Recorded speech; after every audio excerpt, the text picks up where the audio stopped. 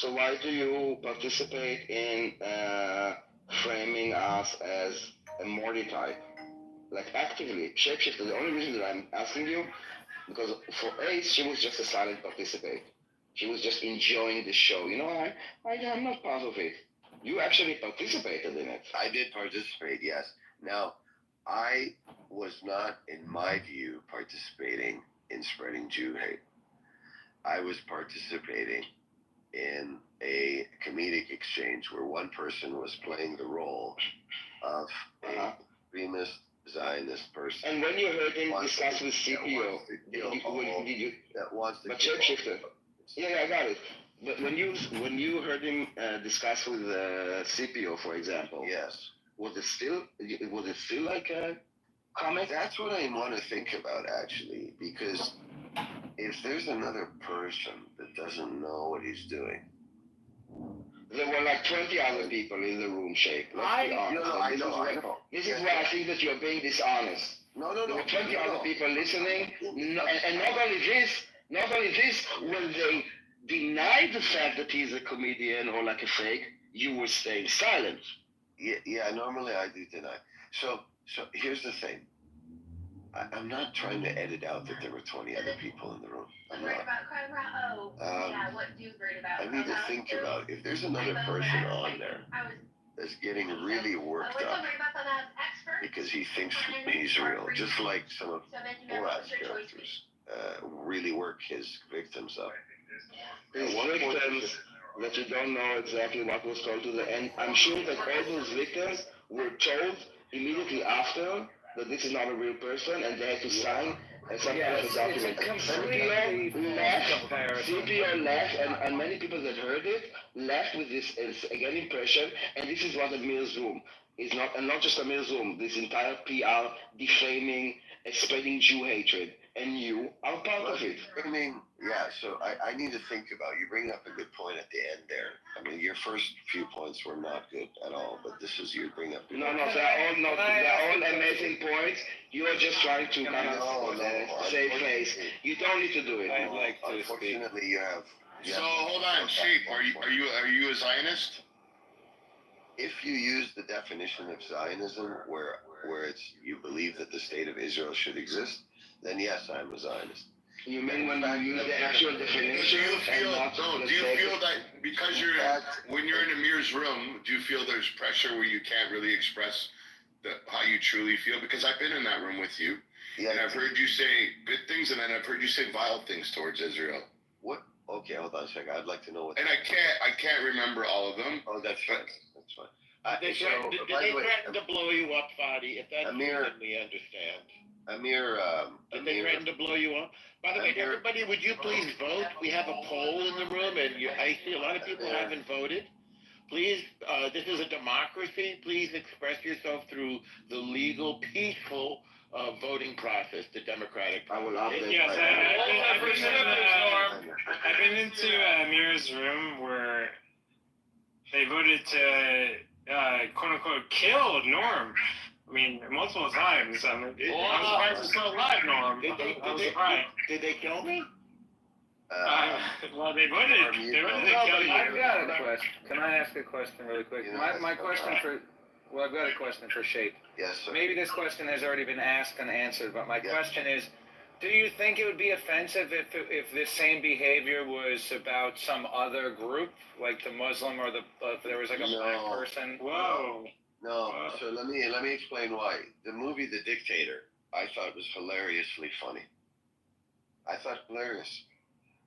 And that's like playing a Arab dictator. Well, but again, and now we're going back to the movie thing. I don't know. So what I'd like to make an accurate comparison. So one of them, it's not, in my opinion, and I think you're not really acknowledging my opinion, which is the same as Daniel's opinion in this particular case. So my opinion is basically that a movie is not a fair comparison to a clubhouse room for several clear reasons. First of all, the people in the movie, as Daniel said, were made aware of their being used in the movie. Some of the people in Amir's rooms were not aware that it was satire.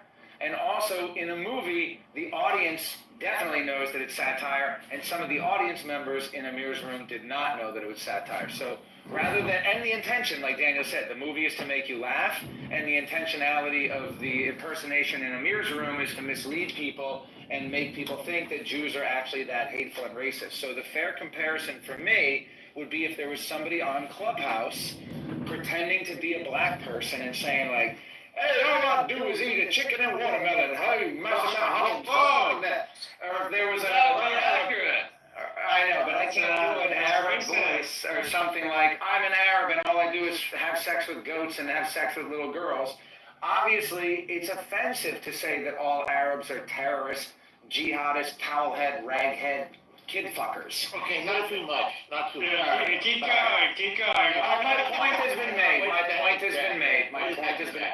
Hang on, everybody, you're doing well. Matt, you voted. I see other people who voted. Sam, you voted. What is the poll? What is the poll, and how can we vote? What is the poll? Read it. It's at the top. If you don't see it, it's because your app is outdated. You need to update your app. And My app is outdated. I believe all polls are for strippers. I refuse. Please vote in the friends. poll.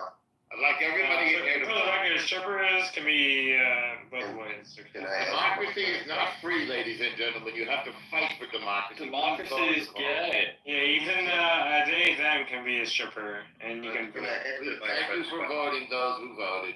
We have 15 votes so far, and the people believe that it's okay to have a Palestinian state in Greenland, about half of them, a little more.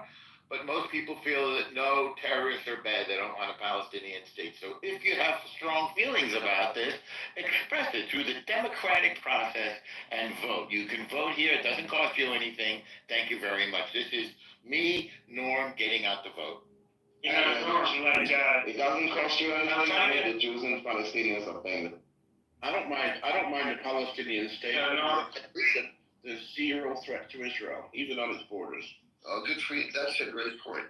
So no Palestinian state, basically. Dan, let's get like a hyper. We've been going in circles, guys. Lou wanted to come up. He's up on stage. Welcome to the stage. What's up? Okay, this Yeah, so I just wanted to support my friend Trashbag. He wrote a wonderful book. You should go buy it. I bought it. It's tremendous. It's absolutely wonderful. Wow, are you being sarcastic? Thank you, Lou. Lou is such a nice guy. Are you being sarcastic, or did you actually read it and enjoy?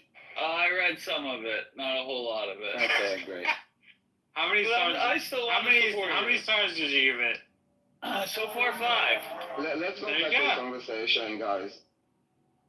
yes, but please vote. Thank you, those who voted. Thank you, everybody. Can I ask David why he laughed when my friend said some of those very disturbing things about Arabs? What do you say? He laughed when I said the thing about he laughed when I did the black voice, not the Arab. No, he laughed at the Arab thing and he quickly muted himself. I think I heard him laugh at David, the did you watermelon laugh at chicken. blacks or Arabs? No, it's something about doing something to camels. What is your point? I think he said goats, actually. Why'd you laugh at that? You just and a second person just laughed. Well, Daniel, I why do you laughed let at me it. do that? Well, he laughed at me laughing. Hold on, Like, what is the point? I will do another poll of who thought that my friend was actually an Arab, okay? And let's see if anyone on earth thinks that my friend was actually Daniel thought I was a Russian. Shake, please, I mean, listen, I understand that you're used to, like, really, like, dumb idiots at Amir's room. Don't insult me with those, like, comebacks. Either you look at yourself and take accountability and responsibility, or you're gonna dance around. Hold on. But this is not a strip club, so please don't dance. You're about to get checkmated. I'm offering you the ability to resign. Whoa. I resign preemptively. I do not want to be checked. One second, please. Okay, I would say, Guys, for the record. can I reply first? The fact that you think that you're in a position to checkmate means that you are zero. Let me please finish one sentence. You are not in a place of introspection and taking accountability. You are in a position of defending and attacking, and that is your problem. So this is why I'm not engaging. Listen, it's a clear sign for everybody. Either you acknowledge your participation in spreading Jew hatred and stop it and prevent it in the future, or you try to attack me, checkmate me, or gaslight me, and then we will have the same situation, and you will live with yourself. I said what I said. I don't need you to justify. I don't need you to attack me. I don't give a fuck about your checkmates, okay? It's about you and your active participation and silence in spreading violent and dangerous Jew hatred. And I say violent because it turns into dead Jews. So Shape, either take responsibility and accountability, or please shut up, at least with me. Others can enjoy the conversation. Yeah, it might sound funny to you, like on Clubhouse, but as we have seen, what's been happening on the streets West, like people take it seriously, bro. Like people, like, hey David, go. Maybe they haven't taken it from Clubhouse, but maybe they're taken from X or. David, you just laughed when someone said that Arabs do something to camels. Don't try to do zero. What's the point? What's your point, Shay? Stop looking at others. Look at yourself. Introspection is about you, Shay. Daniel, can I stop to you? Stop. Just stop. Yes. Daniel, he's trolling. Wait a second, buddy. He's trolling you full on. He's not going to change. He's just sort of even toying with you now. Even the name Shapeshifter is a mockery. I'm not playing along. This is what I told him. I'm not going to checkmate him. He's playing a game with himself. He's the only player. Daniel is bringing up the room. Marty is trolling, and Vadi is playing along with it. That's a room that trolls Jews. There's nothing we can do about it. No, hold on. Morty has never, ever said things like, Jewish people should go. Oh my God! Like, doesn't play the role. What are you saying? How many chances? How many chances can you be given? Be a man. Be a man. Be a fucking man. Seriously, Shane. Hold on, everybody. Hold on, everybody. Hold the fuck on, everybody.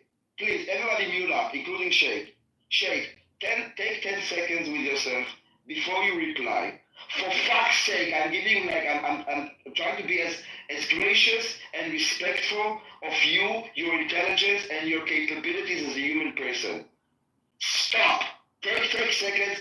I will tell you this. If you think that it will humiliate you, embarrass you, I guarantee you that it will do the exact opposite. If you will be a man. Take 10 seconds. Forget about your ego right now. I'm really not attacking you. And unlike you, I'm not looking to checkmate you. Okay? That is not my perception. I'm trying to, I don't know if it's to help you because I'm not in this position. I'm trying to give you an opportunity to be a better. So please, take 10 seconds and everybody please stay muted for 10 seconds. I want to give him a second to think how he wants to address it. Because I don't want to get up, I feel that when you're trying to bullshit me, you're disrespecting me, while I'm respecting you, so this is why I'm kind of getting upset. I feel that you are insulting me. But he's not going to change, Daniel. I asked everybody, please give him 10 seconds of let him respond. You're asking I'm just mean to Daniel just because he's off the I'm just asking for fucking 10 seconds, guys.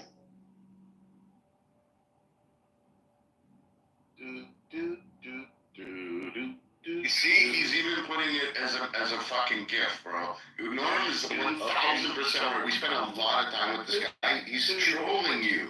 Yeah, he's trolling you. But you can accept that. Can I answer the question now? He's in a difficult situation. He's 11. He has a hard time to answer the question now. You're caught between the heads. The ask for you guys was very simple. I'm asking for fucking 10 seconds of silence and then Shapeshifter. And since then, 6 people asked. And I asked it for 5 times. So I'm not going to get upset. I'm not going to engage. If Shapeshifter wants to answer, great. If you want to continue and do whatever you want to do. For 10 seconds. I'm going to do what Daniel asked. Hang on. I'm going to mute the room if I can find the button here. Mute the speaker. Okay.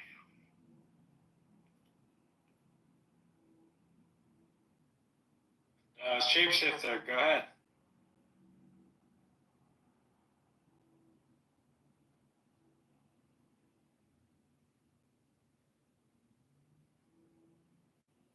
Okay, we've had our moment of Zen. Daniel, take over now. No, I'm done. Thank you. All right, don't get aggravated. Well, it's not. Okay, here you go. I'm ready to answer. What Daniel has done has caused me to pause. It has, honestly. Now, I don't think he's being as gracious today as he thinks he's being, but that's besides the point. Sometimes you've got to rattle people. But what Daniel has done, it has caused me to pause and think about it more so than I would have thought about it if I had not entered Daniel's room or this room today. And so I think that's a good thing that you've done, Daniel. I'll leave it at that. Daniel, you were raised Amazing. I'm suffering with this. The Roman Nobel Prize winner is Daniel. I mean, Obama got the Nobel Prize, so why not? I told the people that were offered the Nobel Prize, I don't want to be associated with this. By the way, the 10 seconds thing is actually a very smart thing to do, Daniel. I like that. Because I didn't want a knee-jerk reaction. I really wanted you to not need to respond immediately. Well, the reason You got me out of I have actually something intelligent to say, with all due respect. Stop interrupting people, David. I apologize. You got me out of my debate mode. You're right, I was just trying to win. And I actually deeply thought about what you were saying. Well, as it, like, You're interrupting her. I ignored all the theatrics that we were both participating in. So I need to be more careful about it. Thank you. Now is a good time for David. No, now we kiss. We have like two cousins. The cousins should never marry each other. The way the Muslims do it, how does it work? With the how old are they? You're going for a genocide in Gaza, is how it's going. Hey, have you guys seen the video, the starving hostage in the tunnel? Eval? Yeah, for the record, like when I saw the New York Times had that big expose about the starving. No, I got his name wrong. I'm sorry. If you're proud of it. Was that the one that? The last time we saw a Jew like this was in the Holocaust. Yes.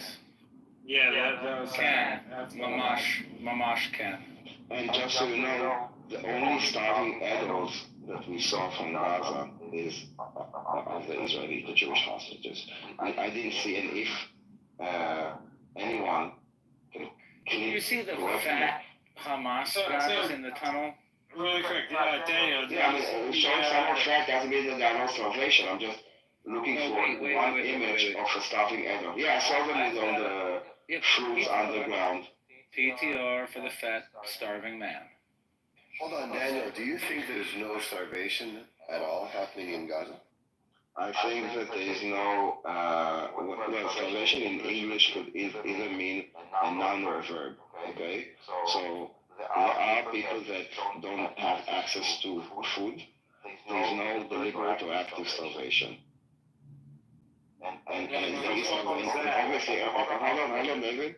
And it's the government. No, and hold on, I know for David, and I know for a fact now that we saw the images that there is starvation in Gaza, man-made by Hamas, deliberately starvation of the hostages. torturing them. Not only that they are starving, they've been underground for over 600 days, didn't see, they didn't breathe air. You know what is the air in the tunnel where you also need to pee and poop? You imagine the air in the tunnel where you also need to pee and poop for 600 days. And you see the image of photography? This is what the Palestinians are doing to us. And if anyone thinks that this is not the most justified, more humane war, then tell me, how can you live with this? I think one of the most why do I never hear on Amir's room a call for the release of the hostages? Zero empathy, zero humanity. Zero. And if anyone will raise it, they will go, well, you need to release the Palestinians, those are hostages. It's insane. I don't know why you entertain them. Yeah, it's like, I agree with Daniel. It's like, it's very simple. It's like release the hostages. You know, when I saw that picture in the New York Post about, it's sad, bro. He's a very, well, it's crazy. It's crazy.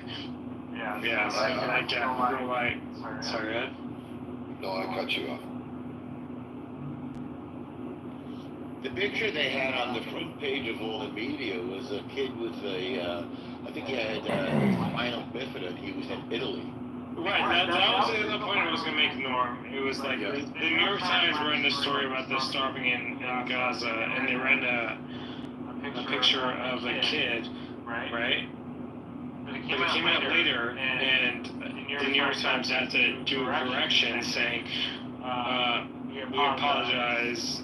The kid actually had a medical issue, and that's why he looked the way he did. He was in Italy. So please, if you can, right, but like,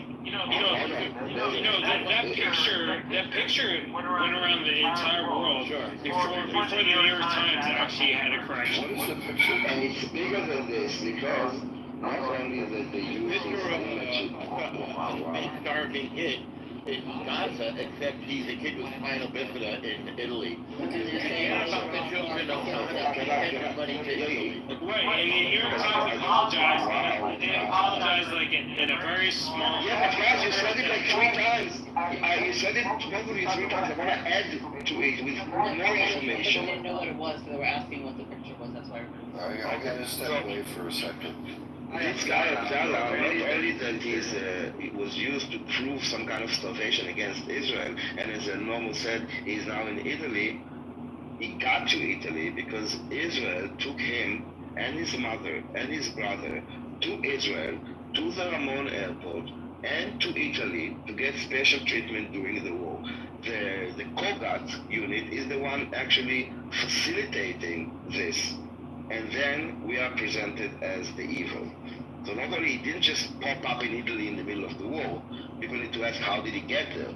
And he got there because the IDF got him and his family to an Israeli airport to get treatment in Italy.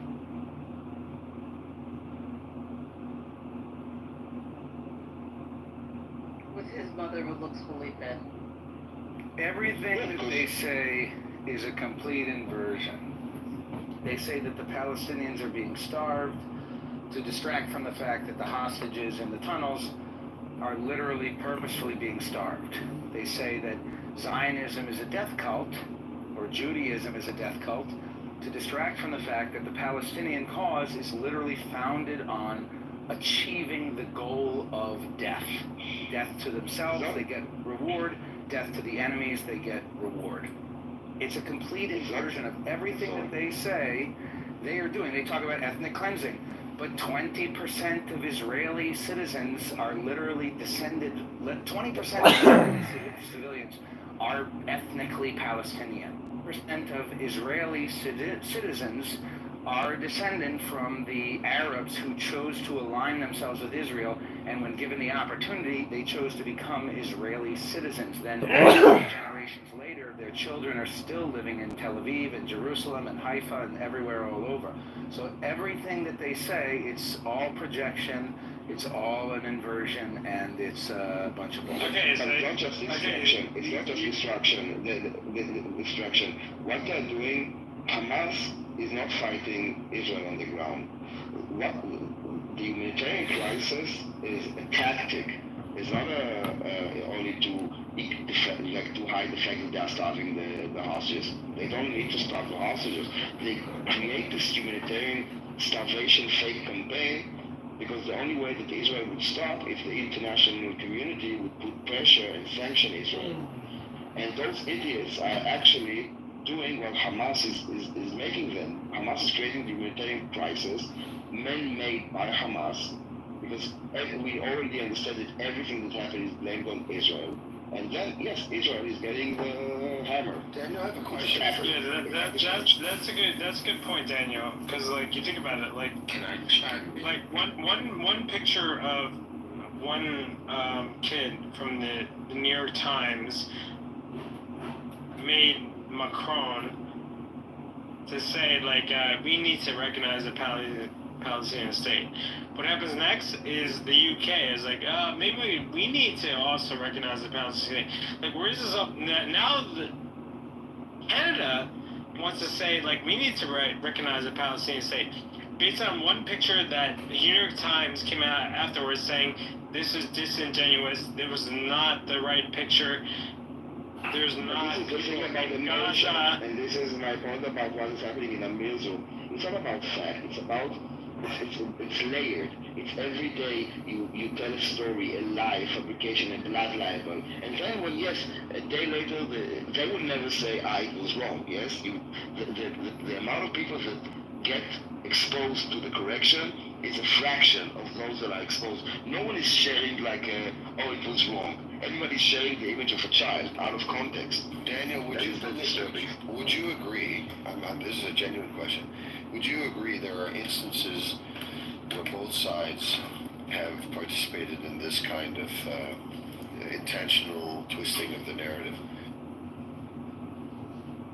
No. So you give me an example. Okay, so you think that 40 beheaded?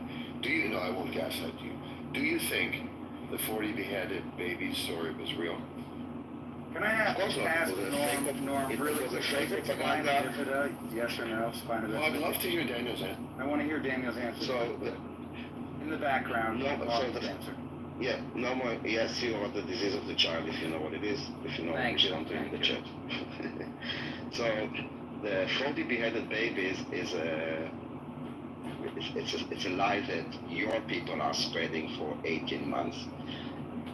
No one actually said 40 beheaded babies. This is why if I will now ask you if you can give me the full quote or show it to me, you will not be able, or even say who said it, because it was never said. It was during a news report of what channel, I-24, that we don't really watch. I think it's something that goes to the world.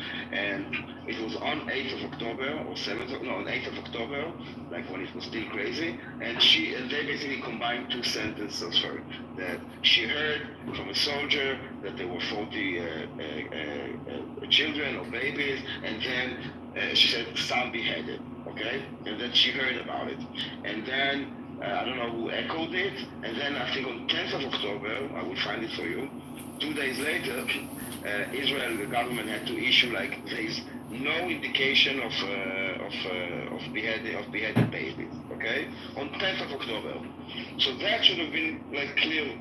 Since then, the pro-Palestinians are repeating this statement for two reasons. One, as you guys like to do, is to delegitimize Israel. Basically say everything that Israel is saying is false, so we don't need to believe them. That is part of the brainwashing technique, meaning you guys need to listen to only one side. Basically, whenever you hear something coming from the IDF, it's a lie. Why? Because look at the calendar. You know, when he made a mistake with also on a live broadcast, he was going into a tunnel and so on. It's this is the names of the guards. You know, and showing it to the camera, and anyone that speaks Arabic, obviously Daniel Agari doesn't speak Arabic, could see the words. Now, there are many, many people in the IDF that speak Arabic, so it wasn't like a conclusion or let's put a list and tell, no, we're not that dumb. and so they're using both those cases to basically say everything. Yeah, and most of the idiots will go with it. Like who said it? The IDF they are liars. Well, so this is why.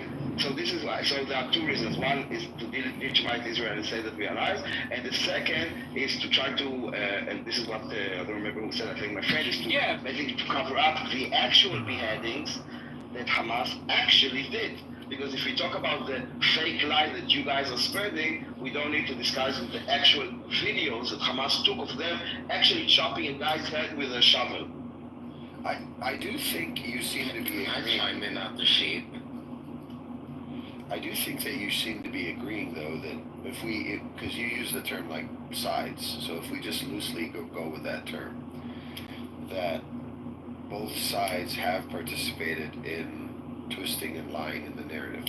No, I didn't say this. I said no. My answer was first no. So 40. Okay. And then you talked about the 40 behind the babies, and I said you guys spread it, not us. We actually said it's not true.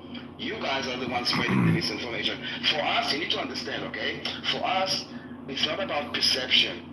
Like, yes, perception is secondary. It's about actual life. And so when something happens, it's actual people, it's actual names. We cannot just make shit up like the Palestinians do. So I'm just chat GPTing this. So I want to understand why Nicole Zedek, who's part of the Israeli TV channel on I-24 News, is not part of the side. Why do you? I said, I think the question was, do you believe that both sides are spreading these twisted narratives? And you said no. So then I said, right. So then I said, well, which side? So which side is Nicole Zedek? That's part of the Israeli TV channel. I don't know. Her story was false. Her story. So the way you rationalize it, you don't put her on a side. Is that what you're doing? I just want to know. No, I would answer it. She didn't spread. First of all, she never said 40 beheaded babies. Correct. It's you guys that took two sentences that she put and you made it together into this fake narrative. So, as I said, the 40 beheaded babies is a lie that your side is spreading, not our side. But that's a fair point. And there were beheaded. Now, hold on. She was walking. Who were beheaded. Okay. She was walking on 8th of October.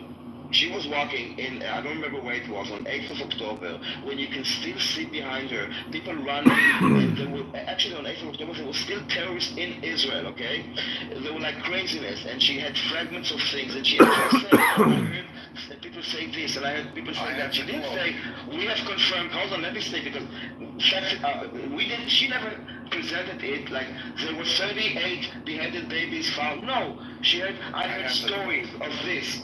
Yes. I saw the video itself, dude. I have the quote. So here it is. She reported hearing from Israeli soldiers. Yes, exactly. I heard. May I read the quote? She reported hearing from Israeli soldiers that they had found babies with their heads cut off, but she did not say they saw it herself. Open quote. I've seen babies, their heads cut off. That's what they said. As a quote. Gutted bodies of entire families. Now, my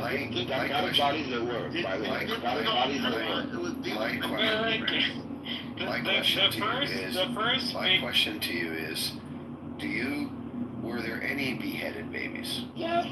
I don't know if there were beheaded babies. Okay.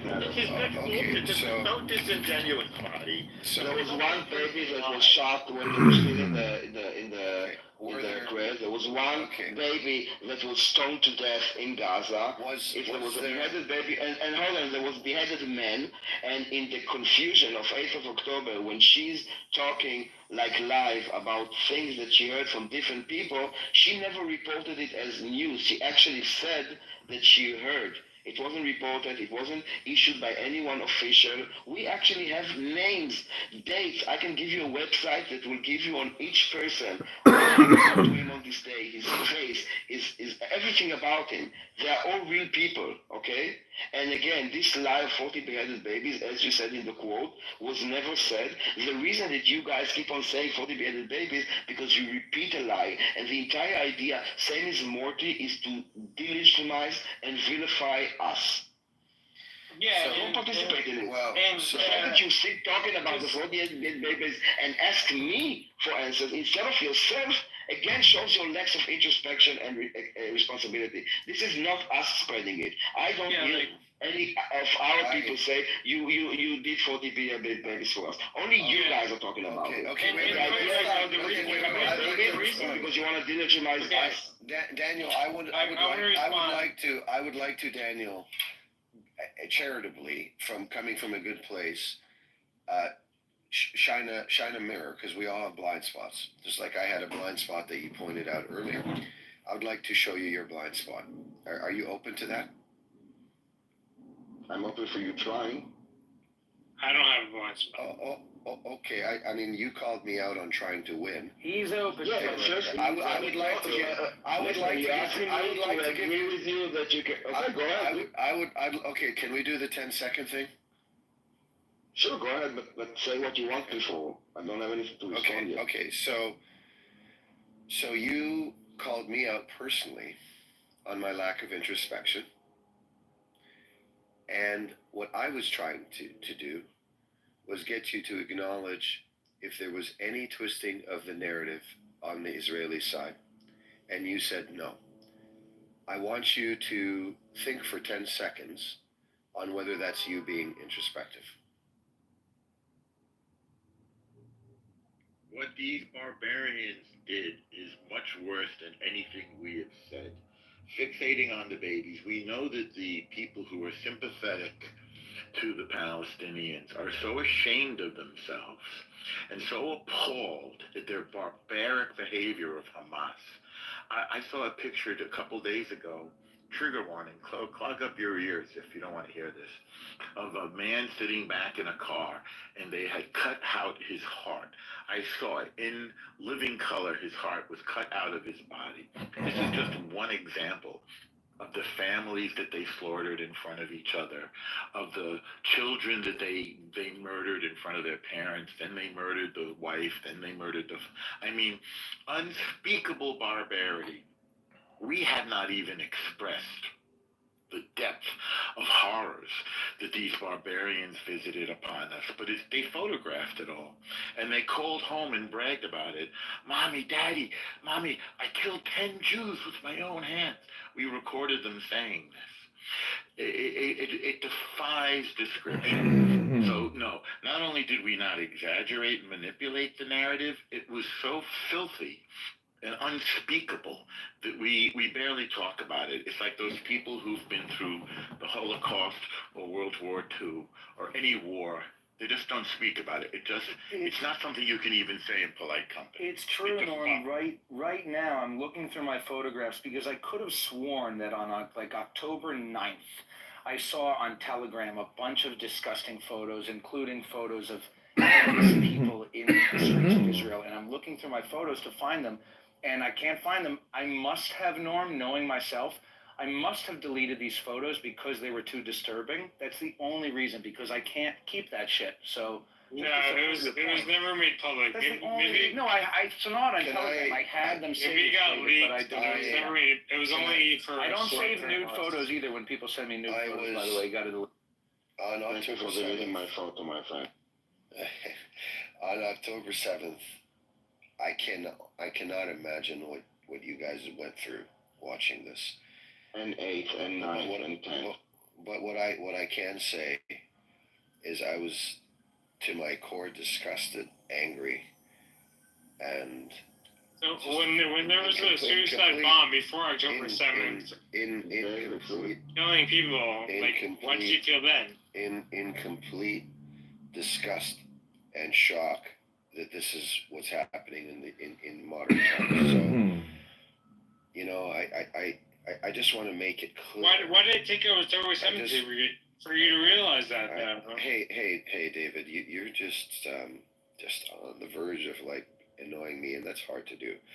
Daniel, are you ready? I'd love to hear your response. يا حبيبي اتفضل. Like what? If we are like manipulating and lying? Is there any manipulation of narrative happening on the Israeli side?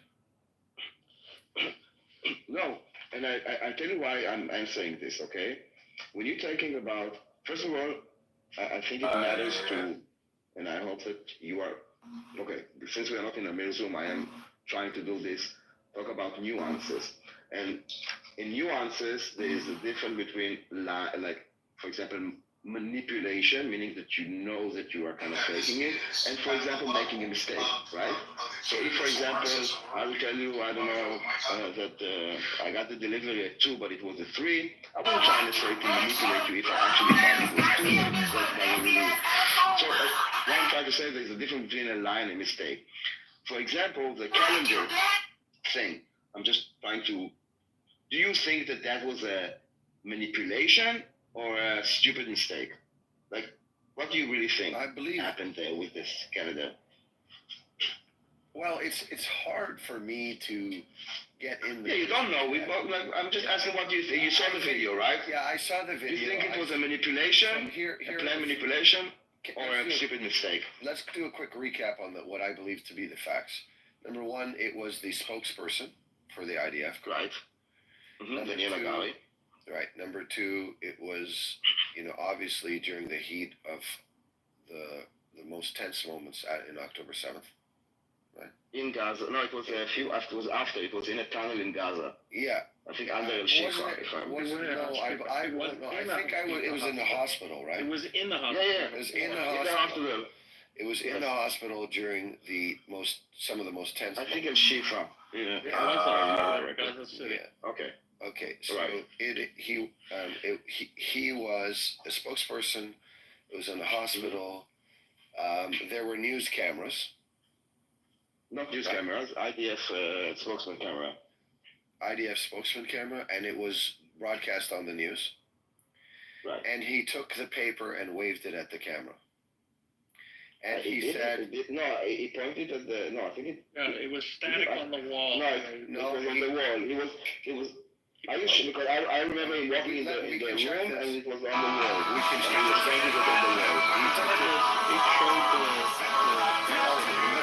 The taking the paper and waving it is important, so I'll go check that. Okay.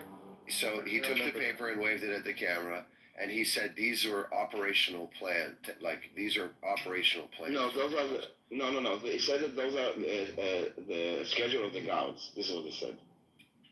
Okay, so let me double check. Those are basically, he said that those are the names of the guards, and this is basically the schedule. Okay. Okay. And it was basically a calendar with names of days. Okay, we'll do the research a little bit later, but let's suppose. But you know this story. It's weird to me. So we can do another example because I thought you know the facts about it. I forgot some of the facts, but let's use the. Okay, so take another example. No, let's use the one that you present. No, I would like to use the hospital. Let's finish with the hospital. Yeah. No problem. I just wanted to save time. Let's for now assume. What do you want to say about it, Fadi? Let's for now. I asked him. I just to sync up everybody that joined. I asked him if he thinks that it was a stupid mistake or a deliberate manipulation. What would Israel have to gain by? Okay, we'll get to this after he answers, Yaakov. So now let's examine the intent of someone who's trying to manipulate versus someone who made a mistake. He was saying that hospital is a command center for Hamas. This happens to be true, and they went back and they fought a big battle there. Sheikh, do you have do you want to speak of the entire? Can you? Do you have a conclusion, or you reaching it as we speak? To what I said. I understand. But before that, I asked him a question in normal, and I would like to know. You don't know yet if it's deliberate mistake, deliberate manipulation or not. What you're doing right now is basically you're thinking it with us. Yes. You don't have it's an honest. Yeah. Okay. I just wanted to know if you already have it or not. But I want to be honest with you. I want to be completely honest with you here. I had prior concluded it was manipulation, but I want to re-examine it together. I want to do it from a genuine perspective. Okay. So maybe I'll do like 30 seconds. You do 30. So I want to steelman the Israeli side. I would like to spend my time steelmanning the Israeli side. It's up to you whether you want to steelman the other side. So I suppose the way it would be a mistake would look a little bit like this. He knew that it was a command center. He had irrefutable evidence that it was a command center. And someone told him that the paper was the evidence. And even though he couldn't read Arabic, he took the paper and he waved it. And he got caught up in the heat of the moment. He got caught up in the heat of the moment, and he just like waved or pointed at the wall. And so it would have happened something like that, like it was a terror command center anyway. So honest mistake, you're saying, and by the way, the point was true. Okay, right? I can learn something. So. Am I right, buddy? No, I'm trying to steelman these. I can easily make the argument that he's manipulating, but I want to check. I'm not asking you to make any argument. I'm asking your opinion. Do you think I have my opinion? Okay, I can share it with you. Obviously, it was a stupid mistake, and you're trying. We started this conversation that you said our side is also manipulating, and we took this example as an example of Israeli manipulation, and then I'm asking you, do you really believe that this is a deliberate manipulation or an honest mistake? I'm trying to steelman the mistake side so that I can see if I can. Just say what you think, buddy. Yeah, like I'm not gonna steelman the other side because I know. Okay, fine. I have a conclusion. Okay, fine. I can tell you my conclusion. It's a stupid mistake. Let me tell you, what I would like to know from you is what about it has you concluding definitively that it was a mistake? Because Al-Shifa really is a command center for Hamas. So I tell you what, it's very easy. It's very easy. Obviously, his point was true. Who knows what was on that calendar? To this day, I don't know if the spin one way or the spin the other way is wrong. But it's completely irrelevant. This is a perfect example of seizing on something in order to obfuscate and to spread disinformation about Israel. I don't know if you know it, Fadi. If you don't know it, you should. It really was a command center, and we fought a pitched battle there right afterwards. So he had the wrong piece of paper in his hand. Right. Case scenario. It's like I think that an army that can fly all the way to Iran, and I think an army that can, with the Mossad, that can do the pager attack, and the IDF spokesman himself has a deputy that is for the Arab speakers, meaning that he has very easy access. Not that it's really hard for Arabic speaking. Now, we were in Al-Shifa in this room. He had his camera. He decided when to say start. He could take any piece of paper and write anything on it, like even plans of Hamas, like kill all the Jews or whatever. No, he didn't do this. He used this paper that he didn't check. And he not only that he said it, he also showed it to the entire world. Okay, give us a bit of credit. I'd like that stupid. I would like to respond. Can I ask you a question, Chip? Oh, go ahead. Yes, Daniel, was he relieved of command, reprimanded, clearly embarrassing let him answer. situation? You're getting off the topic. That's not off topic. It's a relevant question. Let Fadi answer first. Okay. What's the answer to Daniel's question? So I now remember why I concluded it was manipulation. Because I had forgotten and I wanted to re-explore it. The reason why I concluded it was manipulation, but I wasn't thinking enough about El Normo's point, which is, let's suppose that it was indeed a terrorist command center. So why I concluded it was manipulation is the IDF spokesperson himself would have known that he hasn't read the paper. And then he chose to say in front of the cameras that the paper said something that it didn't. No, that's not a good argument. Hey, David. Let him talk, David. Hey, David. Just settle down. But finish your thought, Fadi, because there's a lot of fluff in this. I appreciate the narration of my proud to be on this perspective. No, so the idea. Hey, David. Bottle of vodka. Grab one. Just chill. Or do the 10-second thing. You're bumpering, Fadi. I think you realize you've been exposed. No, he's interrupting him. No more. Yeah. Thank you, Daniel. Thank you. Okay. All right. So the IDF spokesperson, who is a trained spokesperson, by the way, spokespeople are trained on how to do This Thursday, July 24th at 12 p.m. We're celebrating with Don't it. assume. Get it I on can the tell you floor. exactly what was his. He was like in the Navy. Daniel, he learned acting. He's perfectly. What is so point? don't assume He's things. fluffing all these things. Like, This is bullshit. just give us a real answer. Okay, so the guy knew that he didn't read the paper, and decided to tell people something about the paper that he knew was not on the paper. He just made it up. That's manipulation. Right, but you don't know that he did that. You just made that story up in your head. No. He might have grabbed the wrong paper. Yeah. You don't know why he did what he grabbed did. the wrong paper? Yeah. There's a million different possible Okay, explanations. all right, I'm going to go find the video. Yeah, very good. I mean, There's a million different explanations, and you made up a story that made Jews look bad. He's manipulating. If I find the video, would you guys want to watch it together? The New York Times You're ran. wasting time, Fadi. I just want to say, whenever you say something that you don't necessarily check or know for a fact, and you made a mistake, I would say that you are manipulating me because you made a mistake and you didn't check it thoroughly. No. But basically, just like imagine the scene, okay? He's not a militant, okay? He went there they allowed him to go into the Shifa hospital, and he walked in, and there are like evidence there, like you're a detective going into a crime scene or whatever, and you say, okay, I see a bed. Okay, so they slept here. You don't know for a fact that they slept here, but you see a bed. You kind of try to figure things out, and you assume things, okay? The fixation on the mistake was basically to delegitimize the entire thing. Basically, there is no... basically, let's focus now on this mistake, not manipulation. Manipulation, I tell you why it's important to use specific word. It's with intent, okay? Meaning, I know that it's not true. I want them to think like this, so I will say something that I knowingly know that is manipulative, that is deliberately showing something that it's not.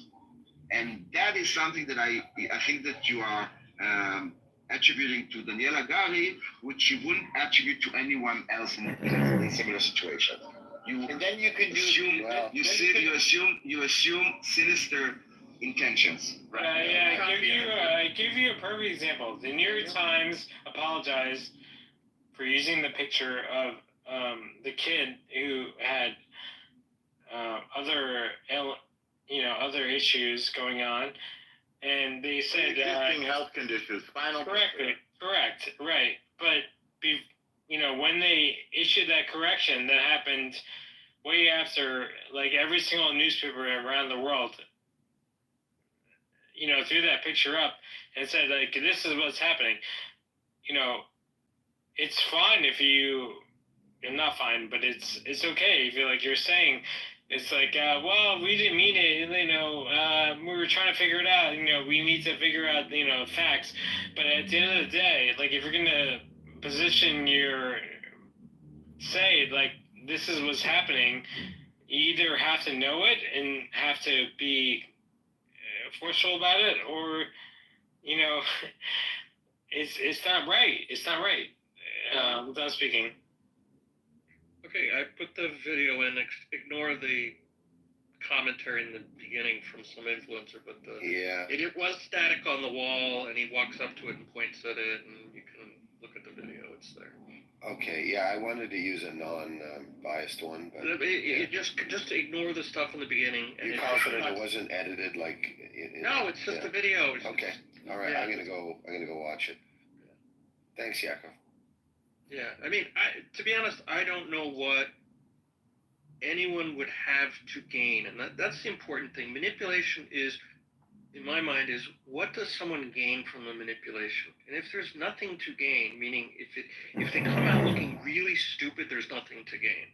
Therefore, the simplest answer, Occam's razor, is that he just screwed up and he got it wrong. Like, he didn't have anything to gain. He wasn't going to get sympathy from the world because within a few days, anyone in their right mind who read Arabic and said, look, this is Yeah, but Yakov, the New York Times come out and said, like, okay, we actually figured out that. No, that was different because they were manipulated. Okay? They were manipulated. Were there people on the ground who were part of the New York Times or manipulated, or were the people that? No, they got to. Let's talk about one issue at a time. You're now trying to pull one thing that's very different into another thing. I'm specifically talking about the calendar, David. Forget the kid in the trash bag. Okay? We can talk about that later. That's a different issue. But the guy getting it wrong. Okay. Sorry. Okay? The guy getting it wrong, Shape, what did he have to gain by, he had a lot to gain. So, and then I'm also curious whether there was a correction or apology issued after that. But it wasn't true. So he had, he had a lot to gain. He had a lot to gain. Can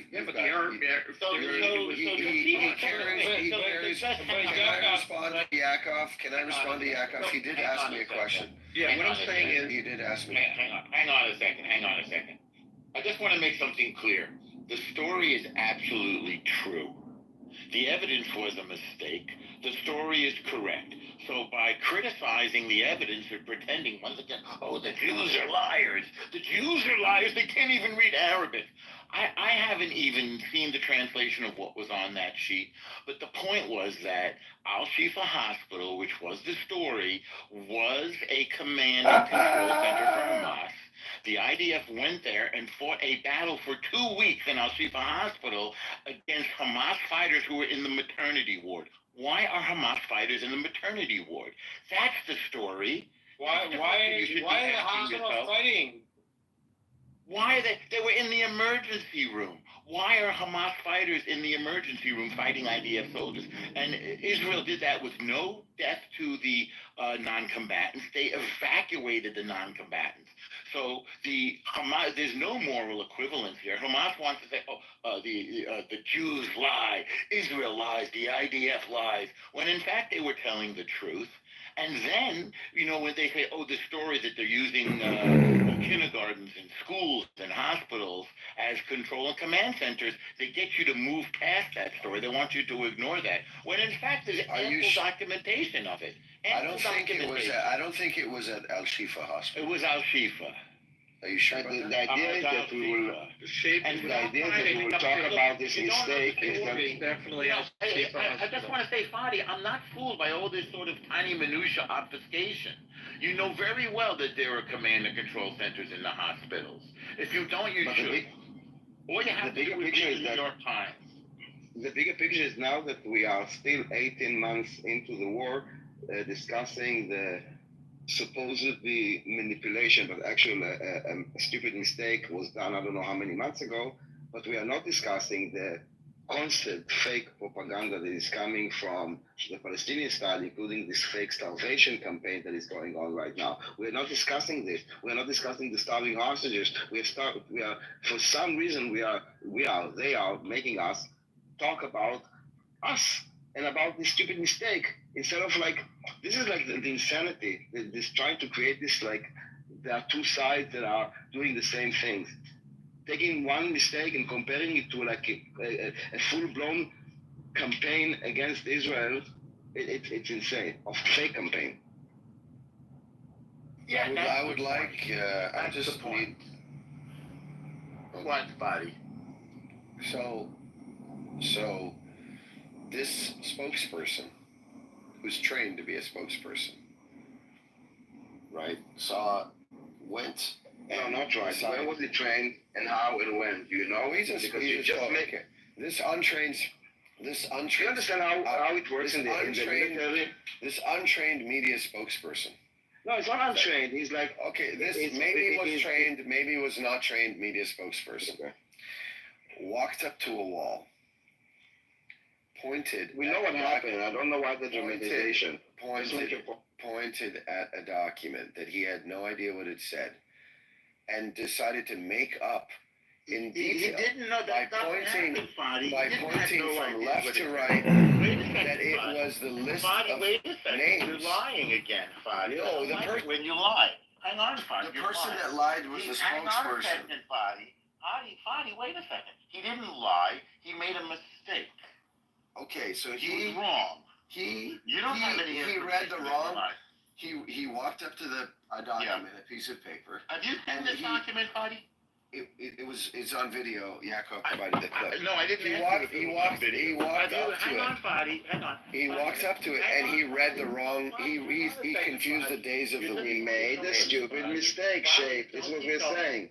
He made a stupid What mistake. was his mistake? What was his mistake? Fadi, Assuming that this is a list of people. Daniel, will you give me 1 second, please? Fadi, have you seen the document? Yes. Yes or no? I have. No, I've seen it. Yes. What does it say? Can you read it? Yes. What does it say? It says the days of the week. Anything else? I haven't read every single. You haven't read the document. Okay, let me go read it and report back. You don't even know if the guy was wrong, do you? Let him read, and I want to speak. He was wrong. He was wrong because there were no names of terrorists. There were no names of terrorists. It was widely reported. It was widely reported that there were no names of the terrorists. So how do you know he was wrong if you have not read the document? Because when he started pointing to certain squares on the document, I read them in real time saying, what is he talking about? That's just the day of the week. So what you're saying is that you're not sure what was going on there. No, that's not. That's what you're saying. Oh, okay. So but you didn't read the document, so you don't know if he was. So you believe the document is a list of terrorist names on shifts? I believe you have. Have you read the document, Norm? Have you read the document, Norm? Norm, have you read the doc? How do you know that he wasn't manipulating if you haven't read the document? That's not a plausible explanation. All we know is that somebody said that he was wrong. You haven't read it, and I haven't read it. But your default setting is he's a manipulative Jew. Your default setting is he deliberately lied without having read the document. You're just believing propaganda. Don't talk over me, Fadi. Don't talk over me, Fadi. You're deliberately spreading negative propaganda about Jews, they're liars, without even knowing if it's true or not. You yourself don't know if what you said are you going to stand for You yourself don't know if it was true, Fadi. Isn't that the truth? Daniel, you don't know. I don't like to moderate. You just don't know. You just don't know. I hate You didn't take the time to read it. With all due respect, why are you looking? Are you going to stand? Why are you looking for? Yeah, we're gonna stand for it, Fadi. For your, you don't even know what the document says. Okay, it took a few days. The ceasefire is over. El Normal. Okay, the ceasefire between you and I is officially over. Okay, guys, that's yes. State, can I make a recommendation? How about just go offline for a few moments, read the document, report back. Well, he could have done that before he came. But guys, hold on. Most of the document. We can all assume, even though we don't speak Arabic, that it's indeed the days of the week. He went there into this room in the Shifa hospital with a camera, going through different rooms, pointing at different things, and he made this mistake, okay? He made this mistake so anyone can see it. I believe that if the intention was to manipulate, and assuming that there are enough people in the IDF or in Israel that speak Arabic, we would have either not shown the document to the entire world or fabricated it.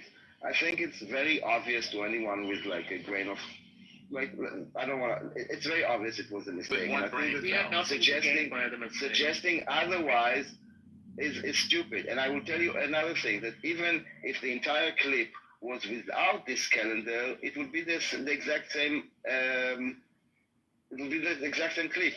Like this is what we're showing you in the Shiva hospital. You just found this point to try to delegitimize the entire story. And no, it was a stupid mistake. That's why I say not just a mistake, a stupid one. One thing I want to mention. We don't even know if it was a mistake. We have to look at the document. I just want to say something about the document, and since Sheikh is went to look for it, there's something special about it. It is a calendar of the days of the week in Arabic that are highlighted in yellow or just crossed over in yellow, whatever. And the important thing is what is the title of the document, okay? And these things they translate when they're kind of debunking. What does it say? The title of the document says the Al-Aqsa flood October 7th. So what is the Al-Aqsa flood? That was the attack on October 7th. Exactly. So why was the name of the document Al-Aqsa flood and then the date October 7th? It's a good point. Underneath the hospital. Yeah, it's a great point. So they lied. So they lied in order to accuse us of lying. And Friday, you played along with it. You were suckered into their lies. Vance, thank you for the input. I didn't know this because I don't read Arabic. Well, I saw the debunking videos, and they on the debunking videos, they said, yes, it says Al-Aqsa flood on the Can you send me the link to that video? Because I'm trying to zoom into all aspects of the document, and the resolution is blurry. Can you send me that video? If you could read Hebrew. It's from France News, I-24, something like that. Yeah, sure. Maybe ask ChatGPT. You could. It's not that hard to read. Ask ChatGPT. I'm sure that he will be able to tell you exactly what the document says. I'm trying to, but the ChatGPT is hallucinating and mixing up. It's okay. We don't need to hear the details of your relationship with ChatGPT, so you can obfuscate some more. So the more we look at it, the more we see. The ceasefire is over. The more we look, keep trying to take it. The more we look at it, the more we see that calling it a liar manipulation is in fact itself a lie and manipulation, which is typical, and I'm not speaking of you here, Fadi, typical of what the other side does. They project their lies onto us. They say they want to commit a genocide, so they accuse us of genocide. They practice apartheid. There are no Jews in their lands, and they accuse us of apartheid. They accuse us of stealing land, and they come and steal our land. Every single thing that they're doing is a projection. Every single thing they accuse us of is a projection of what they're doing. And this is a great example. I'm glad you brought us this example, Fadi. Here's a document that says Al-Aqsa flood in the hospital that's being used as a command and control center for Hamas. And your only response is, the Jews are being manipulative. And the latest is them using... And the latest is them using starvation as a weapon of war, as we saw with the hostages. Guys, every day there will be someone like Sheikh taking turn, come and waste your time, right?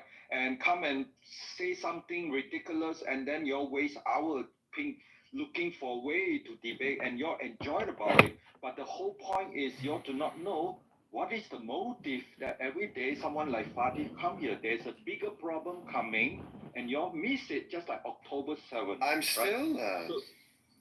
Okay, so this is like Daniel said, why are we still doing this after over 80 days?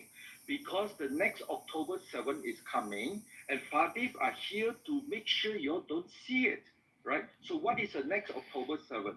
Hey, Dave, you know nothing. Again, someone Dave, like Fadif Dave, will never be discussed. And he doesn't care whether he reads or not. He just wants to make time. And if you are moderator, just make sure he go off stage so we can discuss what is the next October 7th. Make him off stage. He will disrupt me every time. The next what does that mean? The next one? What does that mean? Dave, make sure he go off stage because he will interrupt me every single second. So let's pretend. Okay, I want to go one at a time. What is the next one? He means that they're going to attack us again and do that same thing of taking hostages. It's very dangerous what Dave is doing right now. He's what's dangerous, Fadi? What's dangerous is you interrupting. It's very dangerous. What's dangerous is you interrupting people, Fadi. And you've been warned a bunch of times. You didn't have to do it. You lied on the stage. You interrupted. You can just take turns. Dave, explain what you mean by the next October 7th. What do you mean? I explain why you've associated me as promoting the next October 7th. Go ahead. I did not say you are associated with next October 7th, but you are typical Muslim, pro-Palestine, pro-Hamas. He's not Muslim, he's Christian. Fucking idiot, Dave. What a fucking idiot. Go keep going. Okay, so the next big problem coming is Iran. They will be running out of water in a couple of weeks. And what do you do with 90 millions of people running out of water there? And they are Shia, and the Sunni will not do anything. They will repeat the problems. And where do they go? and that is the far more important problem. That's actually not an initiative. Hey, nobody interrupt, man. Let one person speak. When that person's done, the next person speaks. And the speakers, please try to keep it to a minimum of a maximum of a minute to a minute and a half. Yeah, I'm done with 1 minute. Okay, I'm going to ignore everything Dave's just said. I found a tweet that appears to be from the IDF, Avja Adre. He said it was at Al Hospital. Yeah, he said in his tweet it was at Al Rantisi Hospital, not Al Shifa. What is it? The calendar. Okay. All right, you found a tweet. In other words, you have no points. Well, no, hold on a second. We like. Do you have a point? Why do we? I'm going to give you. Well, it does matter. It does matter. Do you have a point? I can. I'm asking if you have a point. I can stop talking. If you have a point. Normal. Are you going to continue to do Yeah, that? should we call the New York Times? You have a point. Norm, we should get the New York Times on your street tile. Go ahead. Dave, Dave, I'm having trouble understanding you. Yeah, Dave, try. Guys, it becomes an echo chamber when people start interrupting and start antagonizing the speakers. Let them speak. You're not going to agree with everything they have to say. Okay, I'm not up for any more of this bullshit obfuscation. It was 40 babies, no, it was 39. It was this hospital, it was that hospital. It happened 2 years ago. The New York Times published a detailed pitch battle that they fought in the same location. They used hospitals as command and control centers. If anybody disputes that, we can have that conversation. Okay, that they're using civilian institutions and buildings as military bases in order to make Israel shoot at them so they can say, oh, you hit a hospital, you hit a mosque, you hit a kindergarten. Reason being that they fire rockets from there or they have military people there. If anybody disputes that, then let's have that conversation, because that's what we're talking about here. Not whether the calendar said March or April. Somebody just came in and said it said Al-Aqsa flood on it. Okay? The most brutal terror attack since the Holocaust on Jews. And there are people here, by arguing over whether it says the month of June or the month of March or whatever, they're arguing somehow the details to obfuscate the fact that this happened. But Shapeshifter has all the time in the world to apparently pull up random little X quotes from some IDF soldier that he doesn't post a link. Shapeshifter, why do you waste everybody's time here, and why do you waste your own time doing this? That's what they do every day. Obfuscation.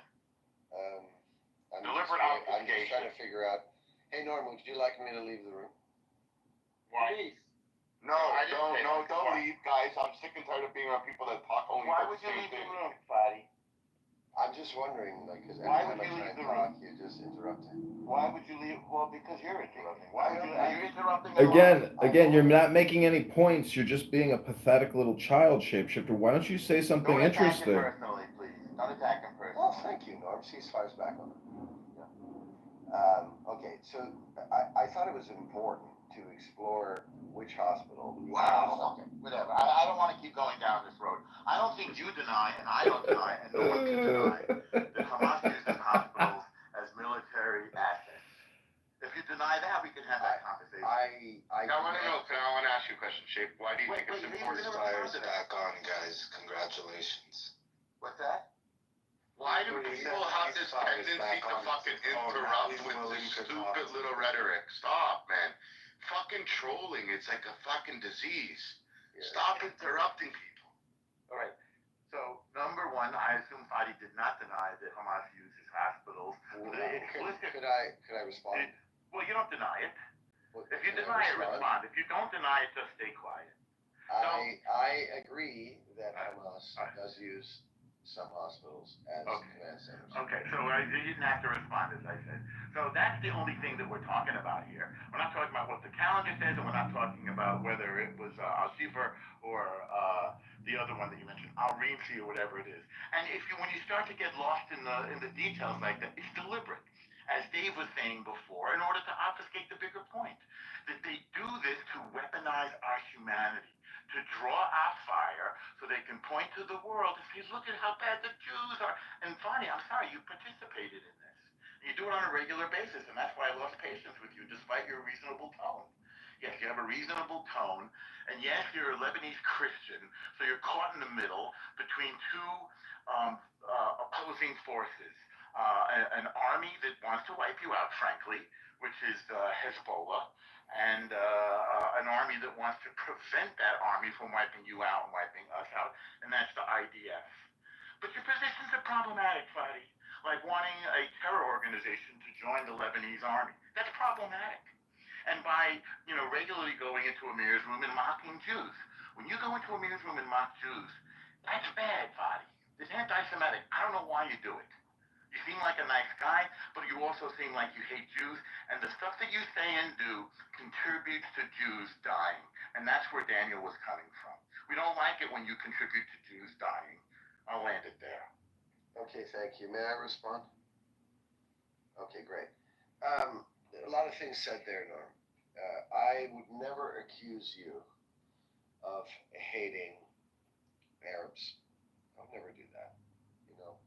I've got too much respect for you, and in moments where you've shown... That's called a straw man. That's called a straw man.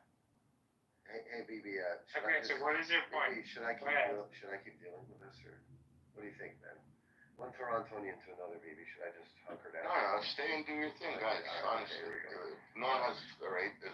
What is BB? Is BB your daddy or something? Go ahead and state your position. See that bullshit right there. Just answer the question, bro. David, Is BB your daddy? Vodka. It's barely noon. Jesus. Okay. That's a personal attack. You can go on mute for a while. You don't need to hear your personal attack. Yeah. No, he's right though. David keeps fucking interrupting. You need to stop that. But Norm, you said he was slurring. I was riding your wave. Okay, go ahead. What is your point? Again, David, stop, man. You're dishonest, Stevie. I was riding. You're dishonest, buddy. That was a Freudian slip. You're dishonest. I sense tension. No, I misspoke. Okay. Okay. So let's kind of go at this. I would never accuse Norm of hating all Arabs. That's a straw man. But here he's accused me of Jew hate. I accuse you of Jew hate. I've got many close Jewish friends. That doesn't matter. This argument. David, shut the fuck up. That's it, David. You've been warned. Honestly, so dumb. I've spent hours and hours bonding. Well, they should know that you hate them. Maybe we should warn them. Cracking jokes with many Zionists. Maybe we should warn them on this app. Some of them are in this room. Maybe you So Norm, I want you to reflect on. What I'm reflecting on? I'm reflecting on your dishonesty. Why do you hate I want Jews, you to reflect on whether your why do you go into villainization the Jew hating room of every day and participate in the Jew hate? Body. Why do you go into the Jew hate room every day and laugh along with them and mock the Jews? Why do you do that? I know your feelings are hurt, Norm. No, they're not hurt. So, okay. Well, now the second thing you said. Anti-Semitism. The second thing you said, Norm. We're in a ceasefire, so careful. It's a delicate one. The second thing. Wait, what do you think? What ceasefire do you mean? You and I. Well, whatever. I have the same relationship with people either way. We don't have a formal agreement. Well, I don't think that you're threatening me is making your case stronger. Be careful. Okay. So that was actually good. I gave you points for that one. Okay. So the second thing. Points for the whole thing, buddy. You're actually super funny. So the second. The second thing you said, amongst a lot of things, was that the Hezbollah is trying to destroy me or destroy. Yeah. Yes. So I've been to Lebanon many times. I've lived there. I took my wife there actually. For relevant details to obfuscate For context. These are irrelevant details. Who cares? He's telling his story, man. Fuck. That's not what this is. No, but it's semantics that you're getting aggravated at. Who cares, Norm? Honestly, I'm not brother. aggravated semantics. I took her aggravated to an obfuscation technique, which is typical. densely populated Hezbollah neighborhoods in Lebanon, because they all also happen, some of them, to be great tourist sites. Beautiful. They're a terror group. You disagree? in the neighborhoods I took her to had huge posters. Hezbollah is a terror group. Yes, Hezbollah is a terror group. Okay, that's all we need to know. The neighborhoods I took her to. That's it. Are you against the terror? Guys, let him speak. Honestly, Norm, we need to learn to let him I don't need you to moderate me. The neighborhood. But bro, but all you do is create a fucking echo chamber. You're not here to moderate me. The neighborhoods I took her to were very densely populated Hezbollah strongholds. They're a terror group. Be proud of yourself. I didn't take her. You already said that. I'm going to keep repeating it. Why? What for? That's the problem. They don't need moderation. BB, the echo chamber break who tries to create an echo chamber. Cross around my neck, open and showing a big fat, beautiful. Okay, you had a nice anecdote. Thank you, Father. Okay. Nice anecdote. And when we got off, You don't have to keep going. When we got off the tour bus. Okay. Why are you telling this story? The first Why are you telling the story? You're wasting our time. The first thing I encountered was a Body. Enough. There was a I have something else better to do. You're on Clubhouse on a Saturday morning, Norm. Enough. I have many better things to do. It's enough. Let him speak. I'm not interested. No, I'm not. I don't want you to interrupt me. The kid tried to sell me a I Heart Whatever. hat. I didn't buy the hat. Waka waka. I didn't buy the hat. And I walked around promoting the fact that I was Christian, telling the people that I'm introducing my Canadian wife to the country that I love. At no moment in time did anybody try and kill me. No one. Yeah. Not a single. It's a silly thing you just said. Not a single person. You got away with the terror group. So Norm said they were trying to kill you. That's correct. And yet I was completely. So let me ask you a question, Shape. Yes, So I have a lot of Armenian friends that used to go back to Lebanon, and they had to, when they would arrive in the airport, they had to hand in their passports, and the police had to be notified that they were there because they were Christian, and they had to basically say where they were going to be because their lives were a threat. No, man, that just doesn't happen. I go to. It does. It happens, Father. You're in denial. What year was this? You're in denial. Now you're It's in the early 2000s, 2010, 2015 was the last time my friend was there, and he said that he was fearful of his life. Now, I've gone there so many times. So have my entire family is always going down there. So are you saying that it's safe? No, it's not. Is it safe? Is it safe like Toronto, Ontario? Is it safe for Christians? Yes. Yeah, absolutely. Except they murder Christians. Other than that, fine. Absolutely safe. He took his wife around. He didn't buy a hat. Aren't you guys listening to his story? Thank you, John. Thank you. Yeah, but it's because they never asked him to buy a T-shirt. Disingenuous, body. Thank you. Can we This take is a like moment no, that's to not recognize John? It's a fish story. John, thank you for your empathy. It's not empathy. I'm actually making fun of you for wasting your time and everybody else's time. Thank you very little. Thank you very little. Thank you. Fadi, when is the population of Christians are going to be zero in Lebanon? When are you guys going to be totally out and run away and go to Western societies? Is that a question or something that you want to happen? I just want to confirm whether you're promoting genocide. Go ahead. Up and coming, right? Your population has started decreasing drastically. Is that a desire or a question, Bruce? Ask you a question. You want to know? Okay. The answer is that will never happen. Has it been declining? Yes, it has. Let me ask you a question, Shapeshifter. What would it take for you to join the Jews and be a friend and an ally and support the Jews 100%? That's a great question. It's not going to happen. That is a phenomenal question. It actually, first of I all, want you to think about that, Shape. Hang on. Should I do the 10 second? I'm going to read you a few facts about the Christians in Lebanon. Should I do a 10? Apparently you're in some denial. No, hang By on the way, I do consider Buddy, myself I'm going an to ally. sit you down if you interrupt me. Fine. Understand? Great. Okay. Persecution and fear. Christians in Lebanon reportedly feel like second-class citizens who live in severe persecution as Hezbollah's influence expands within the country. I didn't write this. This is from ChatGPT. Violence and harassment. Reports of violence and harassment against Christians in areas influenced by Hezbollah exist, according to the Foundation for Defense of Democracies. Assassinations. Hezbollah is suspected of assassinating opponents, including members of Christian political parties. Displacement.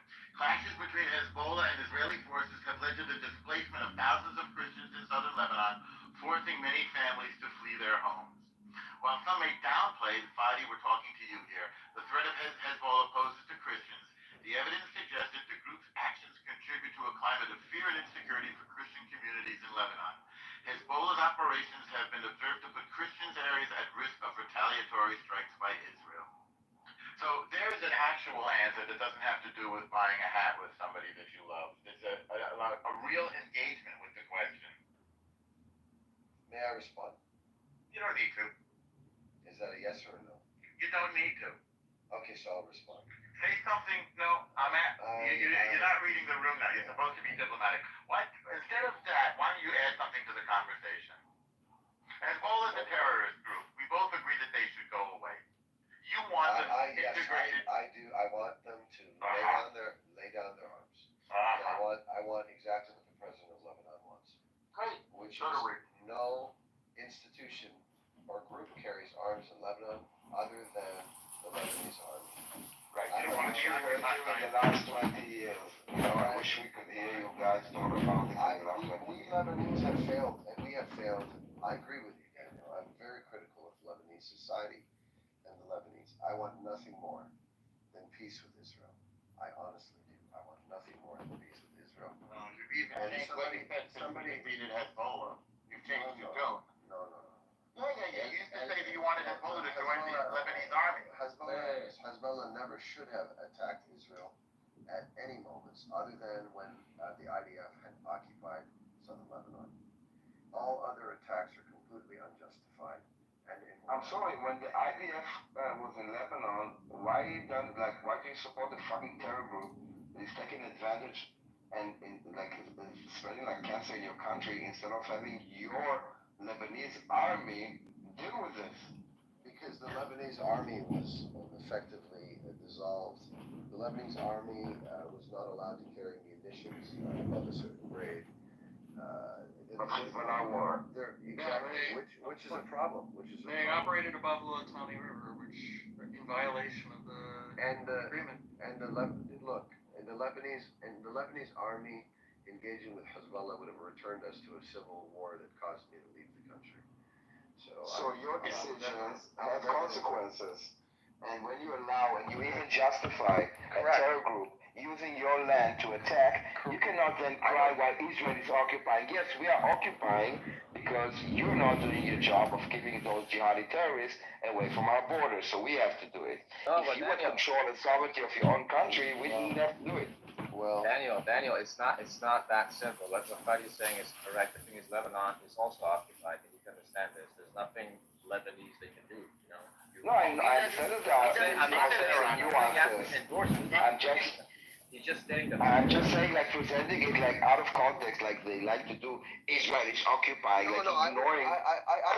Would you like me to criticize a number of things that Lebanon has done? Shapeshifter, do you think it's fair? To be honest, because you say that Israel was occupying Lebanon without pointing out that you let the PLO there, one of the worst terror groups in human history, you let them occupy your country, and then from that, you let them attack Israel. So we had to go in there and get rid of them. You left that part out. Shapeshifter. Why did you leave that out? Because he's a narcissist. His wife doesn't even know it. Let him speak. You can learn a thing or two about Lebanon. Trust me. How long are you going to center him, though? That's the point. How long are you going to continue to center him? Hey, I'm a big Zionist. He hasn't said anything that's incorrect so far. Let him speak. Well. Okay, John, if you'd like to be the center of attention. I'm not asking to be the center. I'm just wondering, do you think it's fair for you to be the center of attention for over an hour? And does that make you a narcissist?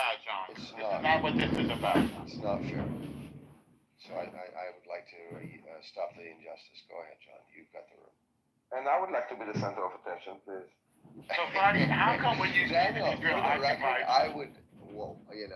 How come Fadi, very dishonestly, Fadi... Daniel, I would love to have a beer with you one day. Yeah, well, great.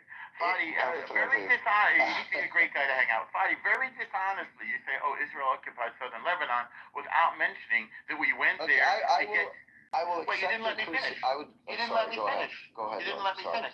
How come you mentioned that Israel occupied southern Lebanon without pointing out that we went in there to get PLO, which you guys let occupy southern Lebanon in order to attack Israel to get rid of Okay, Israel. that's a fair point, and that I need to be careful about.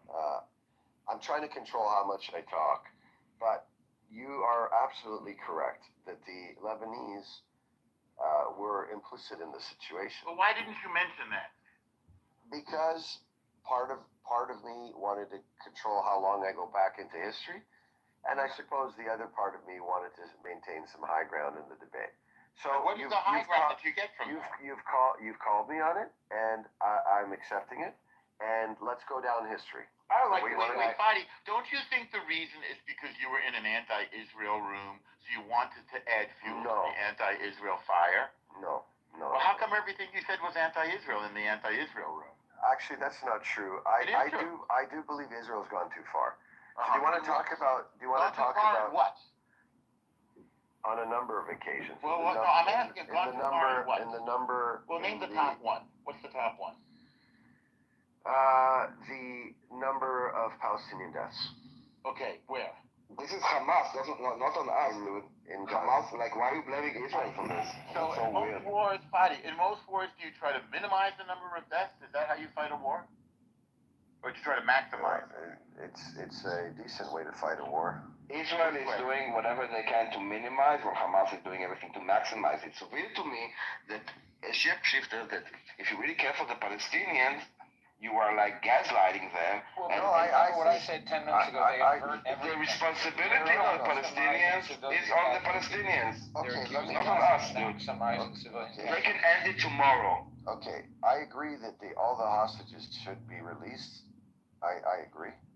Great, but they're not. But I understand we all agree with this. And because they are not, and we all agree that they must be released, and it doesn't go with asking.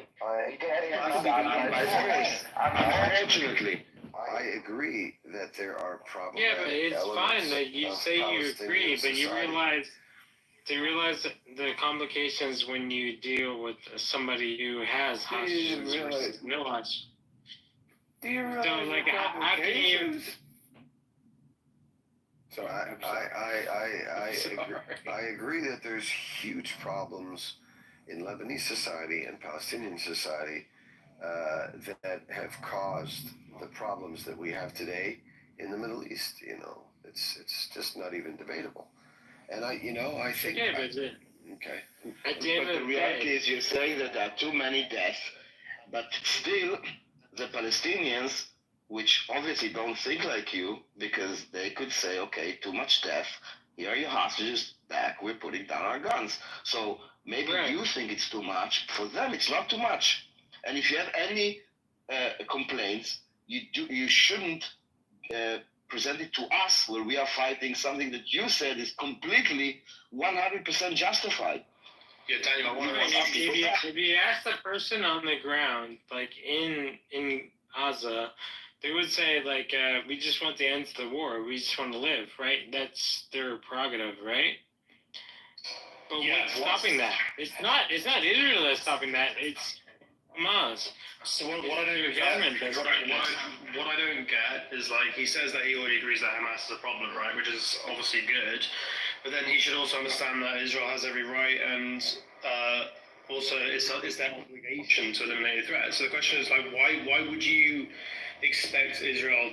What would you expect Israel to do when a terror group that slaughters civilians, kidnaps children, hides behind schools? It's not a problem. No, but if his answer is, well, it shouldn't be like this, then he needs to offer an alternative, because until he does, what he's really saying is that Israel should just let Hamas operate freely, which is not the moral stance. That's moral cowardice. So he needs to explain better what the alternative should be. The government of Gaza, like, that's their prerogative. Like, they're the person that should, like, let's not forget, like, the people that they voted in to represent the people of Gaza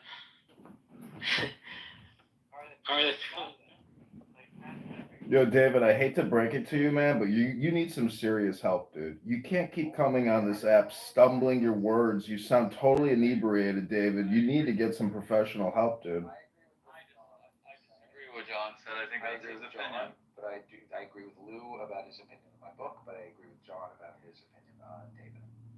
I think that's his prerogative. Respectfully. I think it's your prerogative to say that. I'm not going to answer that. I'm not going to answer that. I agree. I mean, David, why don't you get off a clown house and stop doing this to yourself? I mean, coming on here and mumbling is the opposite of what you're supposed to do on this app, which is to have clear and effective communication, David. It's a beautiful Saturday. What you're doing to yourself is madness. Not too much. Come on, John. Kitover. Listen, I'm just trying to put some information in David's head so maybe somebody says something to him which is actually meaningful as opposed to placating him and letting him just go on and on and on and interrupt your room and mumble and stumble and interrupt nonstop. Moderators should be ashamed of themselves for even allowing David to do this because you actually enable him to do this. Oh, Nuha's here. How you doing, Boo? Yeah, I just want to know what his alternative is. Like, what does he think Israel should be doing? Like, what does he, if he's going to criticize Israel, but hold on, let me finish. If he's going to, you can continue to ask it. It's a good question. Yeah, you can continue to keep quiet and let me ask my question. Yeah, well, it is, because if you criticize Israel's stance, but you offer literally no fucking alternative, then you need to offer one before you can say something. Because I think deep down, there isn't one. There's no clean way. Clean way. That's the key word, clean. To fight a terror group that hides behind civilians. So what the fuck is your alternative then? If you want to criticize, what the fuck is your alternative? I would love to hear Shape's answer to Tobias's question, but if you don't want to answer Shape, I could try to answer Tobias's question. I'm happy to answer. Okay, He's asking a very relevant question. Excuse my language, brother, but yeah, please answer. No, it's okay, man. It's okay. It's all good. And by the way, John, kudos to you to try helping David out. So I think the techniques in terms of the size of the munitions, the size of the bombs, I think that they should revisit the tactics. But in what specific way was his question? Well, less powerful bombs. Can I offer one and you tell me if you agree with it? Sure. So what I think the pro-Palestinian people would like to see, I think that they envision that there's a Hamas stronghold somewhere where the Hamas people are hiding out. Maybe it's in the tunnels. And they envision the Israeli army walking past the Palestinian civilians who are the innocent ones, and then they're going to infiltrate the tunnels, and then they're going to shoot with a gun, or ideally arrest without killing these Hamas terrorists. Is that what you would like to see? Is that a good vision? No, unfortunately, war, it's too complicated, right? So it's a tough thing that the IDF is trying to do. I'll acknowledge that. It's not easy. Right, and there's a problem with the scenario that I presented, which is, the main problem is that you're going to expect this hypothetical Israeli army is going to walk through into the tunnels and then get the bad guys who are hiding in the tunnels. But we're not acknowledging the reality that there are bad guys hiding from the windows and there are bad guys pretending to be civilians. No, I'm acknowledging that. That's why they drop bombs. That's why they drop bombs, because they don't want to walk on foot. There's also a lot of IEDs.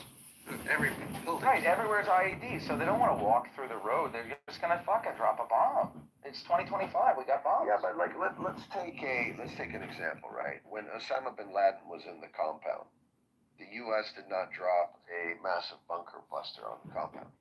Yeah, the problem is that there are special forces don't scale shape.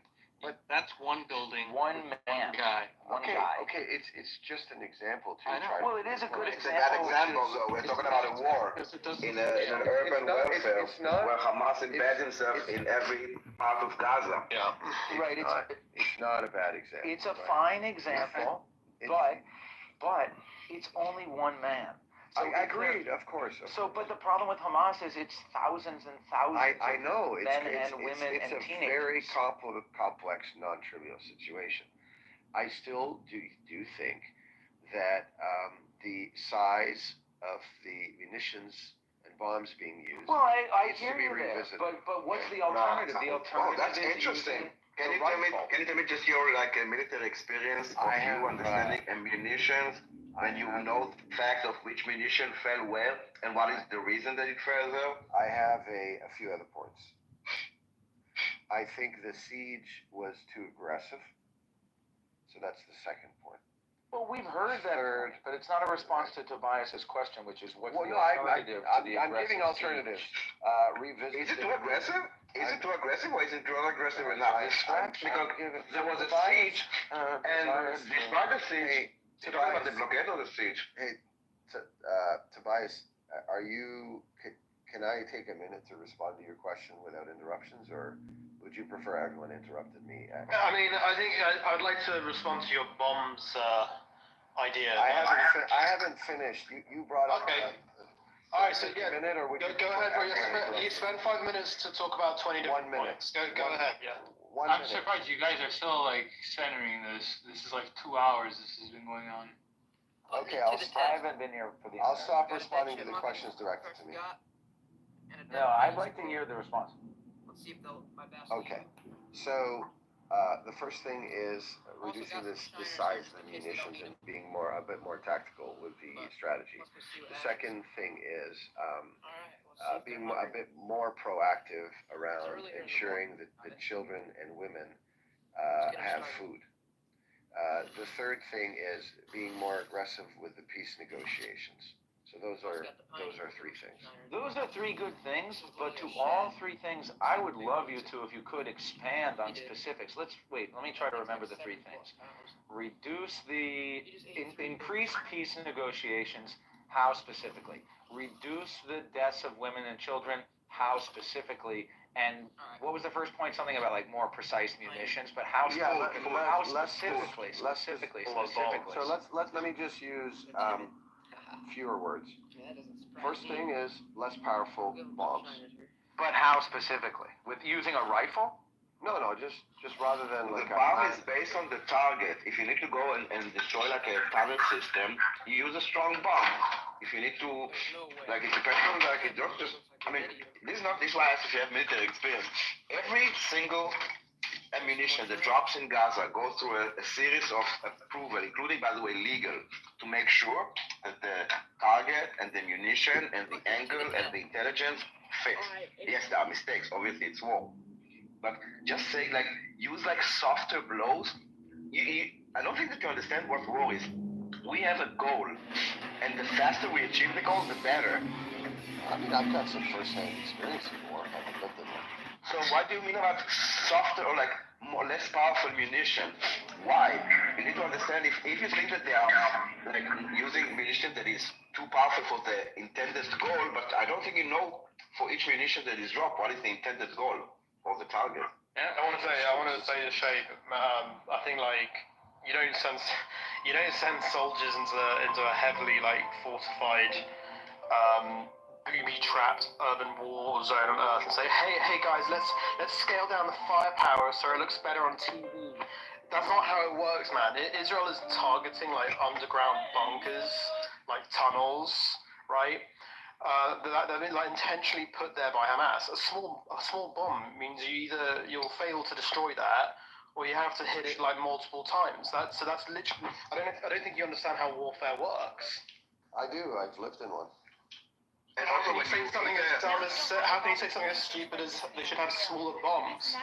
Or when you hit a munition stock or like warehouse full of munition, shifter, 1 second.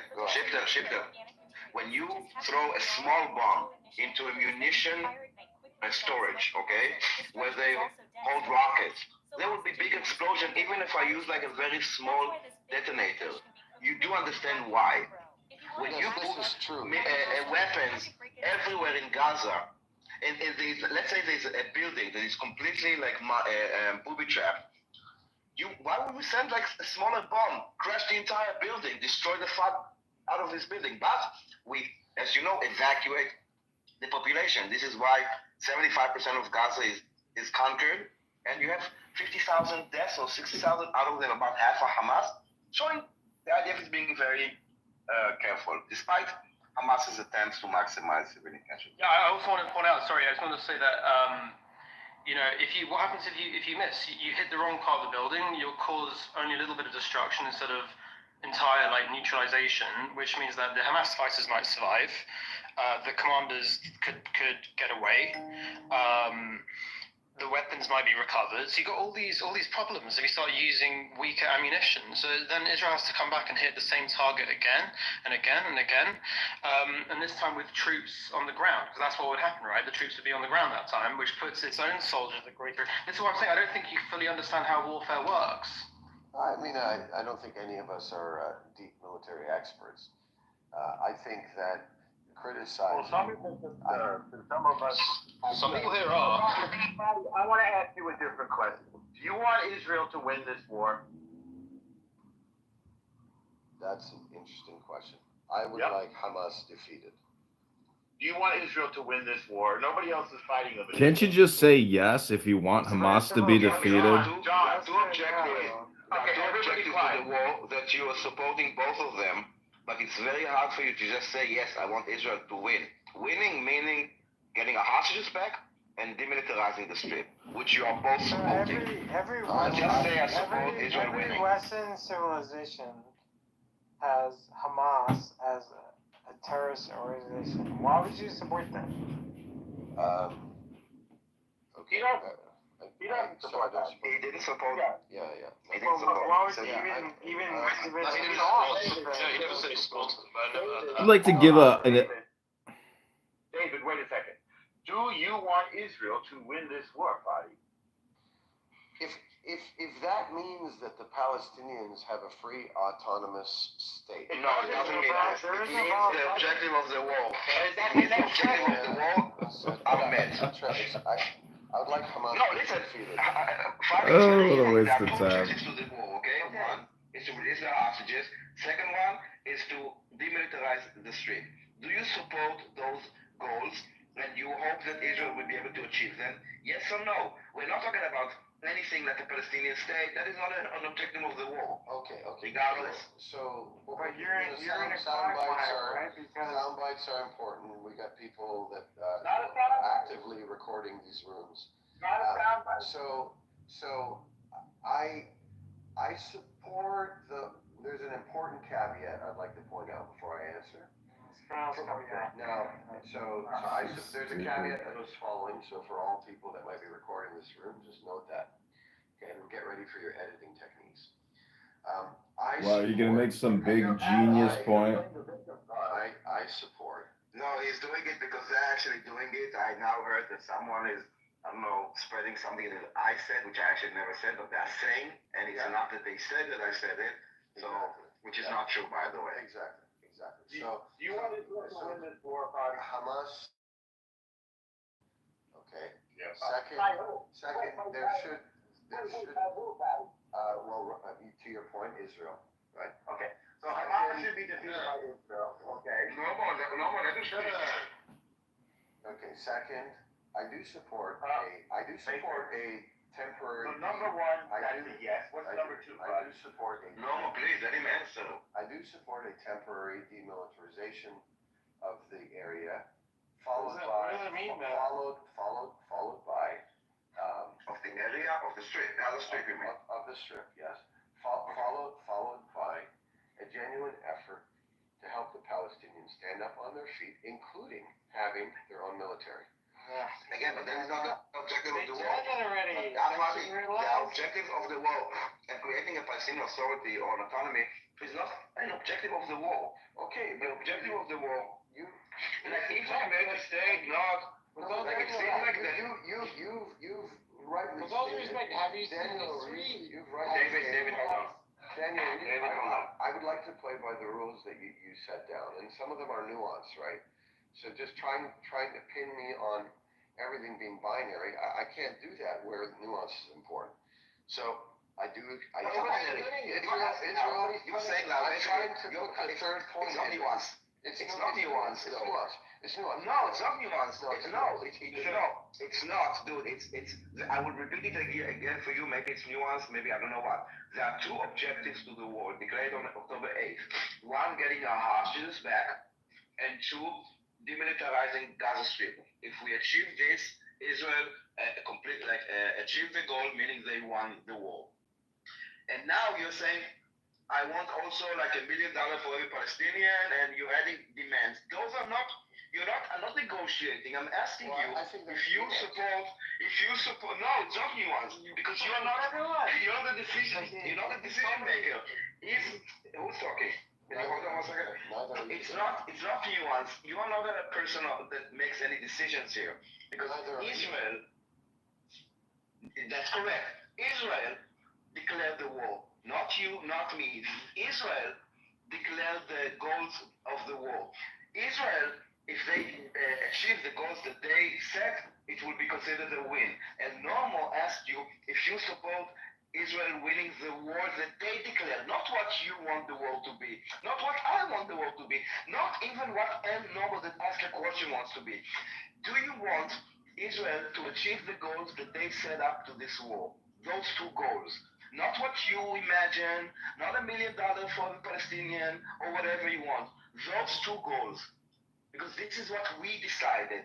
And when we say we Israel. Right. And we declared the war, not you. Sorry, dude. That's like declaring your own war. You're right. Shape, are you even listening to yourself? You want Hamas destroyed, and then you want the Gazans to be rearmed with military weapons. That's what he just said. Are you listening to yourself? And do you know how stupid that is? So, I can't answer the questions the way they're posed because I don't want to give the person a soundbite that that's going to. Believe me, nobody cares about your soundbite. Hate to break it to you, self-centered narcissist. Okay. So Hamas should be defeated. There should be. Whoa! How dare you? How dare you? Just like in all many wars of this nature, there's often a cycle of demilitarization followed by a genuine effort to rearm them with military weapons. The good people. Do you support Israel achieving their war goals? I support the demilitarization, the temporary demilitarization, and the defeat of Hamas. Shane, I'm wondering why is it so hard for you? Is it like because you're so much in like places like Amir's room and all this like hateful places that supporting something that you see as moral, justified, legal, it's physically hard for you to pronounce the word yes.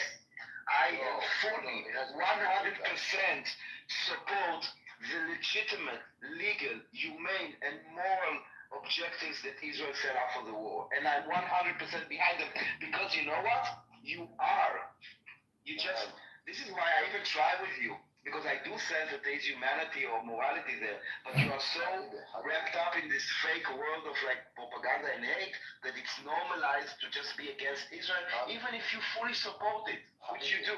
Habibi, I said I'd have a beer with you, maybe two now after that. So, okay. The reason is because... Daniel's taken, and don't hit on him. I know, unfortunately. I'm also taken and very straight. He has a husband. Very straight, but... I agree with you. Guys, I still have eyes. Yes, I have a husband. You do? Oh. But I still have eyes. No, he's still open. He's I said eyes. I didn't say all. Yes, go ahead. Okay. So, because the reason I'm not answering yes to the question being posed is because of the recording and the out of context stuff. Oh, I don't want to be sounded like you support Israel. I get it. But there's other things in there that you inserted. Like, I don't believe Israel is being completely moral in the way they're approaching it. No, again, I don't want that stuff. You didn't answer anything. Remember my no tolerance to bullshit. I'm also very accurate with the choices of the words, even though English is not my first language. I said the objective of the war, which are to demilitarize Hamas and bring back our hostages. Do you support it? That is my question. Not the conduct, not anything that you added. And I'm bringing you because I do think that you are 100% fully on board and you believe that it's moral, justified, legal, and humane to be supportive of the objective of the war. For some reason, I understand why, by the way, 100%. It's hard for you to acknowledge it because it's Israel. No, not because it's Israel. But yes, yes, those are two of quite a few decent objectives that need to be thought together. And those are only two. There are only two objectives to the wall. And that's where I have a problem, right? Because no, you don't have the problem. You are trying to but say, please, again, not with me. Please Google, take a break. Google the objective of the war. They will declare numerous repeated time. You've accurately stated. And I'm asking you if you support. And by the way, as us as Israeli society, this is also what we know. This is what the IDF knows. So even if someone said something or thinks something, that is not an actual objective of the war. And this is what we're fighting for. And this is when we will start fighting. And I'm asking if you support the objectives and the goals of the war. Daniel, so he says he wants Hamas to be defeated, right? But then again, he can't actually bring himself to say Israel should win, which doesn't make any sense, because if he really believes that Hamas... Exactly. Yes, exactly. Let me finish what I'm trying to say. If you really believe Hamas is a terrorist group that needs to be taken down, then you should... There's no debate on that. Yeah, I know, I'm saying from his perspective, then he should have absolutely no problem supporting the side that's actually fighting. Well, I agree with David. Let me just finish my paragraph, yeah? But instead, what he and many others try to do is sit on the fence, basically. They condemn Hamas with, condemning Hamas with like one hand, It was hilarious. while refusing to support Israel with the other, right? That's not what a balanced viewpoint is. That's literally avoiding the hard truth. Like, he can't claim to want a terror group defeated and then stay silent, and when like one military side is capable of doing. I agree with David. No, you're wrong. The reason why you're wrong is because like his opinion is his opinion. It can't be wrong. You can disagree with it, but it's I don't know why he thinks I'm wrong. With all due respect, could be wrong, actually. okay, with all due respect, I disagree with your opinion because. And I agree with David. The U.S. Cool. I'm wrong because it's my opinion. Why don't you actually explain why I'm wrong? We can argue. Okay, you know what? You're being very combative, and I choose not to. Running away, guys. I agree with David. Let the record show that I agree with David. Hey, I think Dave won that one, guys. He's refusing to argue. I would just like to also say that the moderators, you should be ashamed of yourselves for even letting David come on stage. That's my opinion. I apologize. He's a great guy. Yeah, he's a great guy, drunk on a Saturday morning on a Shabbos, interrupting every single sentence, but yet you permit him to do it. You're an enabler. Don't let him do this to himself. I'd like to help him with that, but right now I just give him my friendship. And love. No dating. I mean, we could ask Shape, do you believe that Jews have a right to live safely and securely in our homeland? 100%. Oh, yeah. So you're a Zionist? If that's the definition, then it is. Zionist. Yeah. Clip it. Clip it. I'm putting that clip out. Thank you, Shapeshifter. You are a Zionist. We don't clip it and we don't troll, and I don't agree with Kitover. I'm not trying to trap you or anything. I'm kidding, Shapeshifter. You're good. You're good, brother. You're good. You know, guys, I learned a lot about Zionism thanks to Clubhouse. It's been very, very enlightening. I'll admit, growing up as an Arab, there was only one definition that I had access to, and shame on me for not kind of doing more research, but the definition that typically, that was around me in my youth was this idea that the two blue stripes on the Israeli flag represented from the Tigris or the Euphrates to the River Nile. And here we go again. No, but horizontal stripes then. River to the sea. Really, that's what it means, huh, Shapeshifter? Why don't you tell us what Zionism means, Shapeshifter? No. That's the kind of fake narrative that was out there, right? And then I learned thanks to Clubhouse that it's actually just simply, many people hold that the definition is just simply just that there should be a state called Israel. So let me ask you a question. What does the word Zionism mean to you? I I would like to. I would just like to take the simpler, more kind definition, which is like there should be a homeland for the Jewish people. That's all it is. And its borders are 67. That's the one. Like that's when I go to Amir's room, like every time I'm asked, I respond the same way. He calls me a cool Zionist. But then I was trying to figure out, well, why They're not even indigenous to the land. They're not even indigenous to the land. You need to work on your accent. The Ashkenazi Jews from Europe, German Jews. Then I was trying to figure out, well, why is there such anti-Zionist rhetoric everywhere? And when people have that rhetoric, It isn't everywhere. Well, sorry, yeah, okay, it's not everywhere. So when there is anti-Zionist rhetoric, where is that person typically coming from? And what I've learned is that they Lack of education, a lack of intelligence, awareness. That's where it comes from. John, let us talk. What I've learned is that they attribute other things to Zionism: expansionist stuff, colonial stuff, conspiracy theory stuff, and it's fascinating and a bit dangerous when that happens. Now, it is true though that like there's a colloquial definition and an intellectual definition.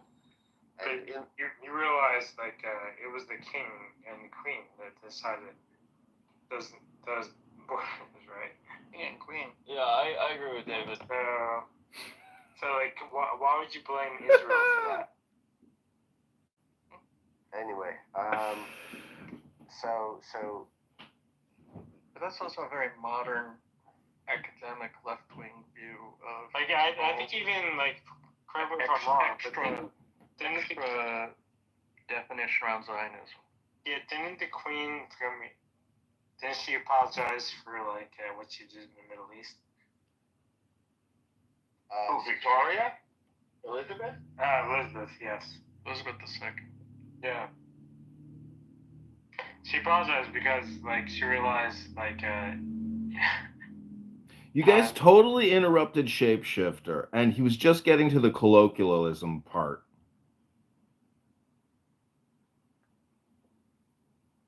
Anyway, we don't get to determine what a country's boundaries are. That's determined by the country and its neighbors. So we don't know what the boundaries are. But if the country is the homeland for the Jewish people. Or no, but it's also like, country is determined based on war. And correct me if I'm wrong, didn't Israel won that war? Yeah, it did. Yeah, it was actually 6 days of war against like all their Arab neighbors, correct? Correct. Mundo, great book about it by Michael Oren, former ambassador from Israel to the U.S., called 6 Days of War. Genius book. Listen to it on audio. I don't get any money for this. Yeah, so like there's people around them that fought a war and they lost the war. So what is the issue? The issue is you don't drink vodka on Saturday mornings on Shabbos. You should be at the gym. Maybe you should be out at lunch with some family or some friends. That's your opinion, respectfully. Well, what are you doing today, Lujas Tickles? Because everything you say on here is some kind of AI schizophrenic rant. And when are you going to do anything for the campaign to elect John Kitover, Lujas Tickles? Thank you, David. I don't have to answer that. But I'm working. Oh, you're working on being David's little accomplice here? Okay, no. Why the personal attack? It doesn't elevate the conversation. Well, why do you allow David a presence on a stage when it's clearly not helping him? Oh, Normal, I have a question. Why do you allow John on the stage? Why do you allow Jalujas Tickles on stages? That's a fair question. That's a fair question. That's a fair question. Because I like him. That's my honest answer. He's a good guy. Ooh, you hear that, Lujas Tickles? He likes me. My God, he likes me. What's your answer for me, Norm? I'm not sure I know you, but you haven't done anything to offend me. I would never offend you, Elmo. I've been following you for years. Well, he never follows me back. I don't know you. Well, Norma, I'll give Lou a positive affirmation. Well, let's ask Lou Jizz Tickles. Lou Jizz Tickles, do you love the state of Israel and do you love Jews? I love Jews. I wouldn't say I love the state of Israel. Why don't you love the state of Israel? It's a complicated question. I'm not sure I love any state. He doesn't have to answer that question. Do you love gefilte fish or corned beef sandwiches? Or bacon? No. No. Well, then you're an anti-Semite. Okay.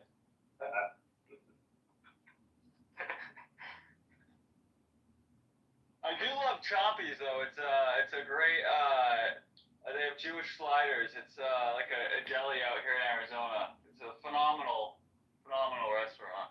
You know, Egal down in the chat really apparently wants to come on stage. Egal, if they're not going to bring you up, why don't you just write in the chat? I would bring him up. Oh, okay, great. Have his hand raised. Yeah, come up, Egal. I like you and miss you. Good job. Thank you, though. Thank you very much. Sure. Egal, what's up? Yeah, what are you thinking, Egal? What do you want to say about the Israeli government?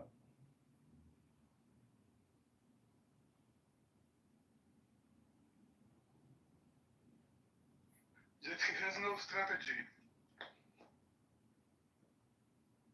So he's just playing a chess game with no strategy? The war, if the declared objectives of the war, releasing the hostages and demilitarization of Gaza State could be reached many months ago by a deal.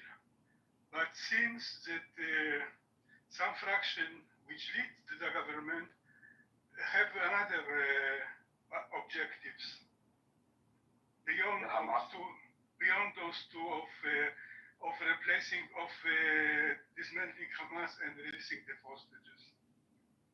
So again, there was never and never will be a deal on the table that Hamas will agree to demilitarize. They repeat it over and over again. Can I speak? There was never a deal that Hamas agrees to put down their arms. Never there was, never there will be. Oh, you have in to. fact, they said the exact opposite. They said that they are willing to not govern Gaza because they are not fit to govern Gaza because they are a terror organization, but they want to stay as an armed resistance force. Basically, kind of like, I don't know, Hezbollah, that they are not the government of Lebanon, but they want to stay. You have to have more kindness, compassion, show friendship for Jews with no sugar and on if you brains. believe that Hamas offered at any point to demilitarize themselves, please show me your sources. According to my knowledge, yes, they did offer this. Please show me your sources. Please show me your sources. Yes, I will look for source for you.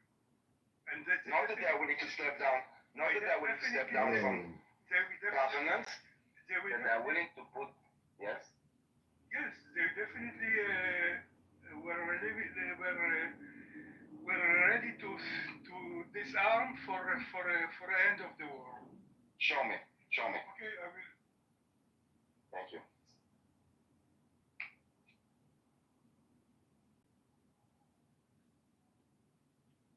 Okay, we don't need to wait because that will never happen. So we can move on with the conversation. Okay. Listen, if you guys claim to believe in democracy, then I expect you to vote. I don't think it's reasonable that you come in this room and you don't participate in one of the most democratic rooms on Clubhouse. You have the opportunity here to express your vote, express your opinion about where the new Palestinian state should be. So please use the poll at the top. If you haven't updated your version of Clubhouse, please go to the App Store and update it so that you can vote in the election. France has recently said they're in favor of a Palestinian state. Please vote in our poll about where you think the Palestinian state should be. You have many excellent options, so please take a moment and express yourself and vote. I didn't vote because South Africa is not there, and I think that South Africa is the one that is leading the charge, the legal charge. And you know, Africa is kind of huge, and there are many places also close to the beach or whatever. So I would like to add South Africa as, I think, one of the best options. Okay, we can run another poll. If enough people vote in this one, then we can. Can you put Jordan in there? Because I've been to Jordan.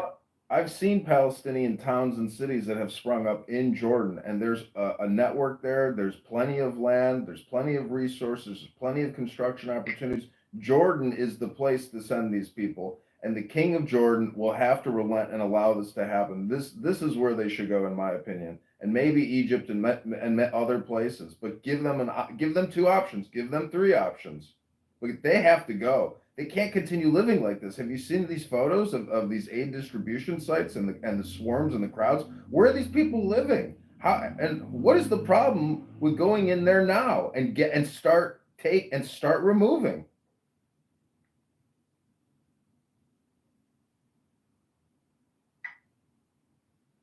Because no one actually accepted. There are many Gazans that actually vocalize that they want to leave Gaza Strip, but there's no one that opens their border. In fact, I heard that in France there was like a legal case, and the court decided that Gazans are eligible to become refugees in France. And this is actually, I think, the first Muslim country that I know that is opening their gates to Palestinians.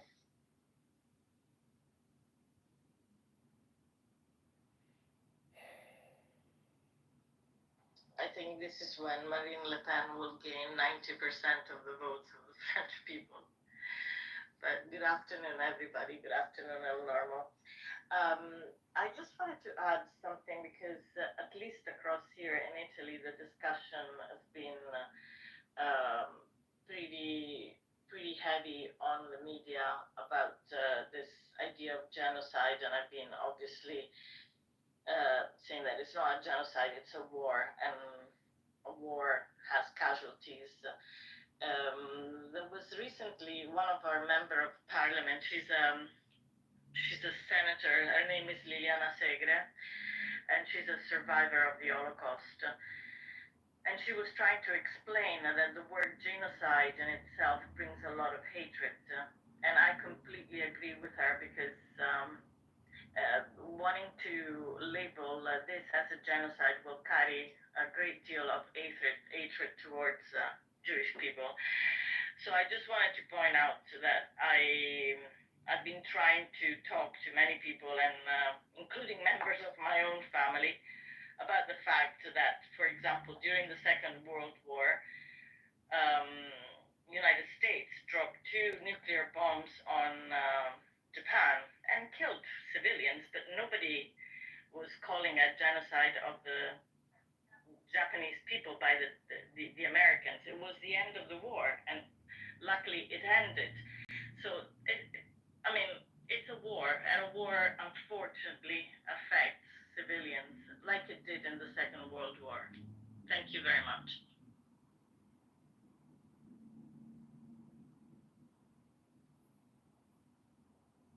Grazie, Paola. Grazie a te, Normo. Listen, they're never going to drop the charges of genocide because it's a political communication. And, you have to call them out for what they are, which is ruthless propagandists. I mean, I like that former speaker, the Christian Lebanese guy, but he's pretty slow with the responses. And everything is a slow walk and a deflection. He has no position at all that supports Israel or the Jews. He believes in destroying Hamas, which for him would be a controversial take in Amir's room. Second, he believes in a period of demilitarization. And then third, a period of rearmament with military-grade weapons to give the people of Gaza a military. Did you hear him ever even once talk about rebuilding condos, homes, and the whole place is destroyed? No. He again, that's why I say he's a self-centered narcissist. He believes in remilitarizing and giving them weapons again. So if you want a liberated and a free Palestine living next to a free Israel, they have this attitude where we want an equal military to you. And if we make incursions or strikes on you, you can't come back and fight us again. Because now we got a bigger, you see this insane cycle of violence that these people essentially have in their psyche? To me, the fact that we would spend 2 to 3 hours talking to this guy and have him just bullshit you is, to me, I know why you're doing it, to, essentially get to the truth, but I hope my analysis is accurate. Thank you. I am complete.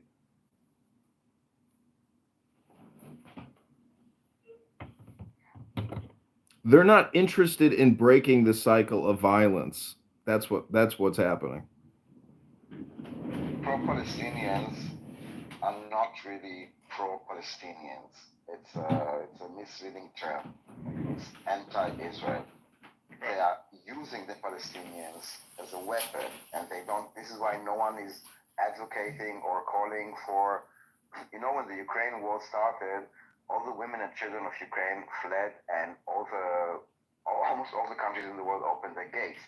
Here, not only they did not open the gate, no one even said let the women and children go. Even after they started reporting women and children are dying, they still didn't say open the gates. At least let the women and children go.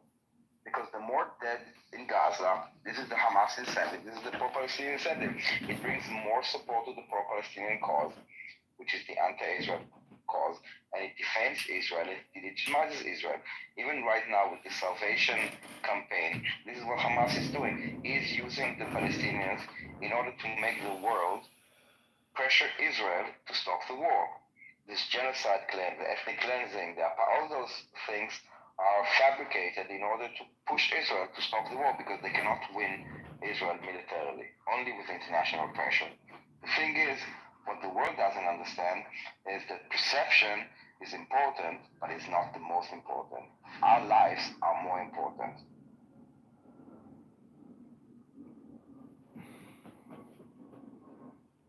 Well, I mean, that Israeli Times article of them photographing that young man in the tunnel, making him dig his own grave and taking that photograph, I mean, that is beyond sick. And if the IDF can find out where he's at, I mean, I know it's difficult to go through tunnels, but I mean, if they have that location, I mean, I don't know why, it'd be amazing if they could save that young man's life.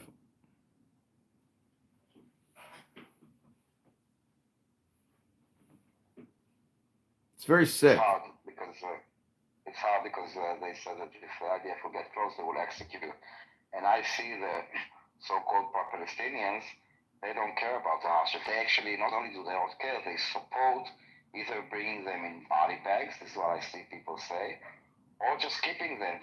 When I even speak to Edward, which I thought at the beginning that was like a legitimate person, he's like advocating for why would they release it?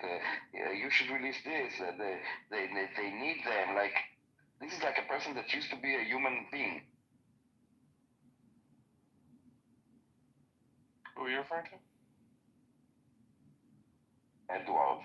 I used to speak to him, and I actually thought that he's one of us, like a human being. But I think too much time in Amir's room, and the problem is that there's so much propaganda and that hate and dehumanizing Jews has been normalized that he doesn't see the shift in the way that he speaks. He's now calling Hamas a resistance group. He sees them as he's not calling them a barbaric terror group that is oppressing the Palestinians, executing them, shooting them in the kneecaps or whatever. No. As long as they are fighting Israel, then they are legitimate in their eyes. They're like, I'm sorry, this is not humane behavior. So I was. This is the moral of the pro-Palestinians. Every time I go to Amir's room, I never go on stage anymore. But it reinforces me to see what they need to do. It's all lies. Even the story that we started here with Morty, it's all about spreading lies.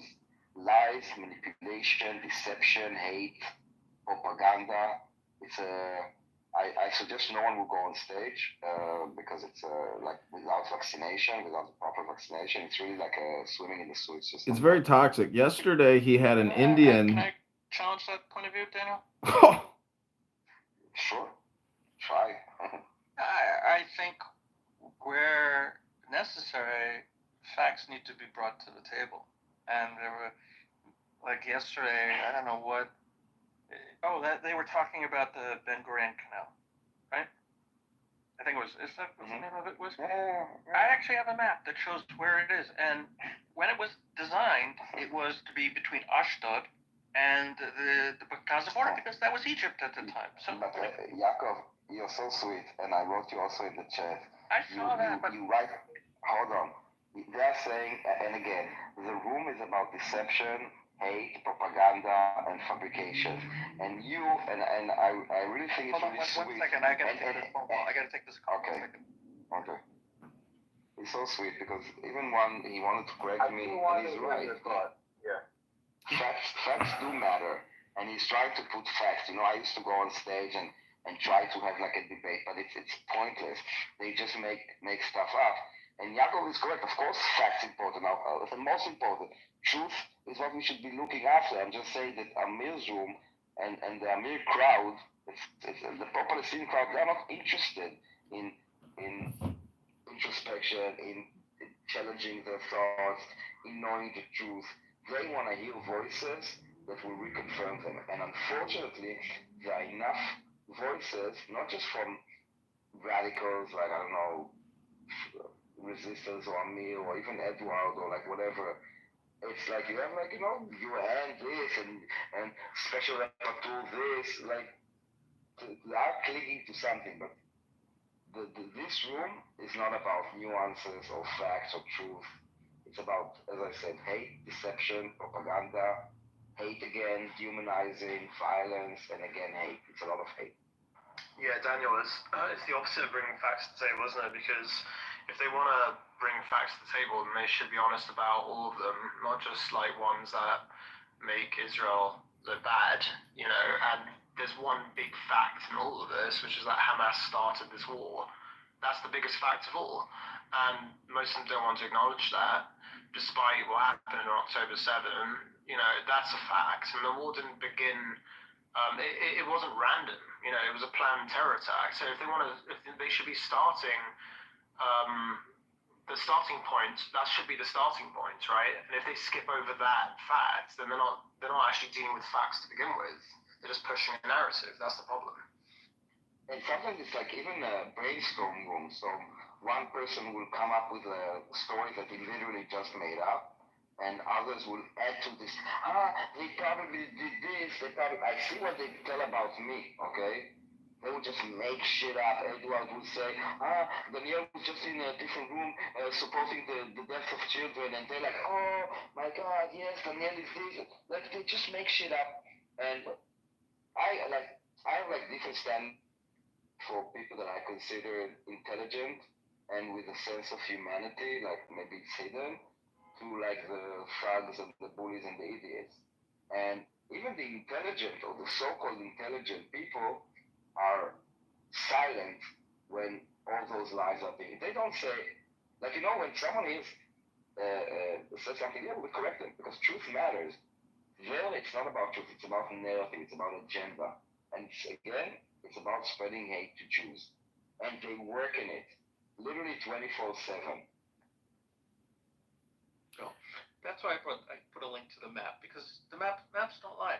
That was literally the plan. Maps don't lie. Are you kidding me? Maps are inaccurate all the time. That was the design. That was the design. I understand. I'm saying, I didn't say that facts don't matter. You went to the phone. Facts do matter. Truth is the most important thing. But I'm saying that in Amir's room, facts don't matter. And you writing in the chat, I guarantee, okay, and I will put money, that 0 people click the link, and 0 people even address what you were trying to say. One like, person it doesn't matter. I know. If one person clicks on it, then it's a win.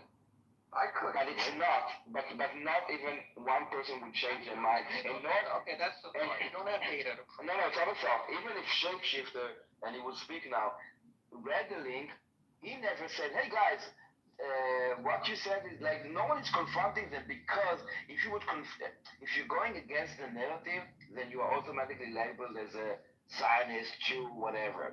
You cannot, this is like why many Muslims will not say that Hamas is a terror organization. There's this silence of acceptance, of not calling out, and this is where we are different, Yaakov. We are not the same. We do challenge, we do seek the truth, we do ask for transparency and accountability, we do ask from our own people, from our own government, from our own IDF.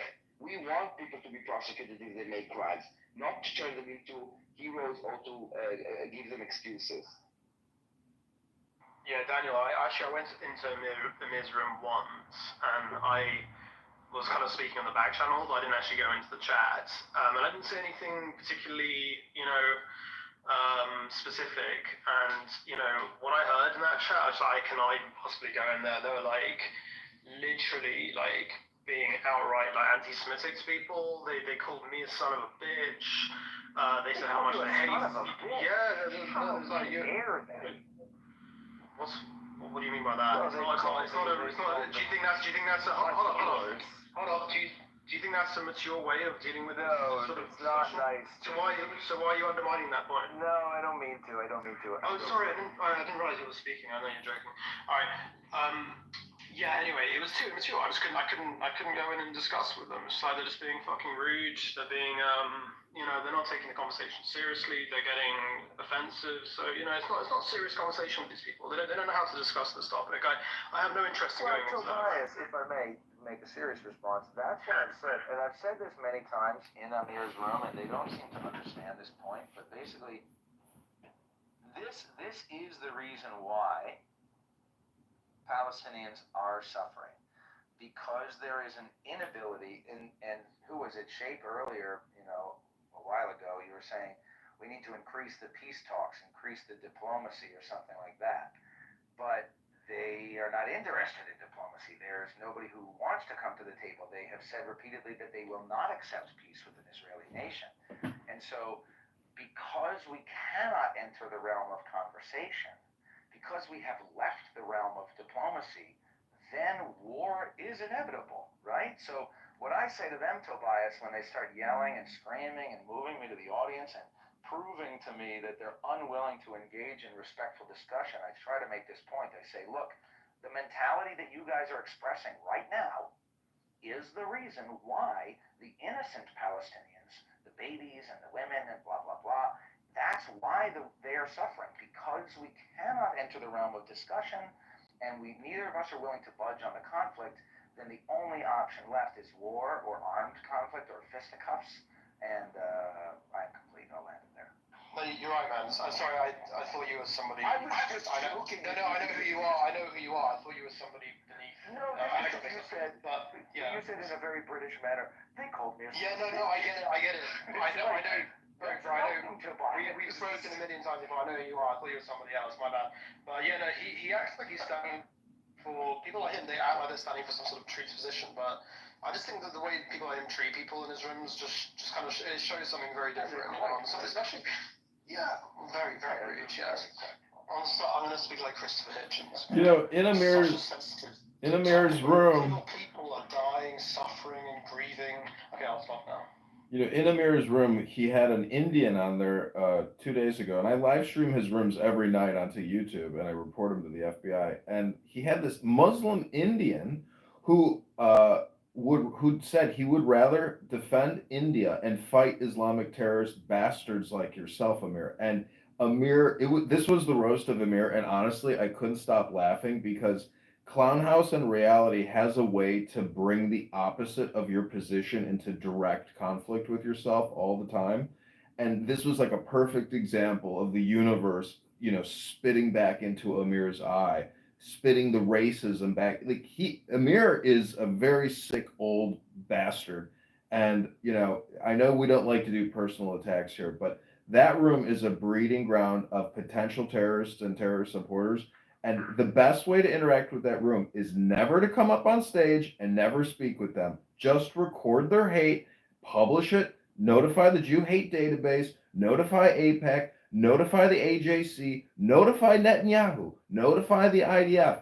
Publish these evil hate speech mongers who spread death and terrorism. They are sick, deranged people living in their little cubbyholes. And in my opinion, the Department of Homeland Security should find where they live in California or Detroit, kick their doors in, arrest them, and 5150 them, or charge them with domestic terrorism and spreading propaganda and hate speech and death and you know, potential acts of terror and murder. So that is the best way to deal with these people on this app. It's not to platform them. It's not to center them. It is to record them, identify them, and have them arrested for crimes.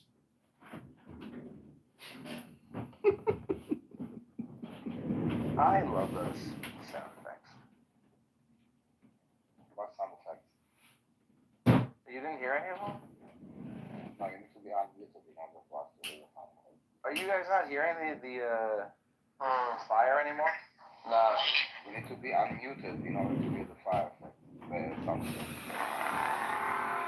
we can hear it. Wow, I didn't know that. I've been just doing silent sound effects in my own ears for my own pleasure. No, you enjoyed the sound effects for yourself. Does anyone notice something about the poll at the top? What about that? I'm afraid if I update the app, I'm going to lose No, my account. it adds up to 102%. You will not lose your account if you update your. Is it going to Norm? Is it going to log me in automatically, or am I going to have to? Okay. Yeah, just updating the app. All right, I'm trusting you in a major way. You know, from you can get the polls that add up to more than 100%. From a record. Most people think that it should be in Paris, France. Yeah. Well, that's punitive, obviously. Paris, France is turning. Because they think it should be in a Muslim state. This is why. If you believe in democracy, then show us, don't tell us by voting in our poll, where should the new Palestinian Palestinian state be located? But just so you know, Yaakov, the reason that it goes to 102 is because they, how do you call it? Oh, okay, they int. It's 35.6 and 34.7, and they're rounding down and then adding them up. So if you add the totals by rounding down, they're rounding each vote separately. They round each vote separately, and then they add it instead of. Right, it's stupid. Like no one actually looked at it and said, "Does the math add up to 100?" They just. Are you serious? They're not rounding at the end? And proportional. No, they're rounding each vote separately.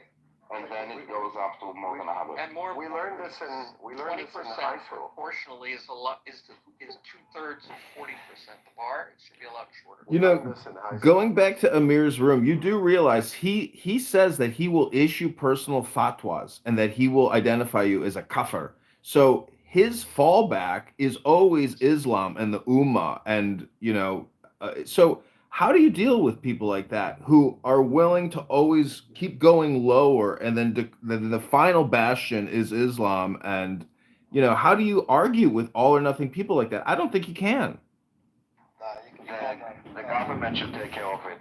It's a religious cleric in order to issue a fatwa. But I'm not a big.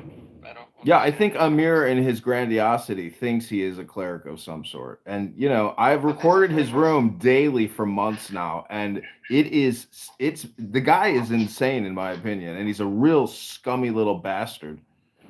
He's not insane. He's doing it very knowingly.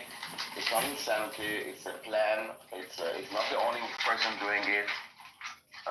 It's like basically this jihad that they're doing is to legitimize Israel. Each one is doing their parts. The Yemenis are throwing the rockets, and what he can do is this: basically open a room every day with a group of idiots and spread hate and lies and fabrication.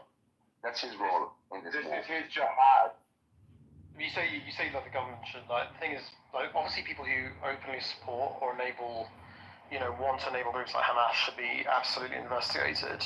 And I would say, arrested under support. That's the line. Absolutely. Yeah, but they are very careful not to pass this line. But those people are like sleeper cells. They can be easily radicalized and activated to do crimes at the end. Against the United States and against Jews.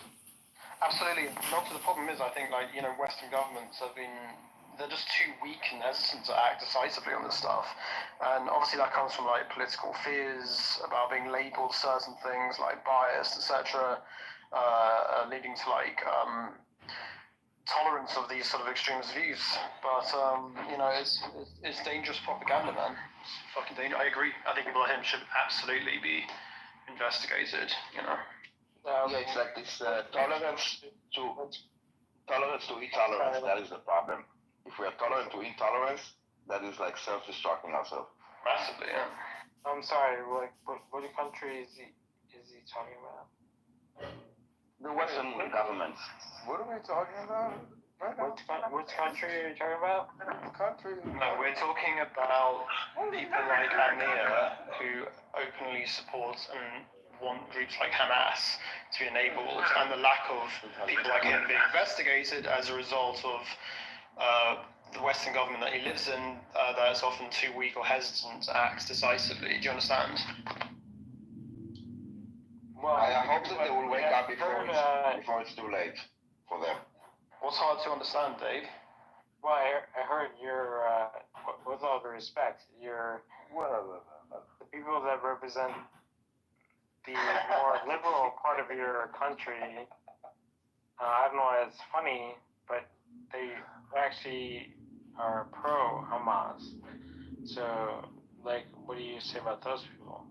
I can't tell. What's funny is that I cannot tell if you are inebriated or inarticulate. I was asking him a question, sorry. Why not both? Wait, so repeat your question, sorry. Why is that the Labour Party has made it very clear that they're pro-Hamas, so... no, not Hamas. That's what I was asking you, like, what is your position on that? About them not being pro-Hamas, they never said that they are pro-Hamas. I was asking, I was asking him. The government in the UK, yeah? Yes, the UK is the government, and yes, the Labour I think there's definitely country, and the Labour Party. Sure. There's a lot of Labour people who are pro-Hamas, so I'm asking you, what is your position? My opinion, yeah, okay, I'll answer that. I think the first thing to point out is that even if they don't openly support Hamas, I think silence and the double standards kind of makes it easy to see why people might think that. I think if a government condemns what Israel's doing and they're harsh about it, or more harsh about it than condemning terrorist groups, and then hesitates to call Hamas what it actually is, a terrorist organization, and tolerates members of supporters who actually praise that rhetoric, especially after what happened on October 7th, yeah, I think it absolutely starts to look a bit that way, you know, whether it's, I would say it absolutely looks that way.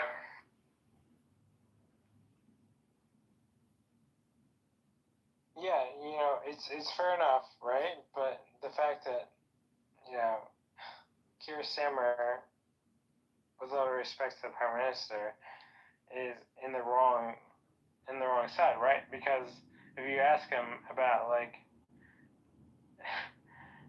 the fact that he's even giving the idea that the government would actually say, like, there is a Palestinian state, that's pretty hardcore.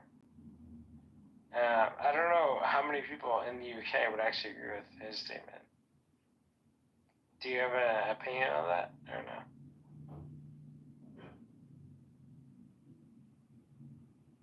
Is anybody still awake after that? Just barely. I think Tobias is the one that was asked. I don't know if he fell asleep or not. Paula, you want to say something? I was just impressed with what time is it? It's a very simple question. It's a very simple question. The UK Prime Minister explain that. Had a stance on being pro-Palestine. Like, would you be pro-Palestine? No. Like I said already, I think, you know, when the actions of his party, I think the Labour government has been. I'm sorry to do this. Okay, I'm sorry to do this, but like, I've talked to people in my friends from London. They do not agree with what his stance is. They don't agree with Labour. Like, obviously, like, if you look at the polling, like, Labor is underwater. So maybe this current stance is not the right stance. I'm just saying. I'm sorry, go ahead. Labor, if I may, Tobias. I'm just trying to understand the question. I used to live in the United Kingdom, and I'm basically back and forth all the time. The problem with Labor is not just that, and it's not only immigration. There's also another threat coming up, and it's a new party, which I think is going to be a total failure. But it's a new party headed by the ex-leader of the Labour Party, Jeremy Corbyn. You probably all know about him. And, Scott back, yeah. Yeah, and this is going to be quite interesting. It's going to be an interesting experiment. I think it will fail miserably, but it will take votes from the traditional Labour, especially the cities where Labour has its stronghold, like, I don't know, Birmingham, Manchester, and places like that. I don't know if you agree with me, Tobias. So it's a good thing, no? Basically.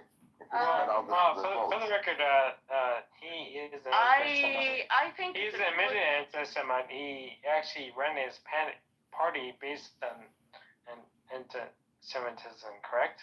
Yes, and 90 and the people he's surrounding himself, like Zahara Sultana. She's another anti-Semitic. She's an MP right just now, and yeah, I mean it's a party that will draw a lot of people from Eastern Asian background, mostly Muslims. I would imagine.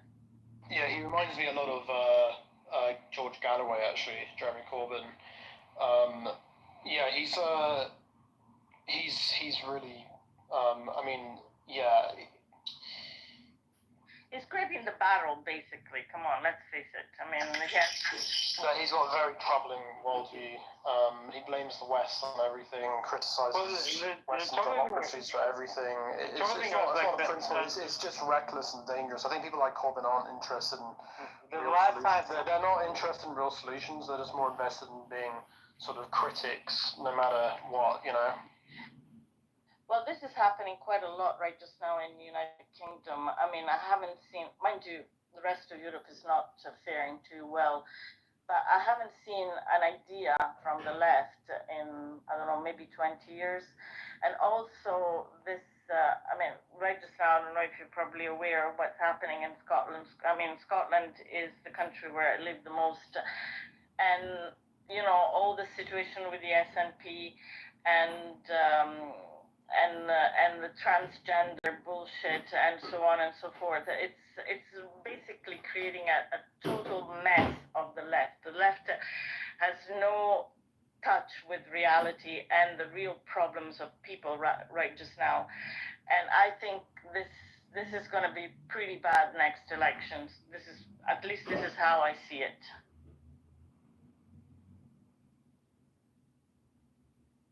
Yeah, it's you know, the lefts are very the modern left leads, isn't it? It's not just weak and confused; they're dangerous, you know. And I think America's seen the same problems with the left, not maybe in obviously very different ways, but the left here, yeah, instead of solving problems, they're just sort of, like I said earlier, they're just pushing narratives and ignore sort of hard truths, you know.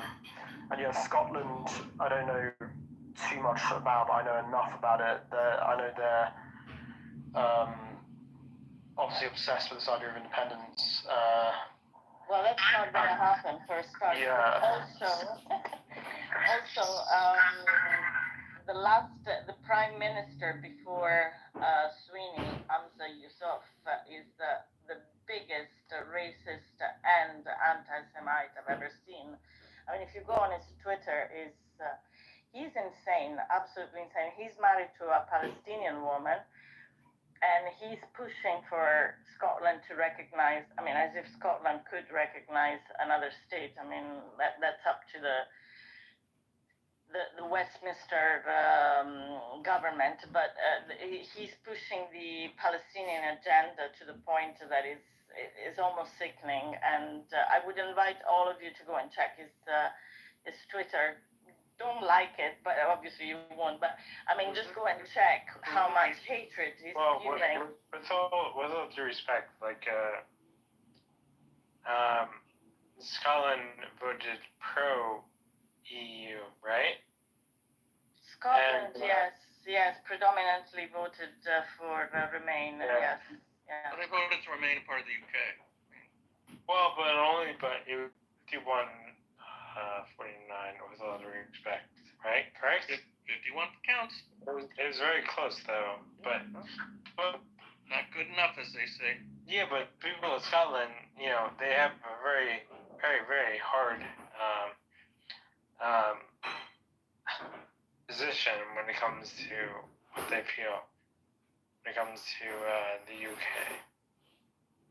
Bill, who were you talking about? This gentleman that's very anti-Semitic. I was talking about the Prime Minister, the ex-First Minister of Scotland, Hamza Yusuf. You might want to check him out. He's of Pakistani origin, and he's had a tirade during one of his speeches complaining that most of the head top jobs in Scotland were held by white people. I mean, not counting the fact that 98% of Scottish people are actually white. Yeah, I do know a bit about this. That's why, what was happening with the whole migrant situation, and when Tamara was talking about it, I was like, okay, so why don't, if you have like a quote unquote problem, then to send them to Scotland, right? Obviously, that didn't go well. That my position didn't go well. Apparently, I don't know.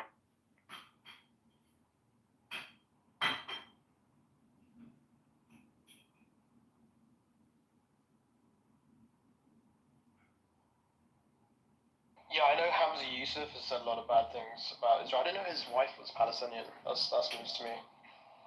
I feel like I should have known that, but I do know that. Who's Palestinian? She's Palestinian, yes. I mean, yeah, I didn't know that. That's Scottish of unsurprising. Origin. Unsurprising. That's okay. That shouldn't matter. Well, it's quite telling, actually. Yeah, but with all the respect, it really shouldn't matter.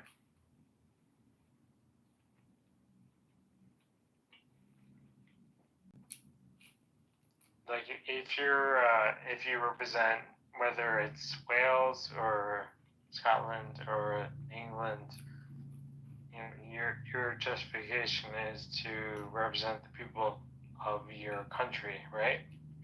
So it should be based on that. Like if there are people in your country that are doing bad things, then that's up to you to decide that. No, man. I think if somebody's wife is Palestinian, it's not like there's a personal connection there which can influence people's views. It's not just abstract politics. It's about his actual family and people. I think a personal tie can definitely explain partly why he might feel so strongly or take certain positions. So I think it does matter to an extent.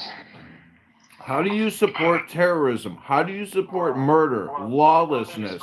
How does anybody support these things? I do not understand. You can't just say it's political when you're talking about killing people and murdering people.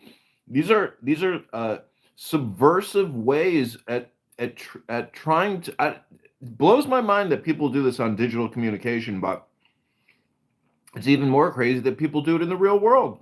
I mean, does anybody here have any malice that they want to go and kill people, fight people to the death? No, but not people on this stage right now. We go to Amir's room and just listen. Go in there and really listen to what they're saying all night long. These people are projecting homicide. They're doing. That's true. That reminds me of one of the most important questions to ask a Clubhouse user when you get the chance. Is you ask the Clubhouse user, you ask, "Hey, John, if given the chance, would you kill me? Would you kill me, John, if you could kill me and get away with it? And you'd accept his point blank answer? Yeah, It's homicidal ideation. Ask resistance, Yaakov. I asked resistance one time. I said, resistance, would you kill me? And I don't have to tell you what his answer was. Well, I think, yeah, it's just a verbal equivalent of a keyboard warrior. If you met him in real life, he's not going to do anything. He's not going to kill you.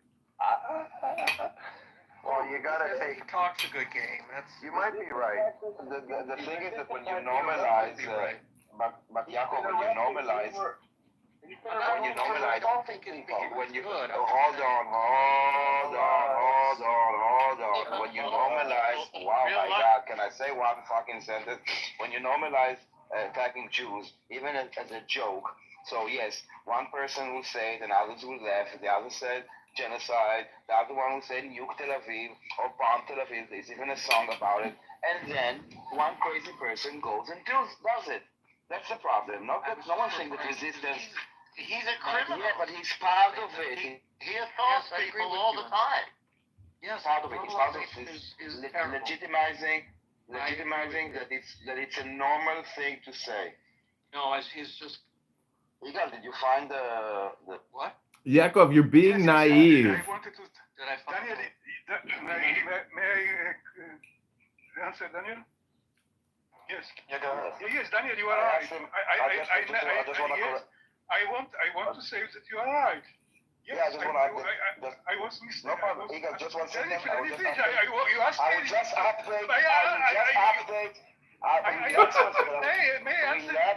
Relax for a second. I just want to update.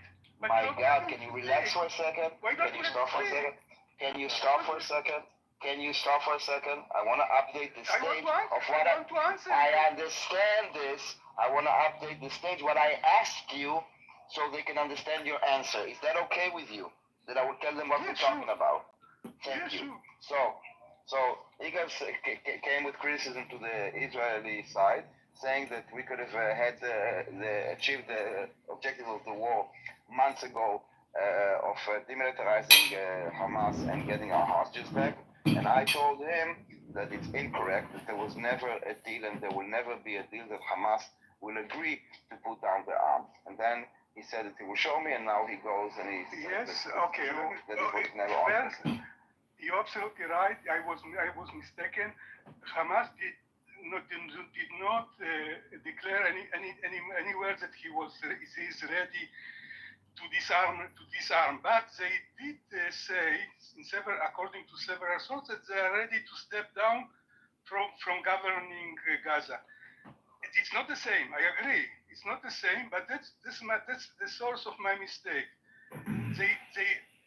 They are ready to stop to govern Gaza, but basically the fact that they do not want to disarm, that they do not change my basic position, that the war could end many months ago by a deal which will replace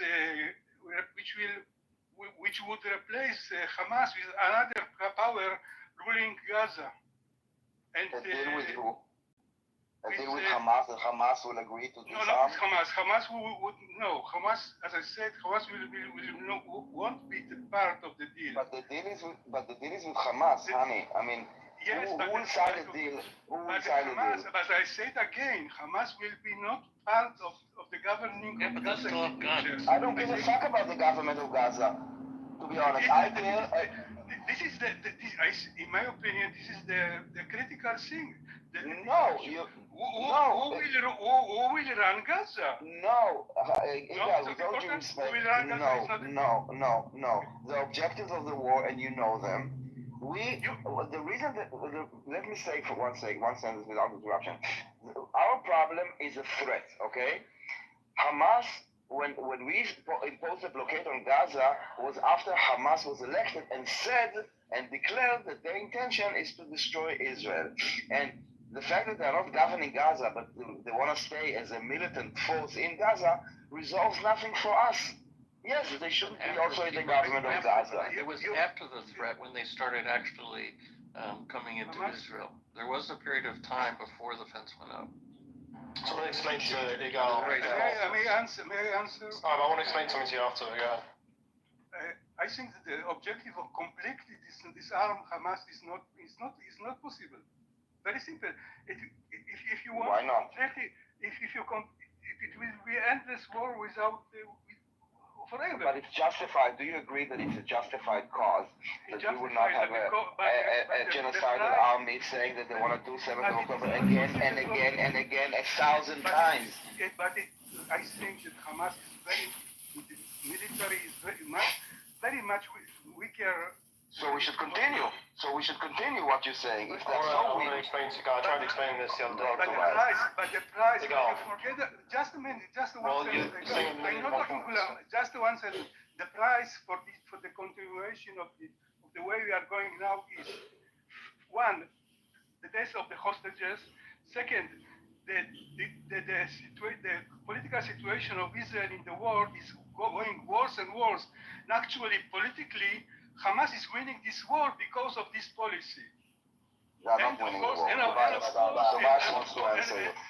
course, the price of the soldiers who are dying for this cause, which is unachievable. Just going back to what you're saying about the war could have ended months ago, right? By just replacing Hamas with another group. Do you not understand? That's such a simplification. Okay, whatever the fuck you want to call it, it's an oversimplification because Hamas isn't just like a group that controls Gaza. They're deeply connected to their people. The government and also like the government, the military, they're deeply connected to these things. So I think changing who's in charge is not an easy process. Like any group trying to make any group taking over would face the same sort of problems. And also the problem isn't just about like who eventually leads Gaza. The bigger issue is that there are big groups there are some groups that refuse to accept Israel's right to exist and keep attacking it until there's a real plan for peace and security, where both sides agree to live without that sort of back and forth violence. There's not going to be a leader or a group that can fix this, because Israel will not make deals with groups that continue to support or carry out those sort of attacks. So saying the war could have ended by just simply replacing Hamas, like it's an easy process, that ignores the deeper conflict and what's actually happening there. The realities. You can't ignore that. It's not as simple as that. But Tobias, don't you agree that Gaza is over and done? That the rulership there, the Hamas, and all the people, that whole area is finished, and it's going to come to a culmination, and there's going to be a mass deportation of these people to other regions. It's over there. That place is being denazified. It's being taken control of. It's over. That will be resolved 100%. And then bigger resolutions will come in the future. But Gaza is finished. All those people have to go, and Hamas has to be destroyed, and all hostages have to be liberated as soon as possible. So you say that your solution is to ethnic cleansing all Gaza from the millions of people who are there. I'm not saying kill everybody. That's not. I'm saying they have to be removed. You can't live in rubble, Eagle. There's no plumbing. There's no grocery store. There's no park. There's nothing there. It's over. Yeah, I agree that the war is over. I agree completely. The war is over, and it should end by some agreement. Eagle, can I ask you a question? Not with any group, with countries like Egypt, Saudi, and other Emirates, and which will take control of Gaza. But Eagle, are you Israeli, my friend? Yes. Yes. So isn't it true that there are Israeli citizens who are ethnically Palestinian? I mean, No, I don't think so. But I've seen. I don't know what you mean. I don't know what you mean. But I saw a TikTok from some guy who said that. I don't know what you mean.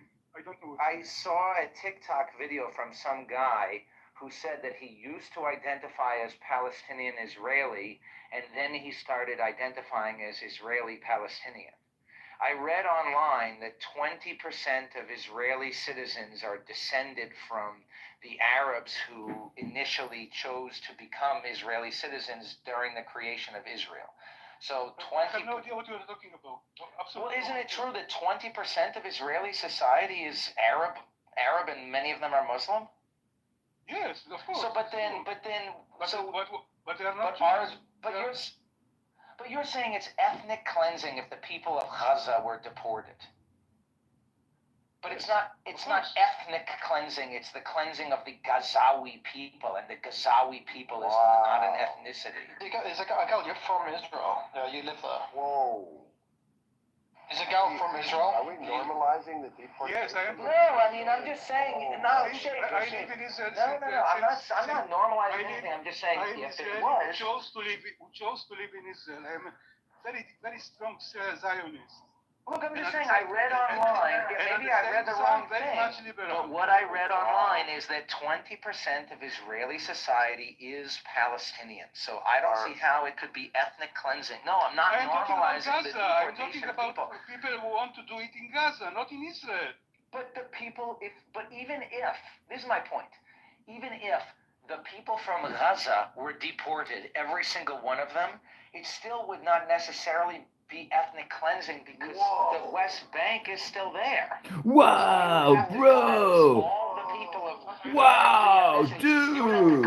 Whoa! 20% of Israeli society, for it to be ethnic cleansing, it would have to be like going door to door and getting all the Arab taxi drivers. Are you saying some ethnic cleansing is okay? Are you saying you don't do all flugels? You know how sick you are, Shapeshifter? You want people to live in rubble in a wasteland so you can achieve your political ends. Mass deportation will save these people's lives. You use these people as political pawns, as a proxy war for your own political position. You're a sick, narcissistic fuck who likes to see the misery and suffering of other people for your political benefit. Anyone who says ethnic cleansing needs to explain to me exactly what ethnic cleansing is. I propose a new vote. Do you think Gazans should be deported? Yes or no? Consider that as a vote for this room. Pop it up there if you have any courage. I want to ask Igal, what is your definition of ethnic cleansing? Let's start from that. What is your definition? Just say deported. Pushing out people from their land is a sort of ethnic cleansing, of course. Come on, grow some balls. Pop it in the vote. Oh, so October 7th was ethnic cleansing. Okay, got it. Thanks, Egal. Pop a vote in there. Do you think the Gazans should be deported? Yes or no? Ethnic cleansing is Pop the vote at the top. Population to change the ethnic makeup of an area, hence the name ethnic cleansing. Do you believe that is what Israel is doing? My poll was better. I hope not, but some people in the Israeli government do want this to happen. Wanting and it actually happening are two separate things. I don't know. I frankly, I don't know what are the objectives of the war now. I don't know. It's called the liberation of your hostages, Egal. Don't throw out terms like ethnic cleansing. It's called the liberation of your hostages and the destruction of a terrorist army known as Hamas, Egal. That's the objectives of the war. John, do you think the Gazans should be deported? About the deportation of 2 million people. John, do you think the Gazans should be deported? 100% as soon as possible. Bring them to safe areas in Jordan immediately. Daniel, do you think the Gazans should be Daniel, do you think the Gazans should be deported?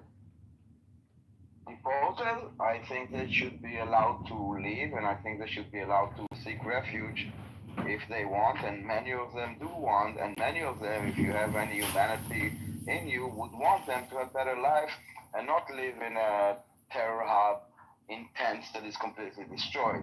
Like I want to understand what you want. So do you think the Gazans? One last question. Can I ask you a question? As long as you answer one last question. Okay. Do you think that the Gazans who choose to stay should be allowed to stay? Yeah. Now I want to ask you.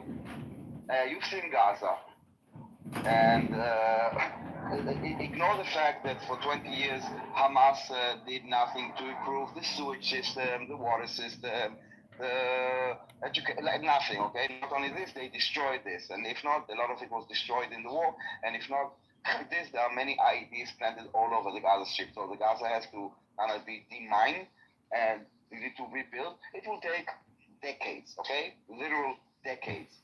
Now, those poor people that you guys, and I do say you guys, exploit, like, do you think that they should stay in this war zone that is completely rubble? What do you think about Trump's plan to create like a city somewhere for the Gazans that if they want to have a better life, they don't want to be martyrs for the cause, they don't want to now be in rubble for decades and generations, they want a better life. Do you support creating this city to allow any Gazan that wants to live to be able to live tomorrow? And why didn't your side, any of you? I just answered your question. Okay, and I'm saying, and why didn't your side at any point since the beginning of the war advocate or pressure any government, including the Egyptian government, to open the gates? What would you do? Were you asking David or were you asking me? No, like I was asking Shay. if you were the But David, I was asking Shapeshifter a question. Can you let him answer? Sorry. First? And then can... Okay. I think that the Arab states are deeply troubled and hypocritical in this matter. I wasn't talking about the Arab states. I was talking about you guys, not advocating, not pushing, not pressuring, not doing anything to even say what you want. You, the entire movement. All of you. I never heard, I tell you why, all of you, because I never heard any of you that are advocating day in and day out for many, many things about the Palestinians. You label yourself as pro-Palestinians, but you did nothing for the actual Palestinians except exploiting them. Okay, I agree that there's been a lot of exploitation by Arabs of Palestinians. In fact, I've talked... No, pro-Palestinians. By pro-Palestinians. By pro-Palestinians. Hold on, who's exploiting them? Hey, David, are you okay if I answer Daniel's question, or would you like to talk? Well, whatever you prefer. I'm curious. Like, how dare you, David? How dare you, David? Would you prefer to talk and have a little cute exchange with? Well, if you say like you're being. Go ahead. They are being exploited. Continue with your cute exchange with John. John, go ahead, unmute. Okay, thank you very much, Shapeshifter. Why do you think you call yourself a Shapeshifter? Do you think you have like a polarity thing or like a double opinion, a triple opinion? Like, who are you as a man? Do you stand for justice? Do you stand for the law? Or do you support terrorists and murderers? John and David, can you please let him answer my question and then you can direct the conversation where He's incapable of answering your question. He's deflecting. I understand. So let's give him like a minute, and if you see that he's unable, because if you don't give him even a chance to answer, then it's hard to determine that he's unable. My question is, why did the so-called pro-Palestinian movement was silent for the last 666 days about anything to help the Palestinians and only exploiting them, specifically about getting them the hell out of there? Because many of them are fixated on their hate of Israel. Well, that's not productive. No, that's honest and true, actually. But if I was Joe Schmo, like John, jump in quick. Go ahead. Listen, Shapeshifter, I don't know what your wife finds attractive in you, because in my opinion, you're a very weak and effeminate man. And you probably don't have the courage. You probably don't have the courage to stand up to Islamic terrorists in your own community. I'm asking you to stop the personal attack. She's right here. Would you like to talk to her? Yeah, put her on the phone. By the way, he calls himself Shapeshifter. It's a mockery. It's a mockery of Jews, because Jews have been accused of being shapeshifters. That's why he calls. Come on, man. Yeah, you said it. I heard you. What? I've heard you say Wow, it. that's, El Normo, please stop it with the personal attacks, El Normo. Stop it with the personal attacks, El Normo. Well, for the record, yes, I heard it right out of your mouth. Come on, man. Like, come on. Okay, That's you're so right. ridiculous. It's so ridiculous. It's actually somewhat Not funny. that funny. No, It's you were ridiculous. I heard you. I can Yeah. hear you smiling through We your can little play the gaslight game as well. Whoa. I can hear Somebody just threw a whole lot of gasoline on you, What Shapeshifter. did you say? He's smiling through this smirky little slime. Smirky. Whoa. Yeah, I can hear Wow. Great tropes, Shapeshifter. You're so funny with your tropes. Ha ha ha ha ha. Hey, John. There is something they say about Jews. It's a direct Really? Jewish. I didn't know You that. know. I didn't know You that. knew that. You said I it had in no the room. idea. I heard you say it. I've heard you say it. There's no way. There's no way I've ever Okay, said that. Norm, like I know a lot of Jews Go ahead, David. in New Jersey. David, I would actually. David, when's it coffee? So, go ahead, sorry. When's it coffee time?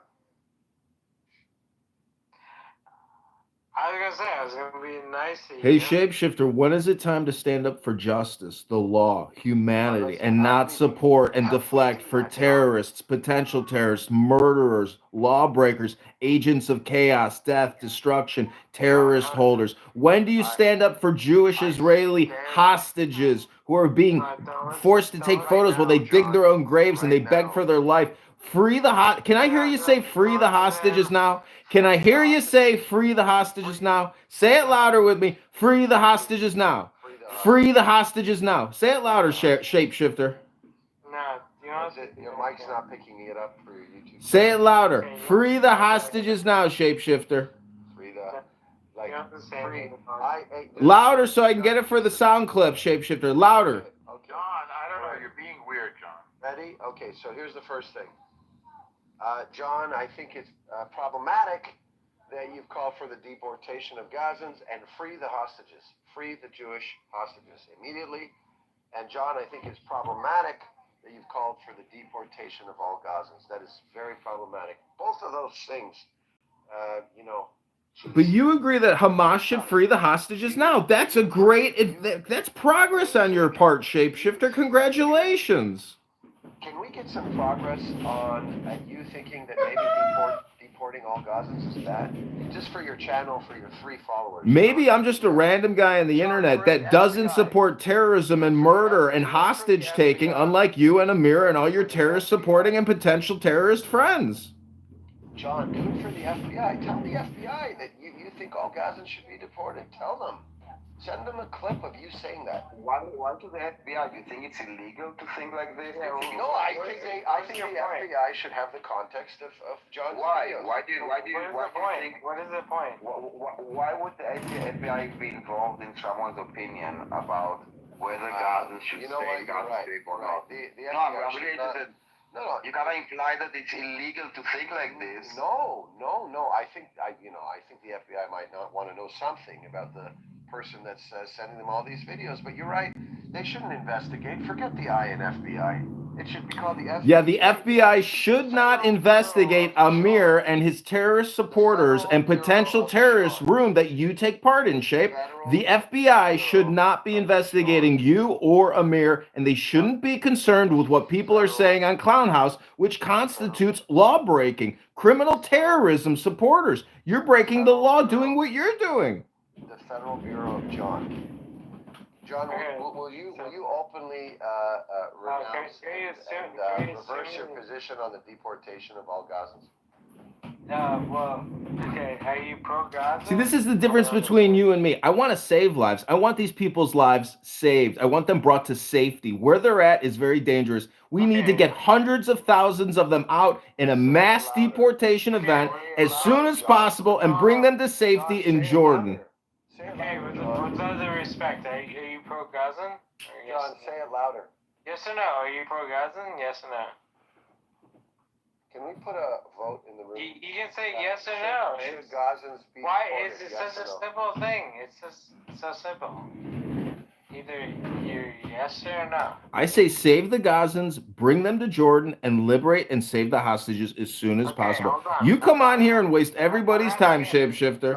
If you were king of the world, Shapeshifter, what would you do for we the people?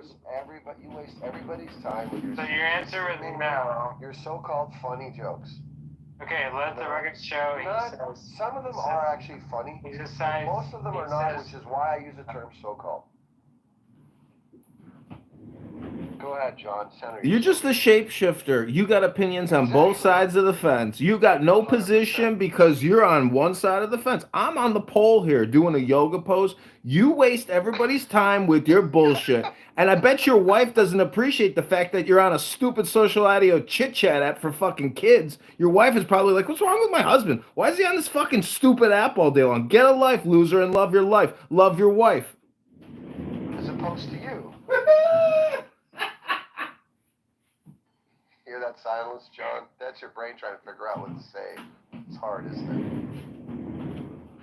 I'm just saying, when somebody brings the roast, I appreciate that you can take it at least. What do you think? What do you think my wife would think of you, who sits there recording 5 phones in parallel with stuff? She's probably wondering why you're now in my recording for like 2 hours. Like, what? My husband's a loser. On a Saturday, he's wasting his fucking time talking to some loser, recording him on a fucking app. What a loser my husband is. Let's talk, John. Stop trying to steer yourself. But what do you think she would think of you right now? Listen, my opinion of myself is more important than what your fucking wife's opinion is of me, you fucking Strugach, you loser shape.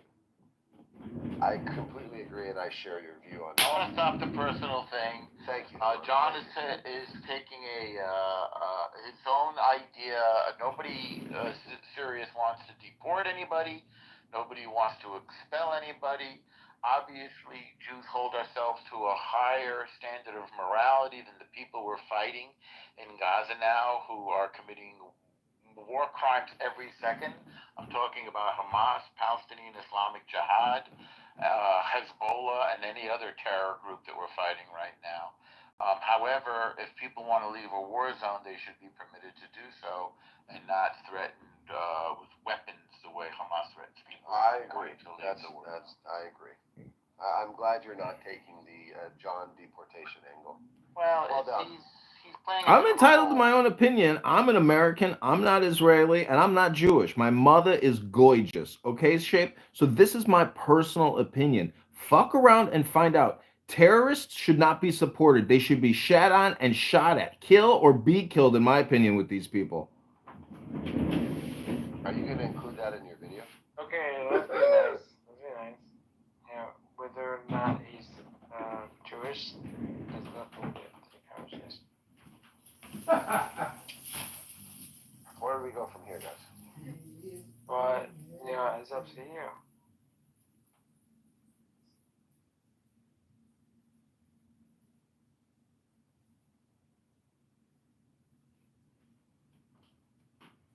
I have a question for Daniel.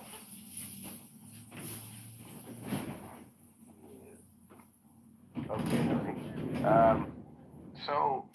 Shape, I got a question for you. If you were president of the world, king of the world, what would you do for the Palestinian people, and what would you do for the Israeli people? That's actually a really good question. Man, but I'm the king of the world, but I would let Shape be the king. Okay, fine. Good question. That is a really good question, John. Bring your recording devices real close to the mic while I try and answer. Actually, it's not a great question. Okay, David. Go ahead, David. Please write the question in the chat. Right. Let me say it like one of 10. questions me. Go ahead, David. Answer the question. Well, as somebody directed at you, Shape. As somebody who understands like the back and forth, like it's trying to be nice. But the answer is not to say like this question is it's amazing. That's not the answer. No offense. I just want to make sure you're done answering the question. Well, I mean, Okay, let's hear Shape's answer. Okay, sorry.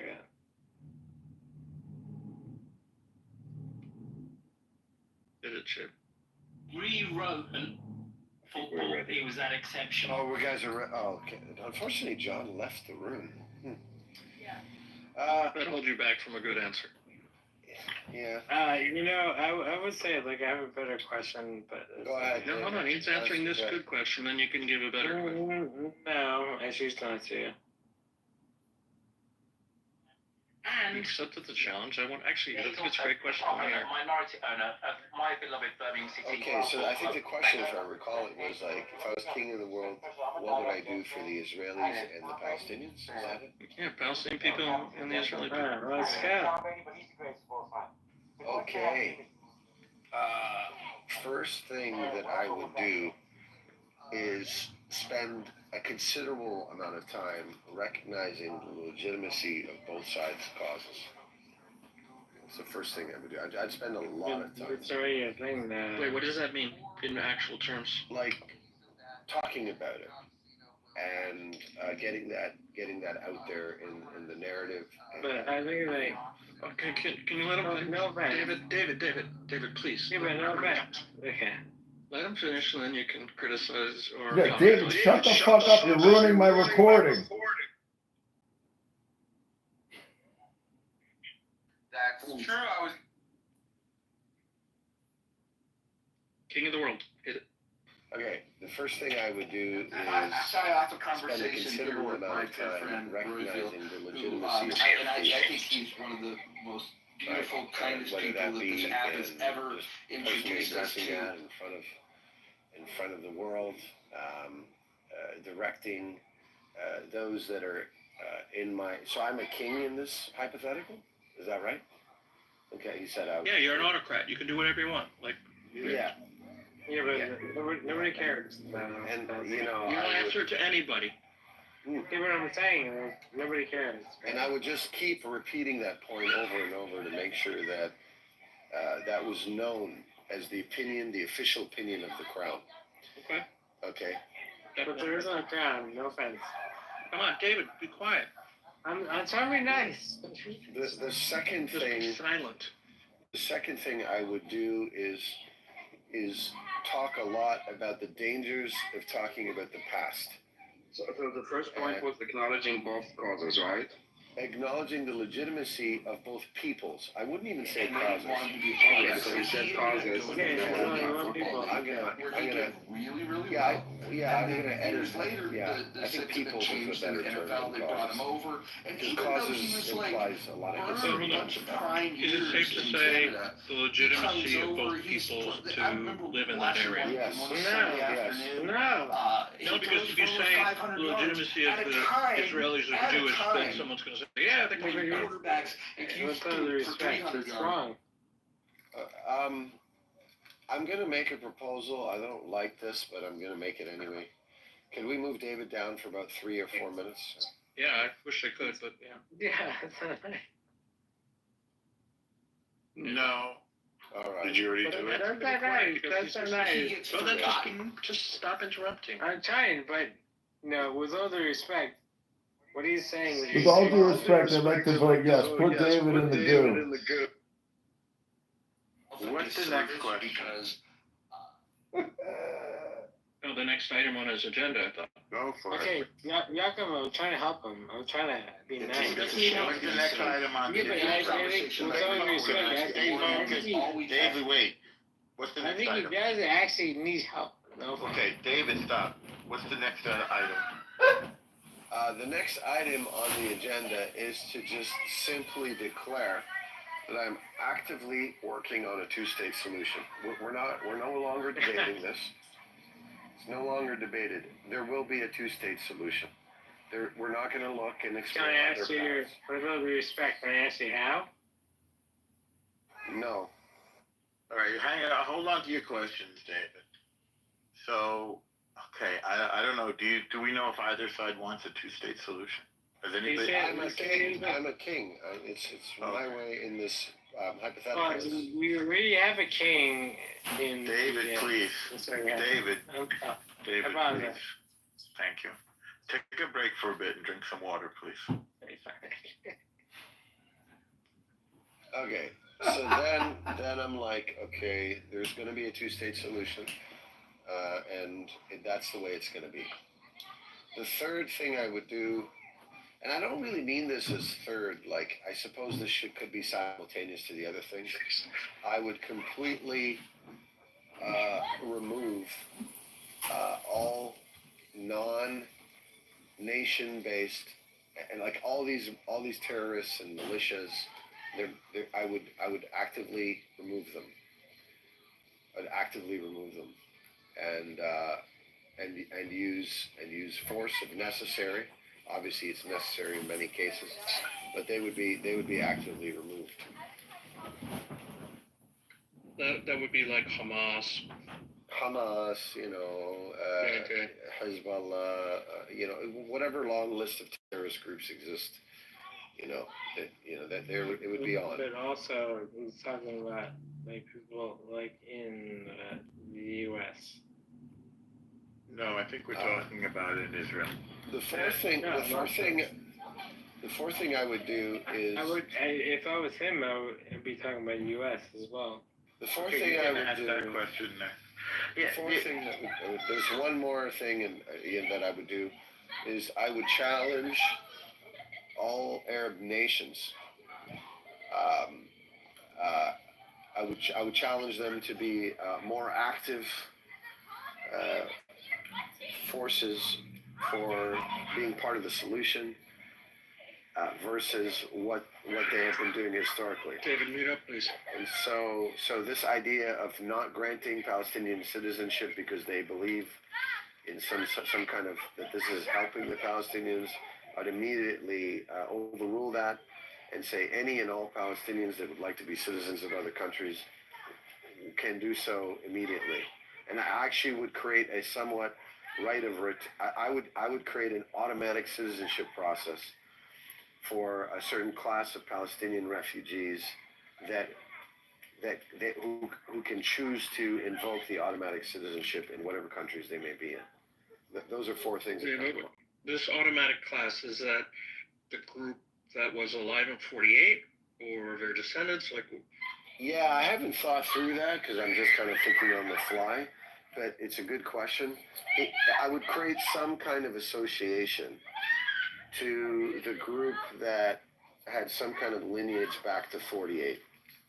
I need to shut them up a bit, obviously. Joins us now. The directional concept is automatic No citizenship. No offense, but that WWE. So I'm willing to hear your perspective to make it make sense. But as a New Yorker, I'm sure there's a lot of people that are gonna be like, "What is this guy talking about?" No offense, but I'm willing to hear it. But again, it makes no sense. I think it's troubling having David on stage, especially given that there's probably It's going to take you a long time to get good at it. The guy doesn't look like he's going to wake up tomorrow and regret. Japan's very good at it.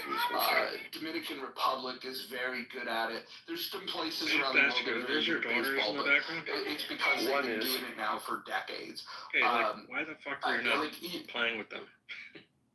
Because they do not want me involved in the splash a song. Oh, okay, just asking. I'm acting as a lifeguard.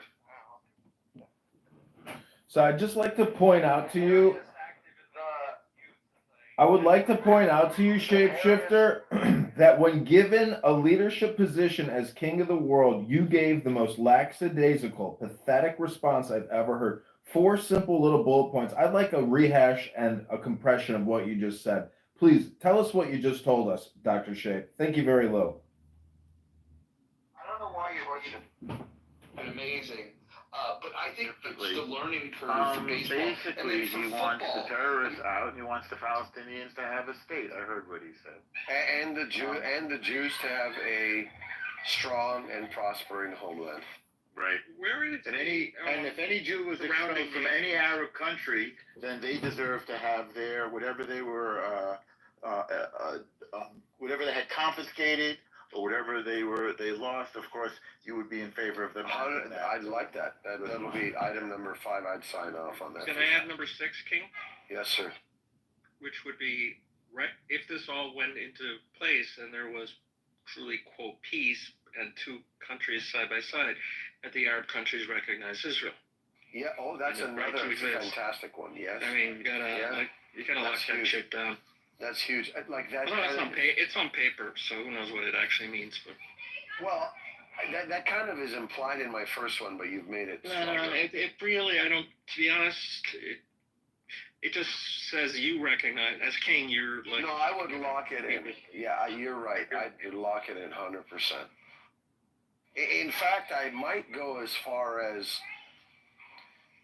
I would go as far as saying, if you don't do this, there will be no two-state solution. You got to do this first. No, it's going to get done because I'm king, and whatever the king says happens. But I'm trying to going. Well, if I'm king and someone's actively speaking against it, what's my position? Like, am I just going to let them do that, or am I going to get dungeons? You have potentially. Yeah, dungeons. Look, there will be.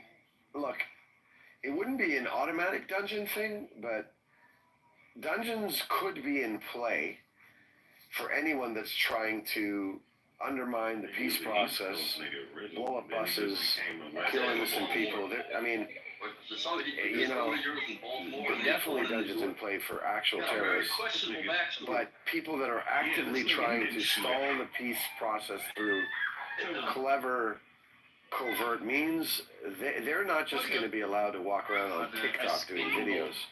There's, you know, some of the videos may be taken down politely.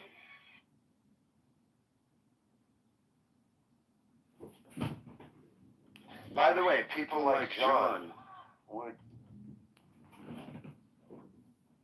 Listen, no personal attacks. I'm sorry if I've been making personal attacks, but I'm just trying to test how strong you really are and whether or not you're a prick. It's one of the things I've never understood. If somebody watched the Oakland A's play a few times,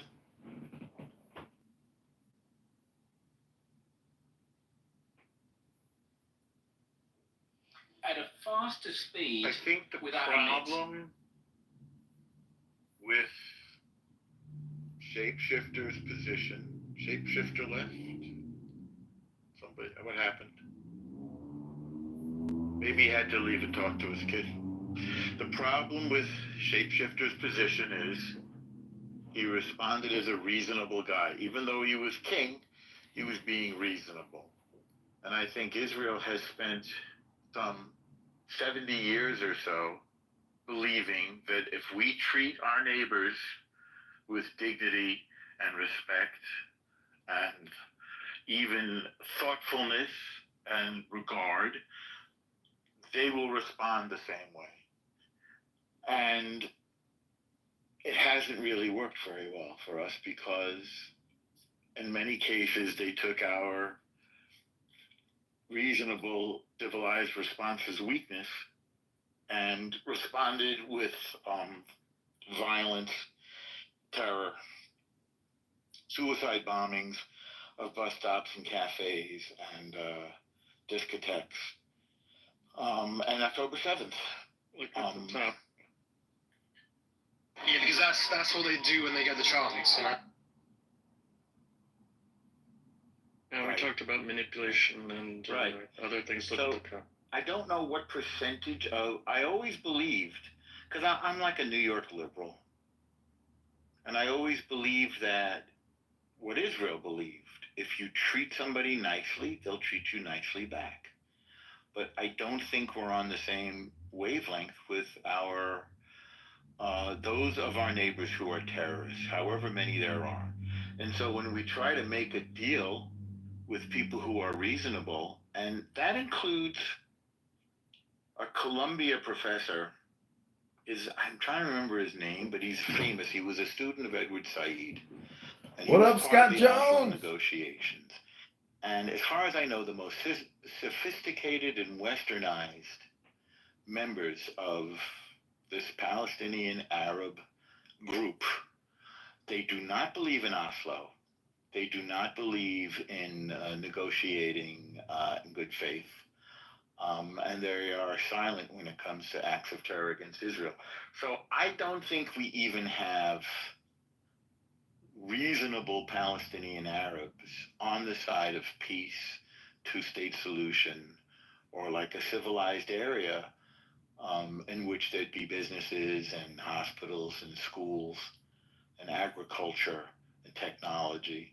In other words, our vision for a civilized society, what is Soros call it, an open society, is not shared by our neighbors, and we can't sell them on it.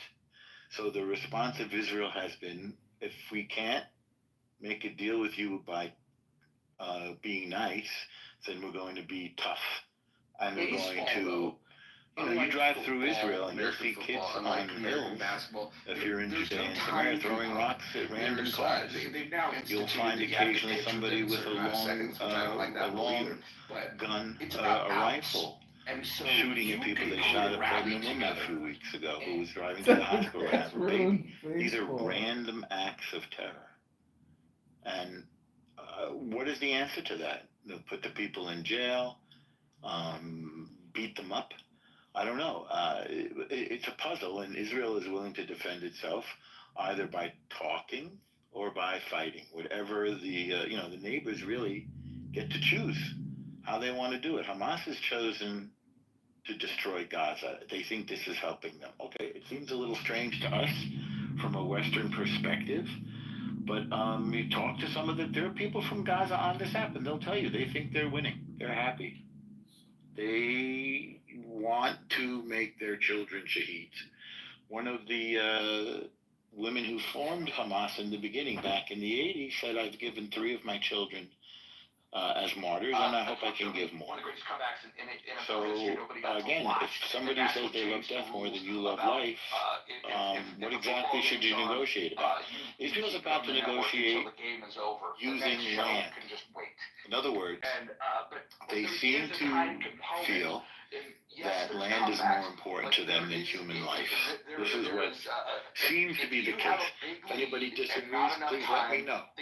So, because the status of Gaza is until the very so I'm currently out at the moment, so I can't speak and hear somebody speaking, so I'm just going to say what I have to say and I'm going to turn it off. But yeah, it reminds me of that. It reminds me of that quote that there'll never be peace in the Middle East until the Palestinians learn to educate their children more than their hatred for Jews. And I think this is a problem because it basically, there's a lot to look at. It basically means that peace cannot happen as long as the next generation is raised with similar hatred, right? So education is obviously one of the most powerful things we can do in terms of shaping how children see the world and other people. But when the kids grow up learning this sort of hate instead of understanding that hate becomes a big part of their identity, right? It makes it very hard for them to imagine living peacefully with people. They've been taught from a very young age to fear what it's like. So I think as long as Palestinians keep teaching their children to hate instead of being kind and respect, that cycle is just going to be ongoing. And I think it's about teaching values. So I think for peace to happen, both sides of the conflict need to see each other as human beings, but that change would only really start with how the kids within the Palestinian area is raised. And the more importance they place on teaching their kids about learning that sort of empathy and what's that word? Coexistence, yeah. Rather than that hatred, that would help create a new generation of peace. This isn't just about ignoring sort of past problems and injustices, but it's also about passing down sort of that sort of hatred as like almost like a legacy. So I think that's a big part of the problem. That's what I want to say. That was drunk David. We can't. He's drunk at 11:26 in the a.m. Go on. No. Well, I literally finished the point.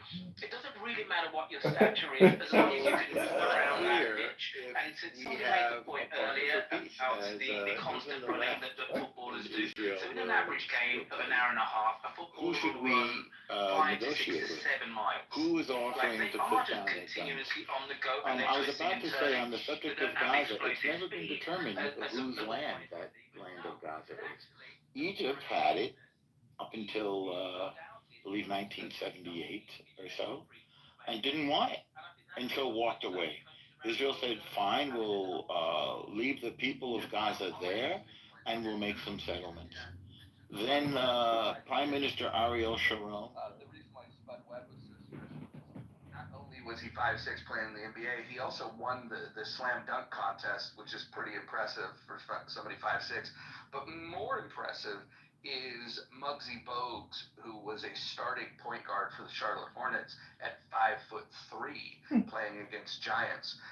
The reason why he was able to play so effectively is because of his low center of gravity. Stealing the ball from him was very difficult. In fact, I don't know if it still holds, but when he had retired, he had the best ratio of assists to turnover. His passes were very accurate, and I think it's because of the low angles that he was able to deliver his passes in. But 5'3" playing in the NBA, pretty amazing. I think he played for the Bulls too, right? I'd have to go look. His prime years were with Charlotte. He didn't have a super long career though. He's like the midget of the NBA. So do you think that all of these sports, you know, if we were to cumulate or do a total of all the taxpayer-funded assistance for all the, you know, tax breaks on development or loans for developments of stadiums and all the media distribution, like, you know, if we were to figure out that number, I mean, would people even give a fuck? I think some people give a fuck. I'd be interested to hear David's thoughts on this. There are tax breaks for the billionaire owners. That's why they buy those franchises. Yeah, so Seattle, the people in Washington and specifically King County in Seattle, they turned down a proposal to pay for the stadium, and somehow, some way, the government disregarded the will of the people and they built it anyways. So even when it was proposed and the people shot it down, they still got the stadium built. Now, I will argue that it's a gorgeous stadium, but nonetheless, the voters didn't want it and still got saddled with the price of it. Seems like there's one stadium we turned out they did find private financing, but yeah, we have a beautiful baseball stadium. David, can I ask you a question? Do you want to grow the debt slowly, or do you want to, you know, do you believe in borrowing more and spending more? How do you feel about the national debt? John, your pivots are about as subtle as whiplash. Yeah, don't start with me with that, you know. Just asking a question, David. Can't you just answer a direct question? Why does it have to be so, you know, contagious or contentious? Without assuming what I think and what I know and what I'm going to say. Just asking a question, what you think about the debt and borrowing and spending. It's just a question. David, as your attorney, I encourage you not to answer. I'm not trying to trigger you or gaslight you. I'm just asking a question, David. Yes, I'm answering your question. I didn't hear you answer anything. John, why don't you ask Royfield? Royfield's got some interesting thoughts when it comes to public policy. Royfield, we were just having a great sports conversation. What's happening here? I'm asking a question. John hijacking the test. I thought today's Saturday. I thought I could just have a little coffee, a little marmalade on toast, and relax. Moose, can I just say yesterday, though, when John was speaking and you guys tried to, like, filibuster him and then that didn't work, the exodus, it started with P and then you're like, it's like, okay, I'm out. And I want you guys to know that right after you guys left, we continued to pick up the conversation and it picked up steam and everybody was laughing because it was like a group of cartmen saying, I'm going home. Like that was one of the gayer things I've seen. And I just want it to be known that type of heckler's veto will not stand in these parts. Good to know. I think I think it's all our right though, for solidarity or what have you. I mean, Moose, you do. Moose, I want to quote Mojo. He said the fact that he will sit here and listen to you guys have conversations about anything, but you're not willing to listen to hear him have conversations about anything. It's, in a green bean world, that's the way things should work. So when you guys get upset with me and you don't like what I bring up or how I sound or how I deliver, like that's not a me problem. That's a you problem. Message sent is often not the message received. All right, we'll get back to sports. But I want to ask you guys: do you remember Jim Abbott? Does anybody remember Jim Abbott? I remember Abbott and Costello, but not Jim Abbott. Jim Abbott played for the Anaheim Angels, California Angels, when he first started playing there. He was the gentleman that had one hand. Do you remember him now? Negative.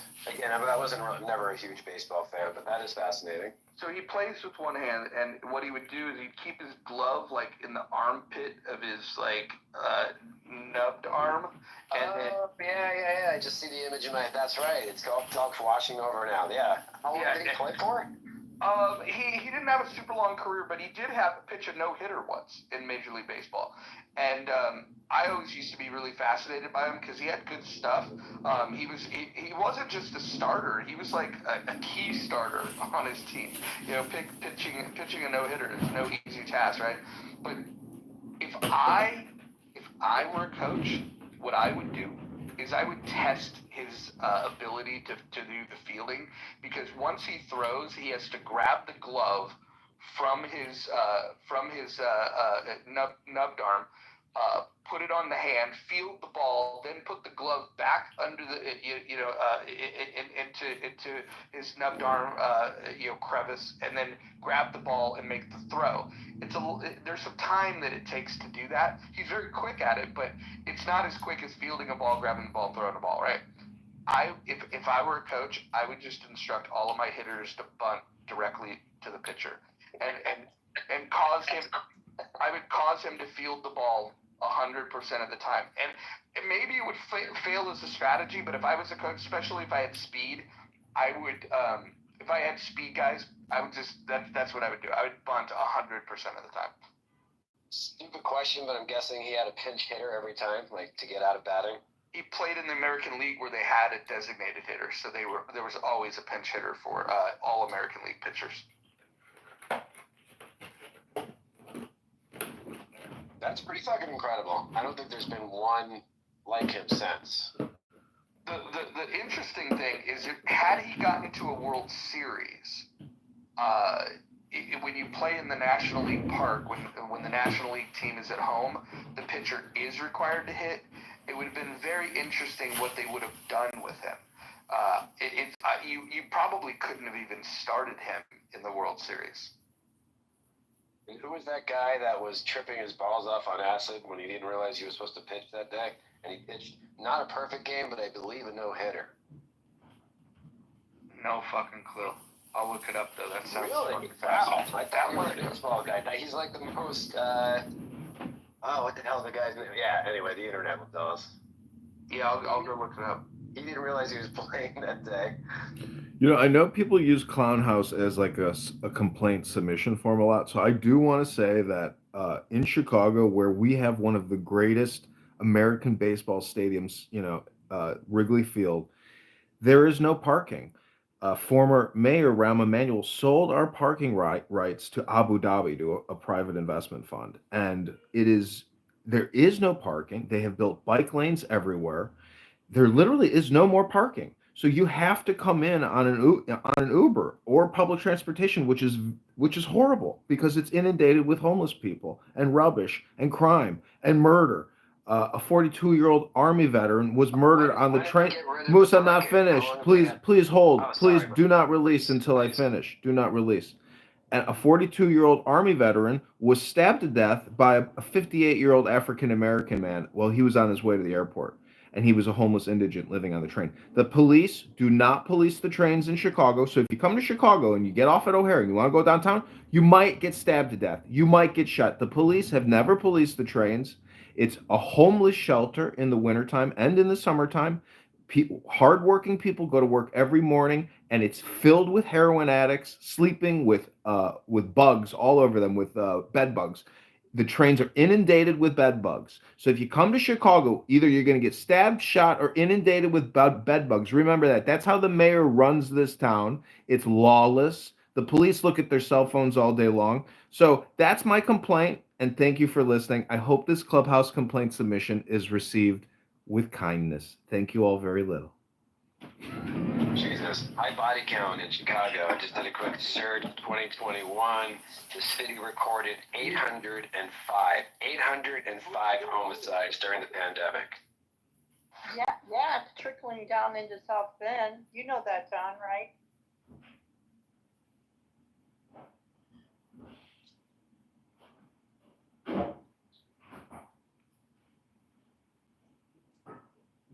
Well, the entire Great Lakes area is bug infested by Chicago.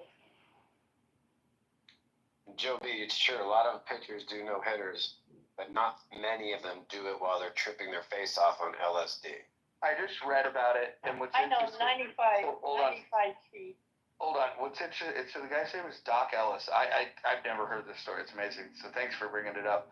So 1970, this was a time when pitchers were pretty dominant. It was a good era for pitchers. Let's put it that way. But he did get a no-hitter, but he walked 8 batters, including hitting one of them. So apparently his pitches were so erratic, nobody knew what was coming, and so it worked out for him, in terms of not giving up any hits. But he walked 8 people. That's incredible. A lot of those pitches are so fast. That's why I said 95 miles per hour. They rotate into the hit and get themselves knocked out. It is hard to bunt a 98 mile per hour fastball. Have you ever bunted a 100 mile per hour ball? It is no easy task. Not to mention to do it with any degree of accuracy. I said 95. So when I was playing ball, until I was about, I think once I turned 18, I was aged out. So I played as a kid, and I was good at bunting. I was fast, and I could lay down a bunt. But the fastest that I would see at that age group, I remember the guys that threw heat, quote unquote, it'd come in at about 85. I could still lay down a bunt. I don't know the answer to how hard it would be to bunt a 95 mile an hour fastball because I've never faced one. Well, when I was on my high school baseball team, our coach was like, we had bases loaded. He's like, step into the pitch. I'm like, what? I'm like, you want me? I'm like, are you fucking crazy? Like, I couldn't believe he was asking me to like get myself hurt for the sake of a fucking run. I was like, no fucking way. 100%. I've been in the dugout serving water to people, and I've heard coaches yell that. I've seen guys walk out with black eyes because they listen to their coaches. But the best play is stepping into a 95 mile per hour ball and hitting it solid and hearing that noise. Very touching scene, 70s Walter Matthau movie where he coaches these misfits, the Bad News Bears, and he's telling one of the kids to lean into the pitch to get on base. Very touching, very, very emotional, but hilarious movie.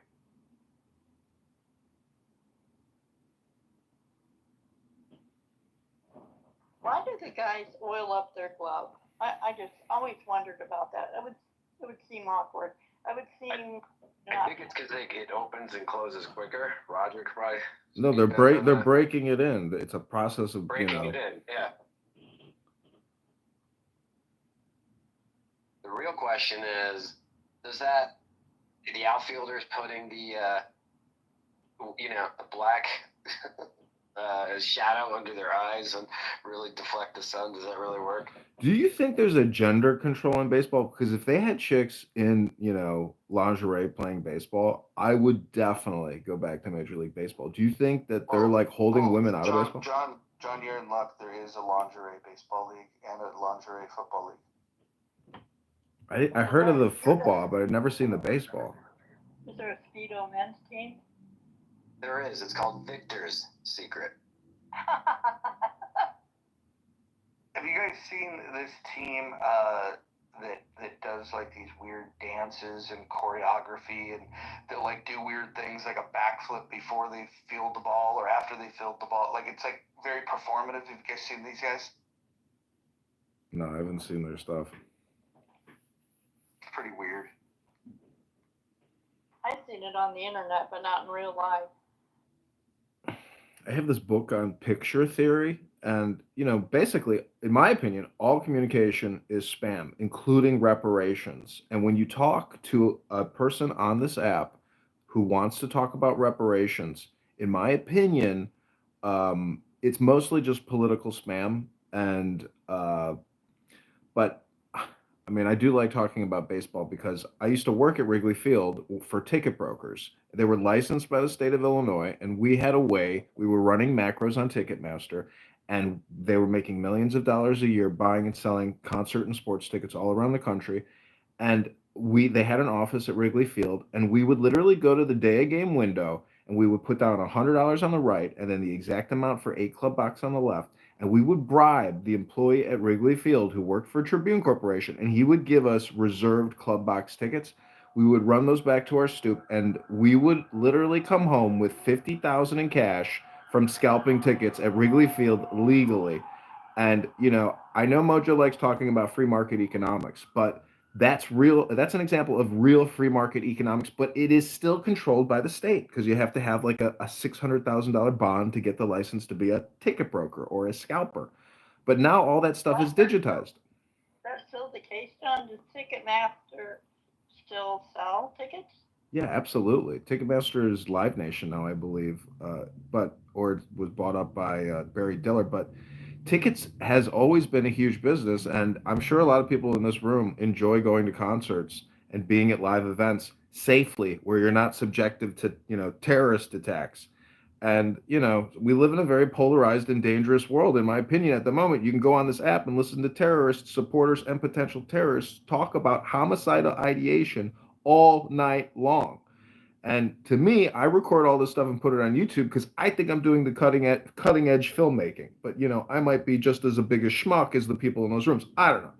The point is, let's talk about reparations. And welcome to Dr. Mojo's In the Muff. No, let's not. I'm with Joe B on that one. Let's not. This poll thing, every time if you accidentally refresh or hit the back arrow, the poll thing practically forces you to vote. You have to X out like 3 or 4 times. So here's the thing, right? We've got a poll question here. Do you support the U.S. paying reparations to descendants of slavery? Right now, the do not supports have it at 67%. Please consider voting. Where? How do you get? I tried. It's not working. Perhaps a better question would be more granular. Do you support? You can just say flat out, yes or no. And then if you do support, do you support reparations in the form of U.S. currency? Do you support it in the form of education or property? Just to say yes or no, because honestly, I don't know how the government would ever come up with a figure, and then would everybody have to bring their birth certificates and their DNA history and their 23andMe, except 23andMe is now bankrupt. Well, I think what would happen is a couple things. If it were to ever get through, which I don't think I hope it doesn't, but because I think it's a bad idea on many levels. But if it were to get passed, I think the most logical way to do it is you're not going to give it to every descendant. You're going to give it to next of kin. And then you'd have a process to prove that you are a descendant of slave and that you are next of kin. And I think if you did that, then the number reduces to a number where the infighting amongst a community that doesn't receive it would be pretty angry, because families don't always get along. And if the oldest is the asshole of the family, I could see people thinking, "Man, what a terrible idea this was."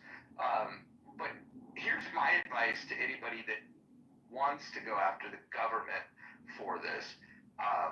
The biggest resistance is the obvious one, is that people don't want their taxpayers going to pay people that were not a victim of this travesty. So to get around that, I would argue that if I were in that camp, I would not be looking for a cash payment from taxpayers. what I would look for is a settlement where the U.S. government gives government-owned land to the people that can prove that they're descendants of slaves. That way, because 28% of all U.S. land is owned by the federal government. I don't believe they need all that fucking land, and I think that's a better argument, and mainly because it eases the resistance. If you start saying, hey, we've got a claim to this, and then we're arguing against the government owning the land, because people don't like the government either. But if you're trying to pass something that's going to impact the taxpayers, I don't think they're ever going to buy it. Well, yeah, look at my whole background. My entire family would get rich. I don't feel like mooching off y'all. Toby, are you telling us you're black, from a black family? Are you like Steve Martin in The Jerk? No, I told you read it. My grandson's black. He's adopted. My granddaughter is Hawaiian Polish. My kids are half Irish Hawaiian. Well, I got news for you. The Irish aren't the ones that are going to get the reparations, son. I know. You do realize that their evidence is solely based on the fact that they believe fiat currency is just an illusion, that you can print up as much as you want, and it doesn't make a difference, and they should be first in line. That is the true premise of their belief, and why they're entitled to it. Not for really any other reason. And I'm singing, rollin', rollin', rollin', keep those dollars rollin', roll high, because we keep just printing shit. Roger, isn't The Jerk is that the same movie where there's like these two older black women just sitting on their porch, and they think Steve Martin or one of the characters falls into like a garbage truck by accident, or dives into it or something off a bridge? I don't know, and the black women say, look at that, throwing away a perfectly good white boy like that. I don't know if that's The Jerk or not. I might be confusing, but yeah. The Jerk's a classic. The best scene of The Jerk is when Steve Martin, he can't find the rhythm in traditionally black music, but then he starts listening to jazz, and all of a sudden he's got his toes tapping and his fingers snapping. like he's got it's you got to watch the scene. But the whole premise of the movie is, in my opinion, it's not racist at all. It's just it takes racial stereotypes and it allows you to see just how fucking silly people are regarding the issue of race. I think that The Jerk wouldn't play well for today's audiences because people don't have a sense of humor, and so I think that the main thing that people should think about is we used to have an opportunity to have levity around these things. We could talk about them. Richard Pryor was good at talking about it. I was just gonna say Richard Pryor, Gene Wilder. Wasn't it Silver Streak where Gene Wilder's in the bathroom putting on shoe polish on his face and he's trying to dance, and there's this black janitor in the bathroom be like, boy, you must be in serious trouble. And the black guy this old black man is teaching Gene Wilder how to dance like a black man in the bathroom. You could never do that today. Correct. Yeah, I don't think you can pull it off. The only way you can do racial humor is if it has to be an exclusively black cast. It has to be written and directed by someone that's black, and you have to allow their interpretation of what's funny. You cannot do that any other direct. Like Blazing Saddles couldn't be made today, but you kind of have the scene in Airplane where the Leave It to Beaver mother is like, excuse me, stewardess, I speak jive.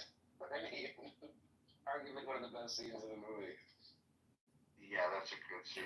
Oh, so Mojo, I wanted to bring up yesterday. I was live streaming Nelson Apega and Grant Cardone and Cindy Stumpo into Chatter. So I created a Chatter account and I was live streaming it with the video feature into Chatter. Talking about these people, like I don't know why you guys are jumping on this. Well, I just wanted to. I wanted to submit a note on it. I am so tired of talking about these people. I know, but I wanted to submit a note that my account was promptly terminated, and all 5 of my live streams were also terminated. So whoever, he's a coward. Grant Cardone, and all of them. Well, anyways, Nelson Apega, But this was the funny part. So I created it. First, I joined the house in the news or whatever it is. So Rohan is in my room watching me live stream. So I don't know if Rohan complained, but I was laughing seeing Rohan appear in my room. But anyways, I just wanted to bring that up because that was my first time ever using it, and I will never use it again unless I want to try to fuck with him again. But that's the only reason I wanted to bring it up, Dr. Adams, was if there's somebody listening out there, I just wanted to share it. Thank you all very much. So let me ask you a question, Edmund. And you're all about like social programming, and you call out a lot of shit, which truthfully is repetitive programming and brainwashing. You don't think that this ridiculous advertising campaign that they're doing to drive people, bully them, and shame them onto an app, and to telling them that the app that they're currently using and is convenient works for them, but because you're so stupid and because you don't believe in the American dream or these people that I don't know from a can of paint, that you should join this app. Like you don't think that has elements of social engineering, manipulation, abuse, and programming? Well, the app is barely usable. I doubt they'll have the money to even keep it going. The navigation on it is so complicated and it's a terrible app. And like Dr. Mojo said, there's like two women with puckered out, lips with Botox. Like that's the whole thing. But I thought, as a creator, and I'm intelligent, I think that even banning me shows you that the app will fail because I was literally live streaming their clubhouse room back into their own app. They should appreciate creators like me who are helping create content for their stupid fucking app. So my point is, if you get angry over somebody who's trying to amplify your business, you're not a smart business person. And if you listen to the conversation, hold on one sec, between him and Whack 100, Whack 100 is a scary motherfucker. Like, but the thing is, this is all black media content, but it's so homicidal and psychotic and neurotic and trashy. Maybe that's what black media is. But nonetheless, I like recording what's happening. And to me, that's my entertainment. So again, I thank you all for listening to me. I'm complete. Can I ask you and Roger a question? Okay, and I don't claim to be the expert on any of this, but can you tell me any sort of vehicle of social media that engaged in a market campaign of degrading, insulting, humiliating, bashing, and brainwashing people into creating some sort of value into going to their platform? Well, you got to understand, all media is a form of manipulation. And if you do believe that all communication is hypnosis, and you really know what hypnosis is, you will realize that what they're doing is not stupid. It's rather intelligent to be able to mind control people. So I don't know what to tell you. That's what's happening. Has it gotten any more people on the app? There's the opportunity for them to grow, but they're too stupid to do it. But has it gotten any more people on the app? Because they No, keep going to... it's a scam. These people are fraudsters and people you want to avoid in life. Go to your local church or library and avoid talking to most people. That's my opinion. And these people are the worst of the worst. And if you listen to what they say, it is so violent and so trashy and so terroristic and just absolutely gangster garbage. It should be shocking to you as an American that these are Americans. This is how Americans are speaking. So pay attention, pick your friends closely, know who you are, but also know that these people are scammy gangster terrorists and they're scum. So when you're recording these other rooms, I mean, I don't understand, like, it's public content, right? You're not CIA, like, tapping someone's phone. His recorded rooms have more traffic than all of Chatter. It's wild. It's just me. It's very meta, to say the least. It is me just putting phones on a tripod and hitting live stream. That's it. Nothing special. But the truth is, these are like one-off conversations that I've put into a huge database. This is a huge amount of time and manual labor that I've put into this. To me, I'm in like a flow state, having fun doing this. But the fact that people come and create the cast of friends every single day without getting paid, to come here and have the same fucking conversations day in and day out, and I can record it all day long. It's like, how is this even happening? How is this app? So did Jack Dorsey, when he opened up Twitter, did he open up Twitter, cast an audience on another app, tell them that they're all stupid, they're all beneath them, and he knows better than them, and they should come over and use their app? Is that how Twitter got their monthly active users? No, but that's how Blue Sky is attempting to do their blow up. And how's that working for them, Mojo? Well, the dumb Democrats are following.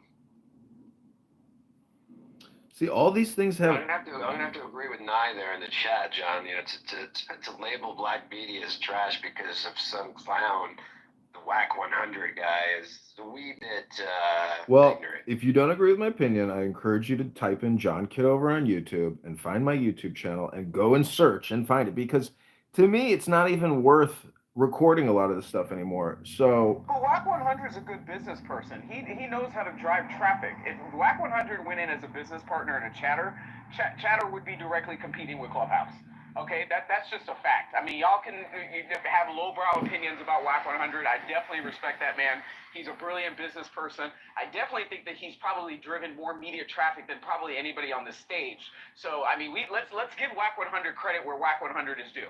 listen, Is he a music producer? What's his bag? he's a great public speaker. He's extremely tough.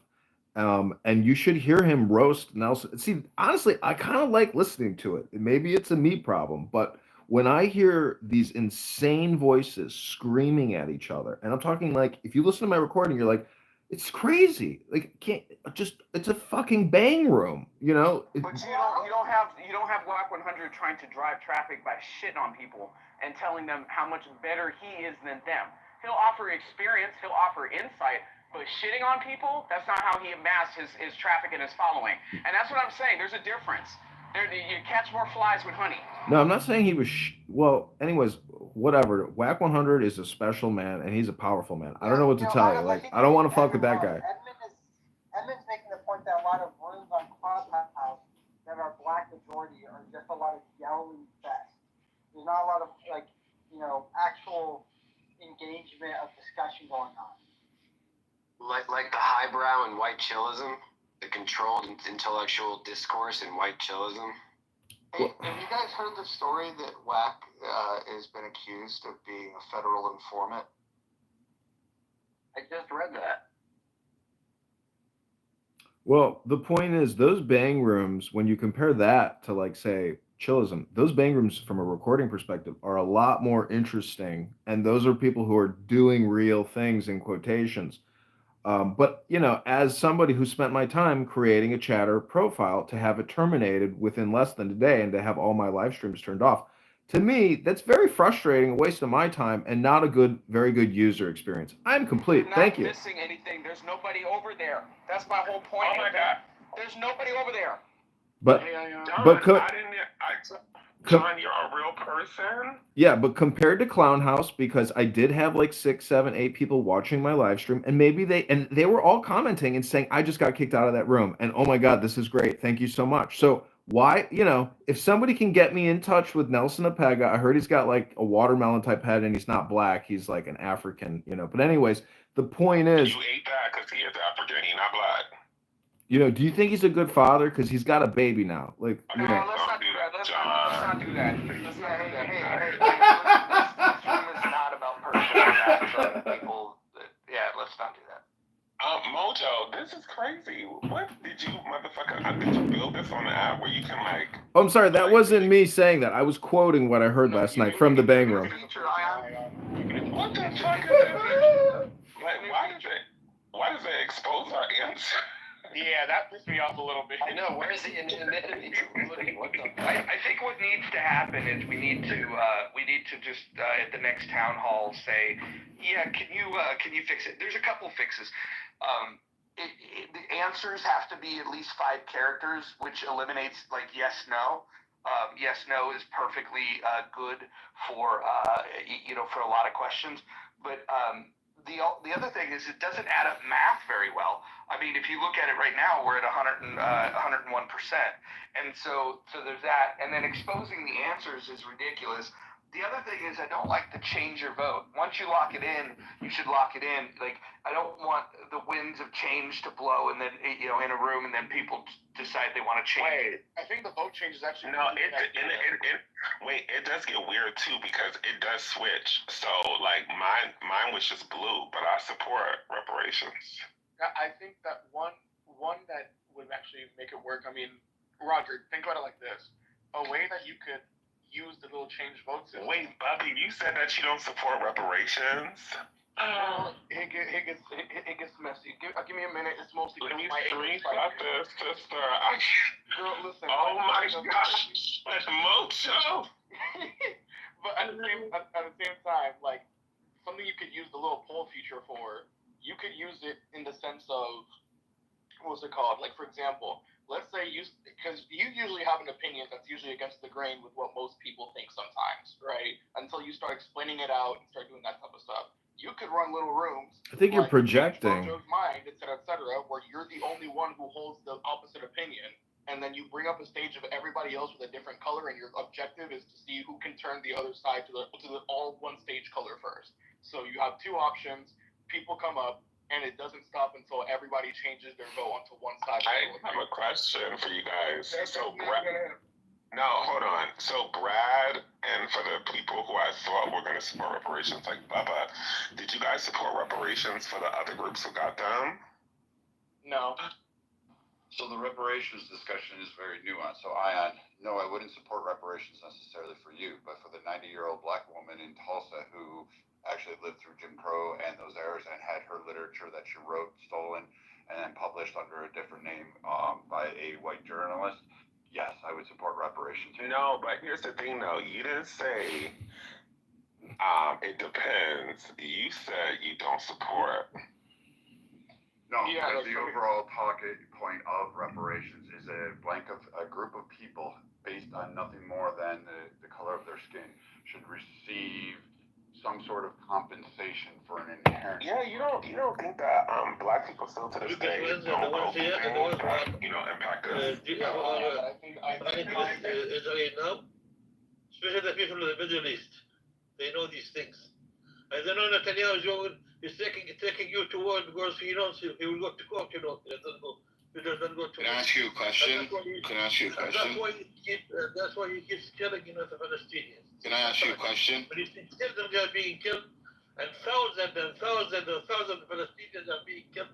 This is nonsense, Where is he from? Can I ask you a question? Hold on. Can I ask you a question? Yes, ask me.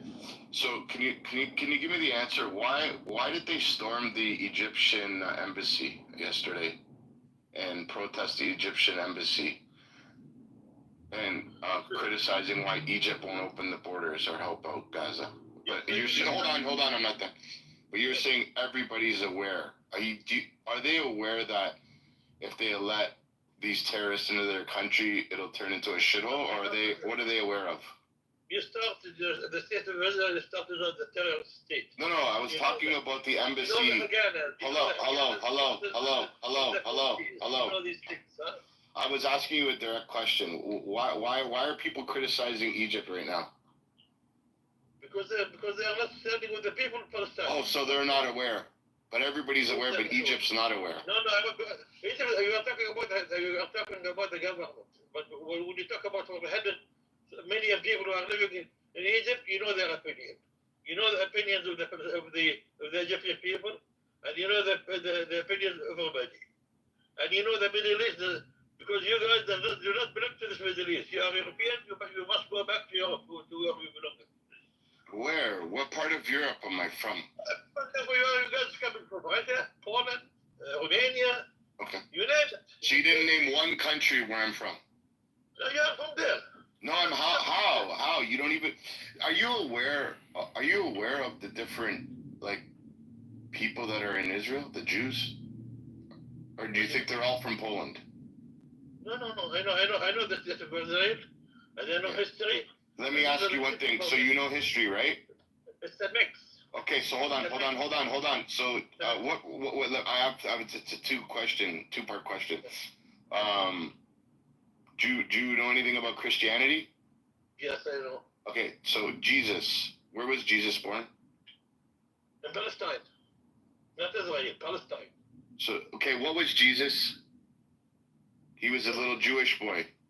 No, he's a Christian. No, he was not. He was not a Christian. He was not a Christian. He was a Jew. No, he's a Christian. Okay. But where are you from, actually? You don't have to know my country, but Why not? What are you afraid of? Like, what are you afraid of? We just want to have dialogue with you.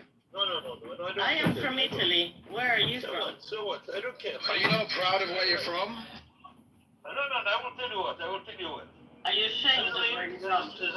He's ashamed of where he's. Majority of generational wealth already goes away in less than 2 generations. Yeah, but That is not going to last us. okay, so you're blaming. So historically, we already know that when it comes down to economy, right, and all of these other things, the reason why Black people don't have that mindset to do those things is because we're disproportionately, impacted by fucking everybody's anger. So, period. And it doesn't matter. Reparations have nothing to do with like how we spend the money. It's the money that people are missing for years and years and years. It does matter on how. No, it doesn't. If the entire point of reparations was to get us back on equal playing ground with white people and where they're at, we can't get there if we don't know how to flip that fucking money 10 times over. Hold on, guys. Everyone, hold on.